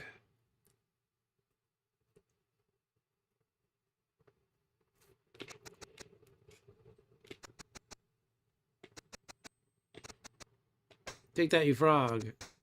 You damaged the toad. The toad hit you but did no damage. Okay, killed the toad. What is this thing? I can't even tell. Killed the Trent. Reznor? No, what's it? What's a Trent? Killed the Dogu. Okay. And what is this green thing? Could it be a trap? The spikes look like a trap. Oh, let's see what this green thing is. Acid. Okay, I just stepped into some acid. Good for me.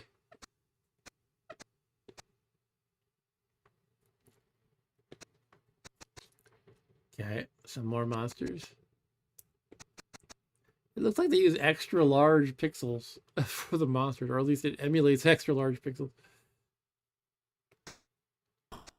Golem, that was a golem, okay. And it looks like we have a scorpion. It looks just like the scorpion in the last game, almost. Yeah, Rogue 64, there's a serpent. Okay, got another scorpion, a rotating yin-yang symbol, and a little, I don't know, little blob or something.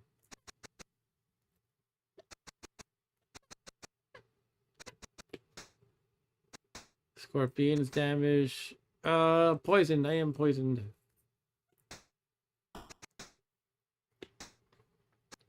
It's a yin-yang ball. Okay. Interesting.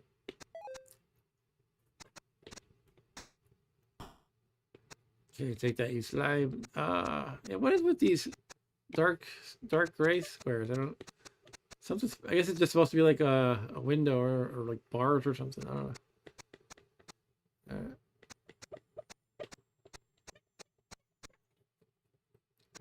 All right, thank you for again for watching, people, and thank you for liking and subscribing. Yeah, if you want to see more of this, definitely subscribe. And the likes help the channel get attention and whatnot, whatever YouTube's algorithms do. Okay, that was a Hydra, a Knight, and a Shark. Okay. Strange, there's just a shark in the middle of nowhere. And, you know, they're just, it feels like just throwing out random things at you. You would normally think a Hydra is quite a dangerous animal. What is this, a tank? A tank is shooting, a cyber tank. It's very random.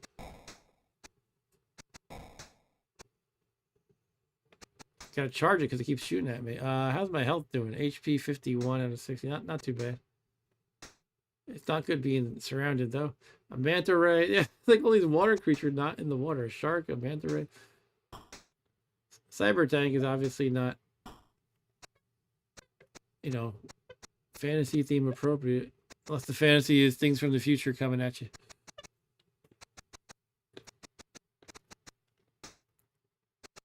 Octopus. What's going on? All these water creatures. Very strange. Harpy. So there's flying creatures, water creatures, all in the same area. And tanks, by the way. And that's a Triceratops. So we're going prehistoric, too. Okay, let's finish this top row on the map. Looks like a doggy or something. That is a werewolf. Okay. This is a python, probably. snake. And that scorpion's killed. I'm finding a lot of healing potions. I'm assuming I'm going to really need them at some point. Can I use the keyboard, by the way? I'm just curious. Doesn't use ASD, WASD. Does not use the arrow cursors. It's a wizard. It shot burning at me. This tastes like burning. The wizard hit you. I'm still burning. I'm burning, I'm burning, I'm burning for you. I'm burning for the wizard. Oh no, the beholder. It's just showing everything, throwing everything at me. Things that should be like high level monsters. At least, you know, per my expectations. Oh, this beholder just keeps poisoning me or something. Sahwagan.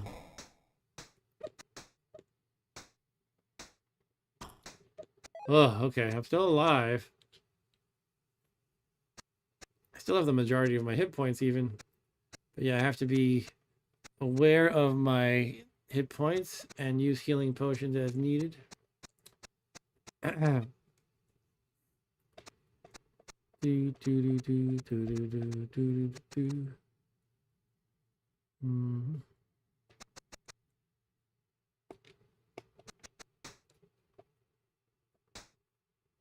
do I go into the look mode? I don't have a ranged weapon, but it might be good to try anyway. Let's see, hold the button. Oh, there we go. Move, use.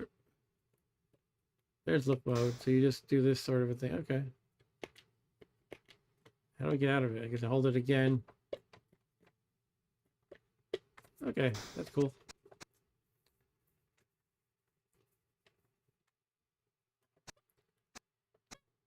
Desert says Rogue 64 or Rogueish, can't decide. What about which is the better game, or? Right now this is Rogueish though, if that's what you mean. Cyborg. It has given me the debuff of biofeedback.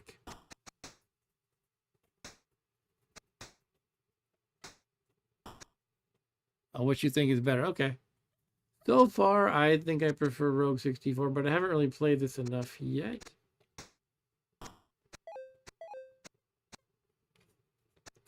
Apatosaurus slime.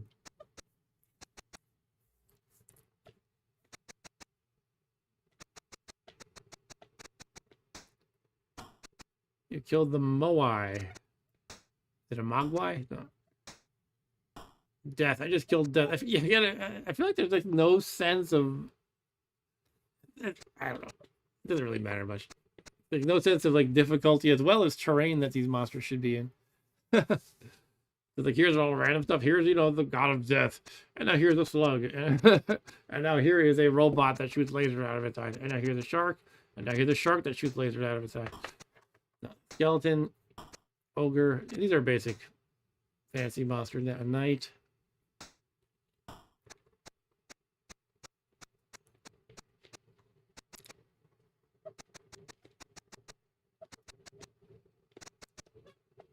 Excuse me. Yeah.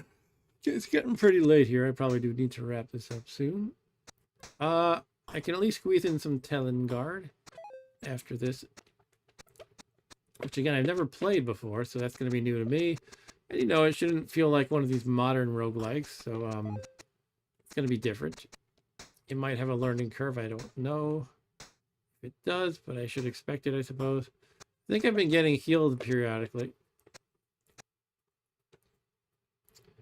Yeah, I don't know, Podesta. Podesta asks, I wonder why they animated the mobs in low res, just a memory issue. I don't know, it might have been a stylistic choice. But yeah, you look at my guy compared to them. But Desert Blizzard says that high res graphics is nice on this one. Well, except the monsters, I guess.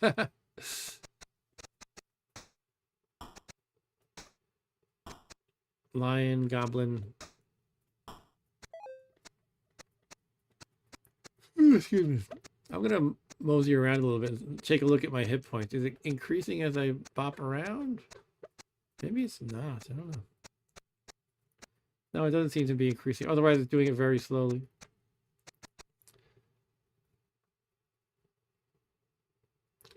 Gelatinous cube, you know that's what that is. Oh, it did acid to me. I'm doing acid.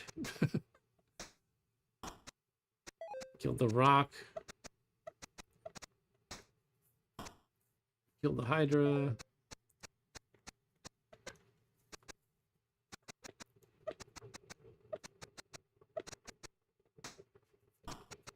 The Haniwa. Oops, I didn't mean to move down. Take that other Haniwa. And a fox.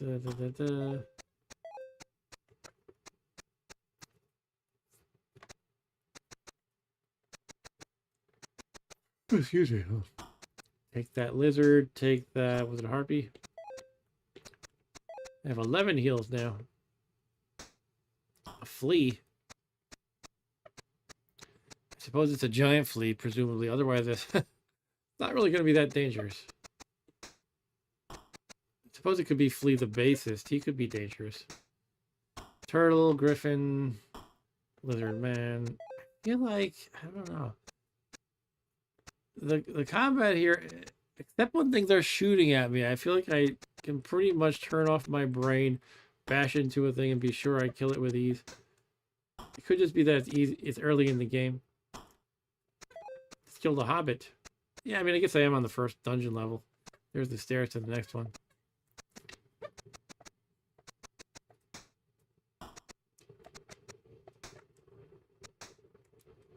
Spinosaurus. I guess at some point I'm going to have to use a heal, but for now I'm totally good. Okay, we're getting to the last of the rooms. Oh! It's another shooting beholder. Poisoning me.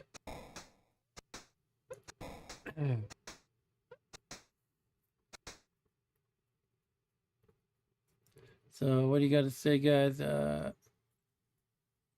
Yeah, it's quite fast-paced, so it seems like you're not using a lot of strategy. I feel like I don't really have to. For the most part.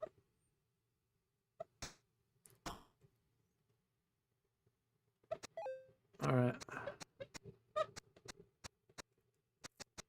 I got 11 potions. I'm slowly getting my hit points whittled down into nothingness. But...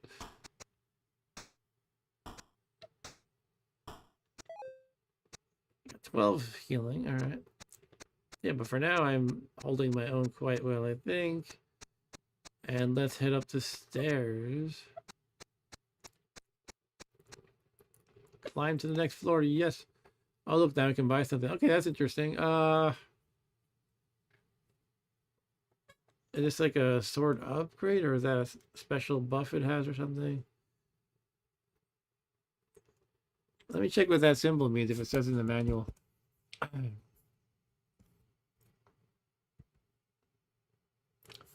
Because I kind of rushed through some of the manual. Okay, that thing is a...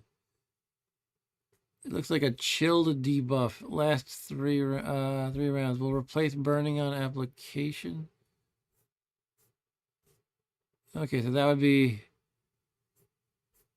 Let's say what chill does. Well, I mean, usually in games when there's an icy kind of effect or cold effect, it'll slow down somebody or freeze them, perhaps. So they don't move for a couple turns.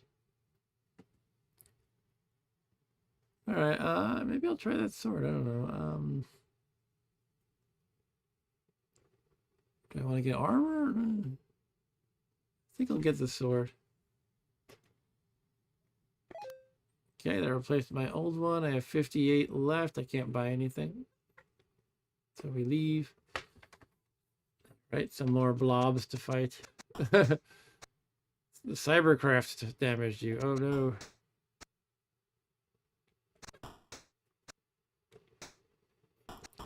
We killed the horse.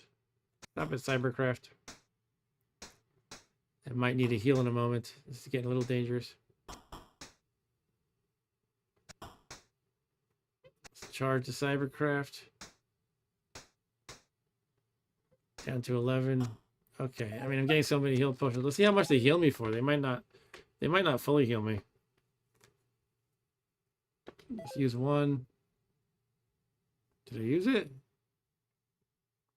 Oh, that's right. It spreads it out over 5 turns. So now my status is healing. You can see that on that upper right panel.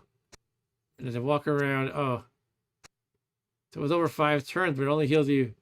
Oh, well, that kind of changes things because I was expecting it to heal me a lot more than that. So I realize now that I could seriously chug a lot of these potions right now. I could chug 9 of them to fully heal up, basically. And that 9 of 13. Okay. So that's definitely a resource to manage. But that does kind of shatter my initial impression of like, this is cake, and they're just piling potions onto me. Because, yeah, these potions are very minimal in their effect. I should probably have just chugged a few more, actually, for that matter.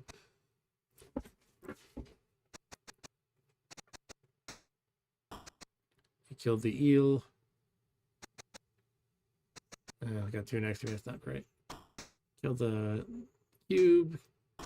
Killed the naga. All right, let's drink a few more of these potions. They don't stack though, so you can't drink them too quickly or you'll waste the effect. But there's nothing stopping me from running around this room, wasting turns. So maybe I'll drink, I don't know, 2 more.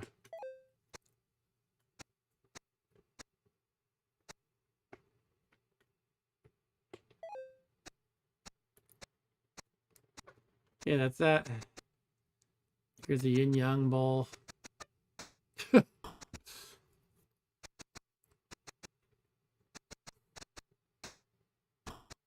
Sawagan whale. Oh, cool. It's a better shield by 1. Sure, I'll take that. Let's explore this lower. Oh, I can't explore the lower row here. Okay. Guess I'll go up.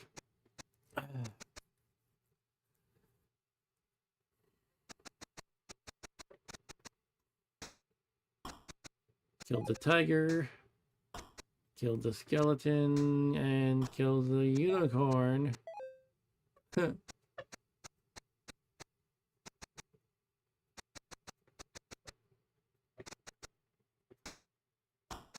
See an enemy. Will-o'-the-wisp. Sawagan.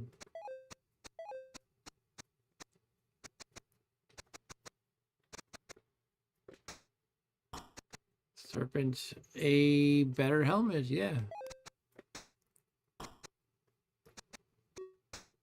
Oh, this thing is shooting at me. It's a thief throwing daggers, I guess. I am bleeding at the moment.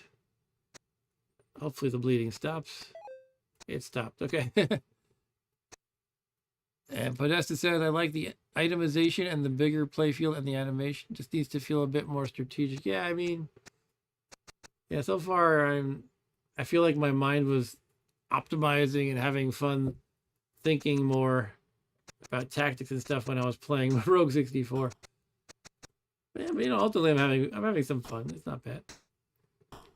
And I do expect it's gonna the game's gonna tighten its grip on me before I know it, because just that realization about the healing potions kind of changed everything. Oh, it's a roper.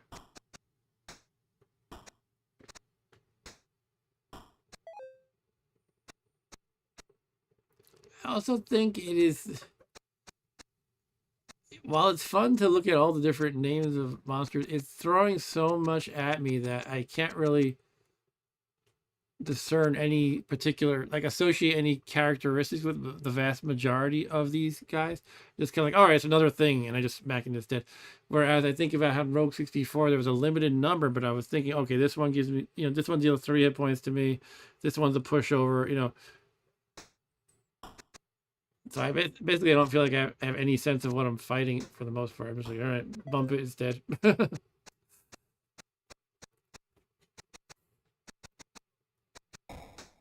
It's just the shooting ones that make all the difference, pretty much. Those are the ones that are memorable and stress me out a little bit. You know, in a fun way of stressing me out.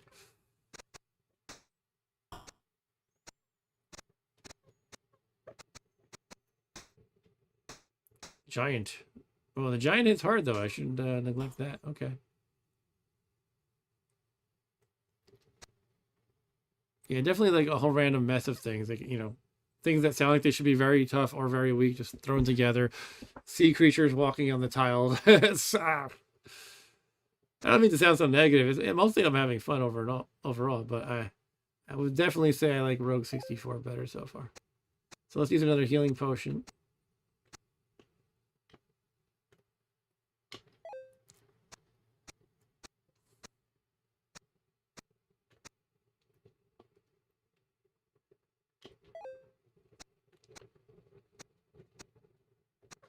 Okay, use a few healing potions.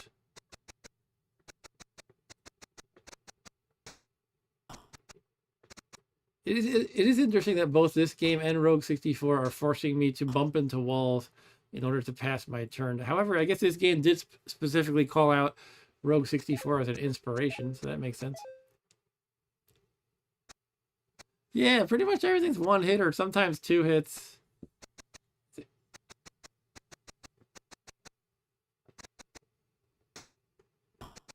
Killed the ghost. Hippopotamus, centaur. I guess they're all functionally the same as far as I can tell. Not all of them, but mostly.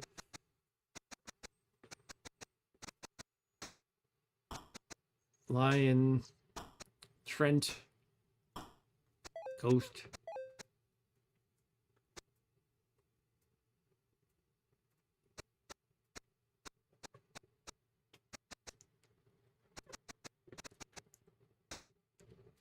Fly. Oops, I got sandwiched. Silly me. I will say the game does find ways to sandwich me more often than in Rogue 64. I think that's just sheer quantity of monsters, though. In Rogue 64, it was rare to see a room with 3 monsters in it, for example.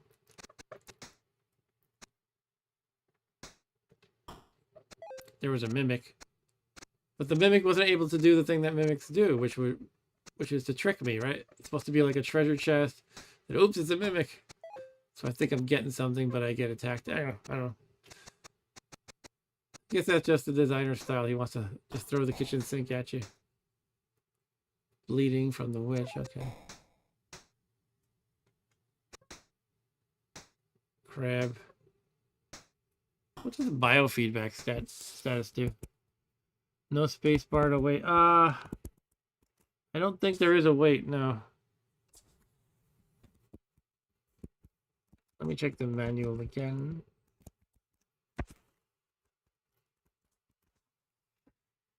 So let's see. Biofeedback. Does what?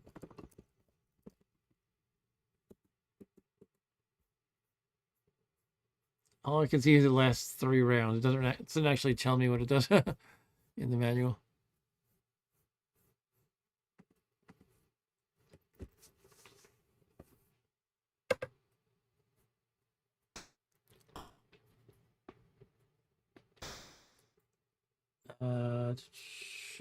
So Desert says there's enough room on screen to display hit points for the shown enemies.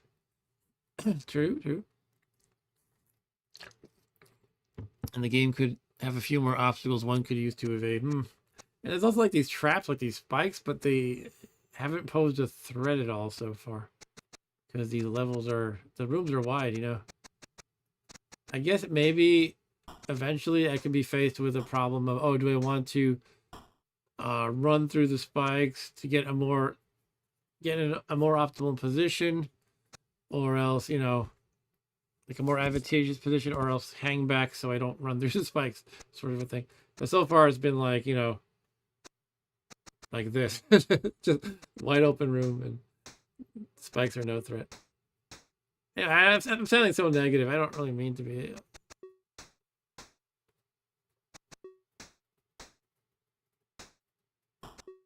I appreciate that somebody bothered to make this game, and it is pretty entertaining. That's pretty much the bottom line, right?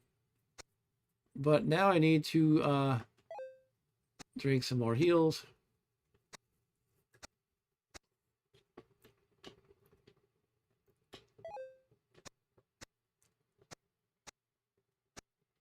And another.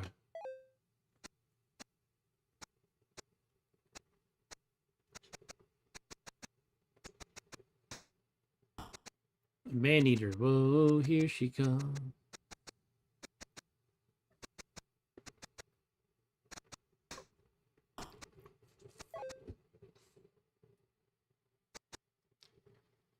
Oh yeah, maybe that's the thing that comes up. But Podesta says definitely need something to shake it up a bit. Just throwing 3 times 1-hit monsters per room at the moment. Yeah, need a knockback attack to put them into spikes. Yeah, maybe that's the thing that does come up later. Who knows? So maybe someone can knock you into the spikes or vice versa. And now Podesta wants to make a game inspired by this, which was inspired by Row 64, which was inspired by, etc. That's funny. Killed Kong. Is it like King Kong or Donkey Kong? Tien Lung. I don't know what that means.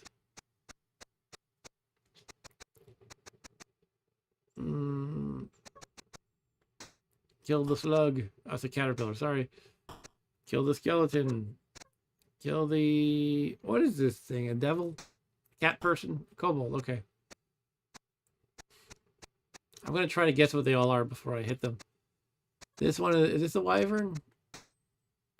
That's a Quetzalcoatl. Quetzalcoatl. There's our toad, the first thing I fought in the game, and a moth. Not the dreaded moth. ROGUEish or ROGUEish 64. The funny thing is, none of the original roguelikes, like the early roguelikes, with obviously the exception of Rogue, would like stick the word rogue in the name. But all the modern ones do. Not all of them, obviously, but the common thing, like it's like, hey, let's reference Rogue by calling our game, you know, ROGUEish or Rogue 64 or, you know, Dungeon of the Rogue Demon or Rogue this or Brogue. There's actually one roguelike called Brogue. Like, hey, bro, but it's Brogue.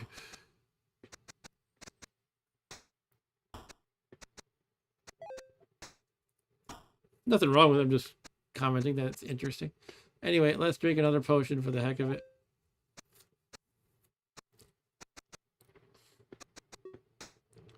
I got biofeedback again, which I don't know what it means.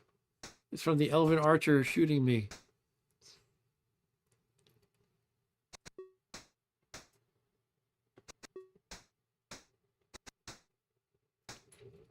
Bro, here she comes. Oh, a new helmet.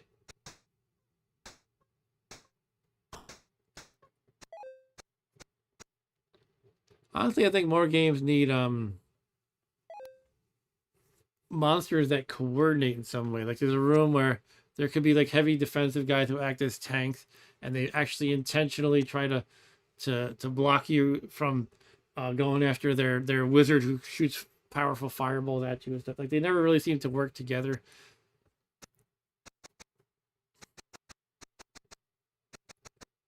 At least not in roguelikes.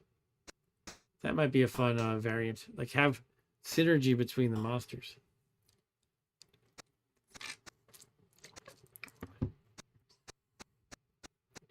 Big iron golems who try to block you like that, while the wizards try to nuke you or something along those lines.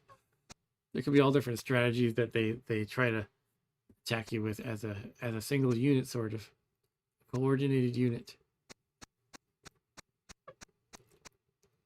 Game needs some nice atmospheric music. Yeah, that's true, Dan.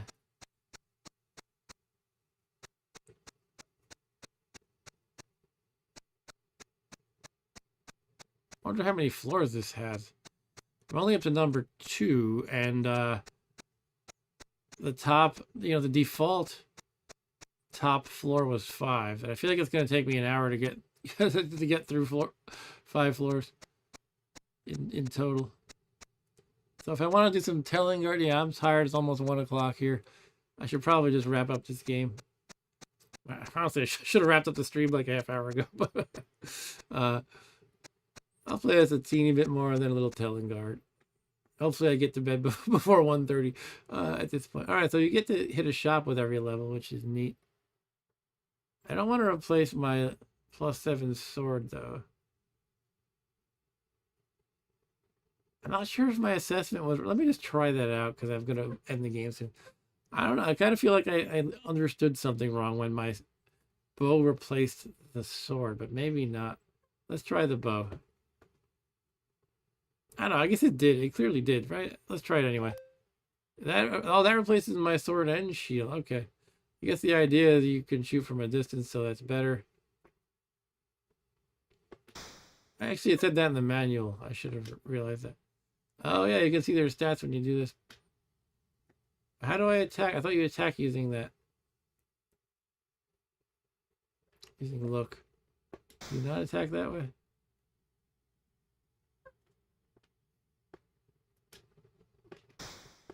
So how do I attack?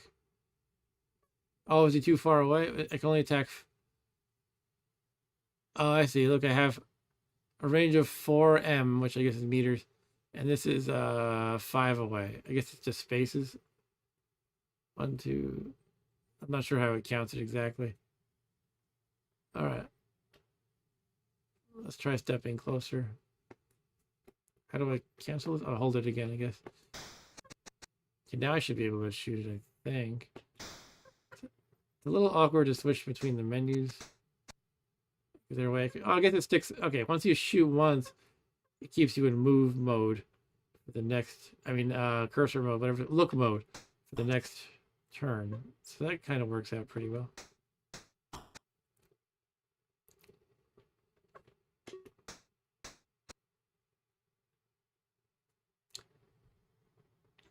I think it should show you a lot of this info when you're meleeing too, because I feel like just because I'm favoring ranged weapons at the moment, I see a lot more info because that's just what look mode shows. Yeah, I think I have unlimited arrows. Right, yeah, now that I'm aware of the time in real life, I do think I need to abort this and let's squeeze in Telengard, and then I have to call it an evening. So, yeah, I mean, this has potential, but it's pretty good. Let's put it that way. But I think I like Rogue 64 better.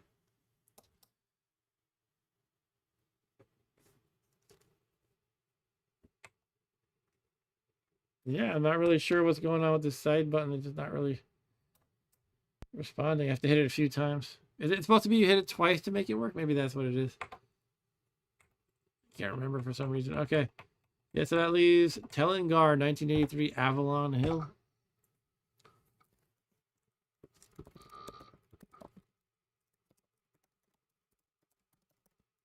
Let's pull up the manual.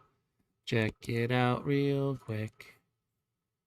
Do do do do do do do. That's not looking very good. Hold on, let's use my browser cap.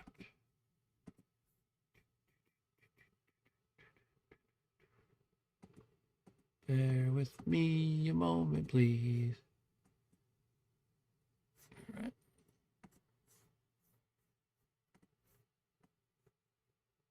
Telengard. Avalon Hill made a lot of cool games, board games too. That's mostly what they did well, I think. All right, welcome to Telengard, brave adventurer. Before you have descended into the harsh dungeon. Sorry, many before you have descended into the harsh dungeon, never to be heard from again. A few have returned from the cruel labyrinth, telling tales of horror and despair. Also, great treasure and magic, etc. All right. Start a new character, read in an old one. All right. Look at 6 character attributes, range from 3 to 16, standard D&D-ish stuff. Real time. It's a real-time game. You have a limited amount of time, about 5 seconds, to key in a command before the computer will do one for you. Okay.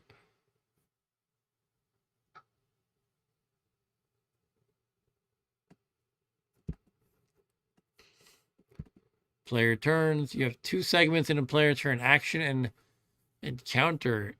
In each phase, the player has certain commands at his disposal. The action phase marks the start of all player turns in the dungeon. Encounter phase occurs only if the character encounters something. Action phase, encounter phase. Start of action is marked by the appearance of a right pointing cursor arrow below the dungeon display graphic. You now have 5 seconds to input a command. Okay. Character attribute. Yep. Experience is virtually unlimited. Sure.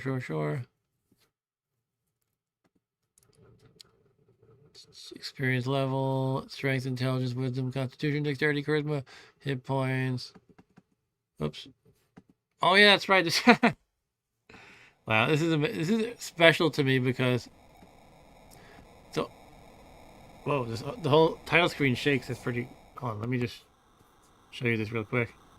It's shaking, but this artwork is really cool to me because I have a board game also by Avalon Hill called Magic Realm.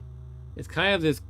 It's from like 1970, and it's kind of a cult classic. And for a while, like in the 2000s, I was obsessed with Magic Realm. It's very complex, but it's a very deep and interesting game. Anyway, it uses these exact images, like this goblin with a sword. And why this is so cool to me is not just that it's reused, but in Magic Realm, the board game, it's on this tiny little cardboard piece, so you can't really see the detail. So it's like after all these years, I can see more detail to some of these pictures. This guy too, the goblin with the spear. Anyway. Let's just try to get to the point of how to play. Here's the commands. Replot. Has to do with spells. Okay. Cast spell. Spell units. I mean, this might be complex. That's fine though. Stay. So the commands, I guess they're... We're just like basic movement, so let's see. Store is F1 on Commodore 64. Strength is F7 to drink a magical potion of giant strength. Okay. Heal is going to be F5 on the Commodore. I'm not going to remember these. I'm at my peak tiredness right now. Alright, so it's... I can hear that music. AWDX for west, north, east, south. A. It's almost like WASD, except they used X instead of S. Yeah, this game's ahead of its time, perhaps. Additional moves. Up and down. F is fight. E is evade. Alright, I might have to just jump into it because I don't think my brain can handle too much. Some of this artwork is also from Magic Realm. Like this fighter here.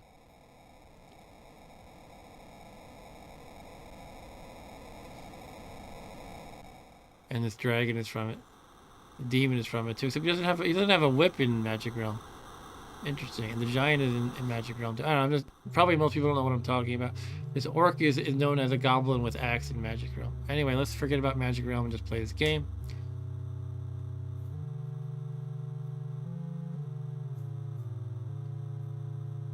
Alright. Dan says, Telengard is pure D&D toughness that doesn't hold your hand. Okay, I'm probably going to die. And there's also a remake 1.1. Okay, interesting. Yeah, we'll just go for it. If I die quickly and horribly, I could try again and die quickly and horribly twice. Start a new character. These look like crappy stats. A lot of these... Oh, yeah, you can re-roll. Okay, let's go with that. Strength 17 is good. Oh, I hit return, I thought, to use stats, but now... I guess I waited too long. I don't know.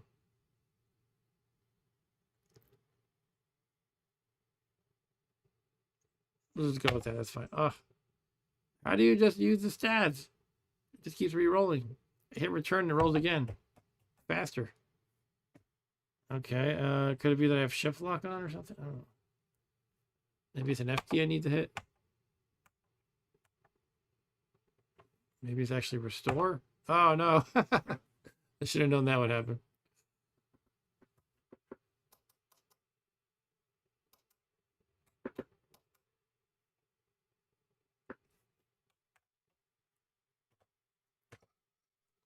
This might fizzle out right here. The stream might fizzle out right here.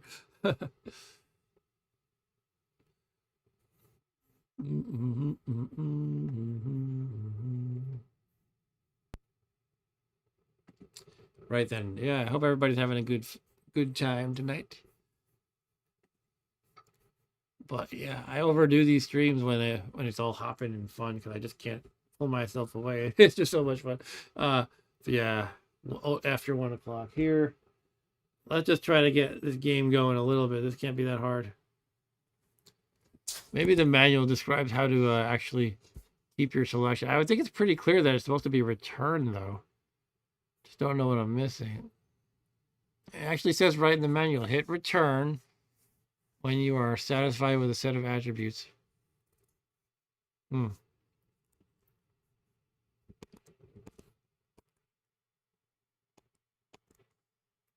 Well, if I can't figure it out, I can't figure it out. But I think what could be clearer than that, though? You just hit return.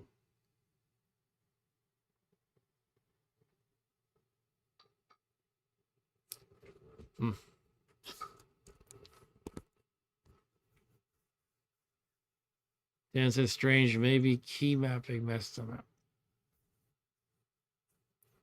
Maybe. I don't see why that would be, but maybe. All right, so when it loads, I'll try again, and I don't know. I don't know if this has. I mean, I guess it probably does, but I haven't seen the concept of key mapping in this on the ultimate. It probably has it somewhere in the menu.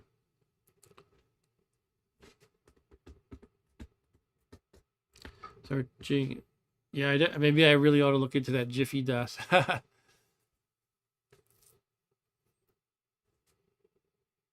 want to read up on it before I do anything crazy. Do you have to like update your your firmware, or does it go in that? It goes on the internal flash, perhaps. Jiffy DOS.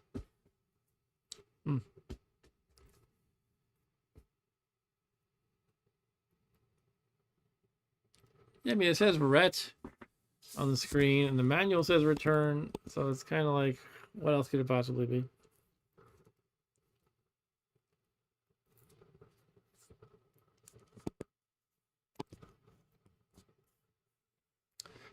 I guess I'll flip through the manual a little more. Oh, here it is. Okay, it's ready. Start.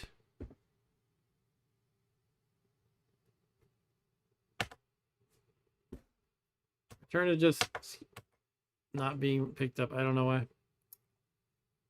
Space. Escape. I'll press everything. See what happens.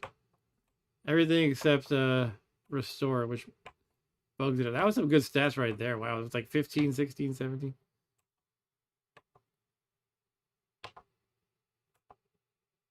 F keys, F1, F2, F3, not F2. I have to shift. That's stupid. I don't know. What about run stop? Oh. Commodore key does that.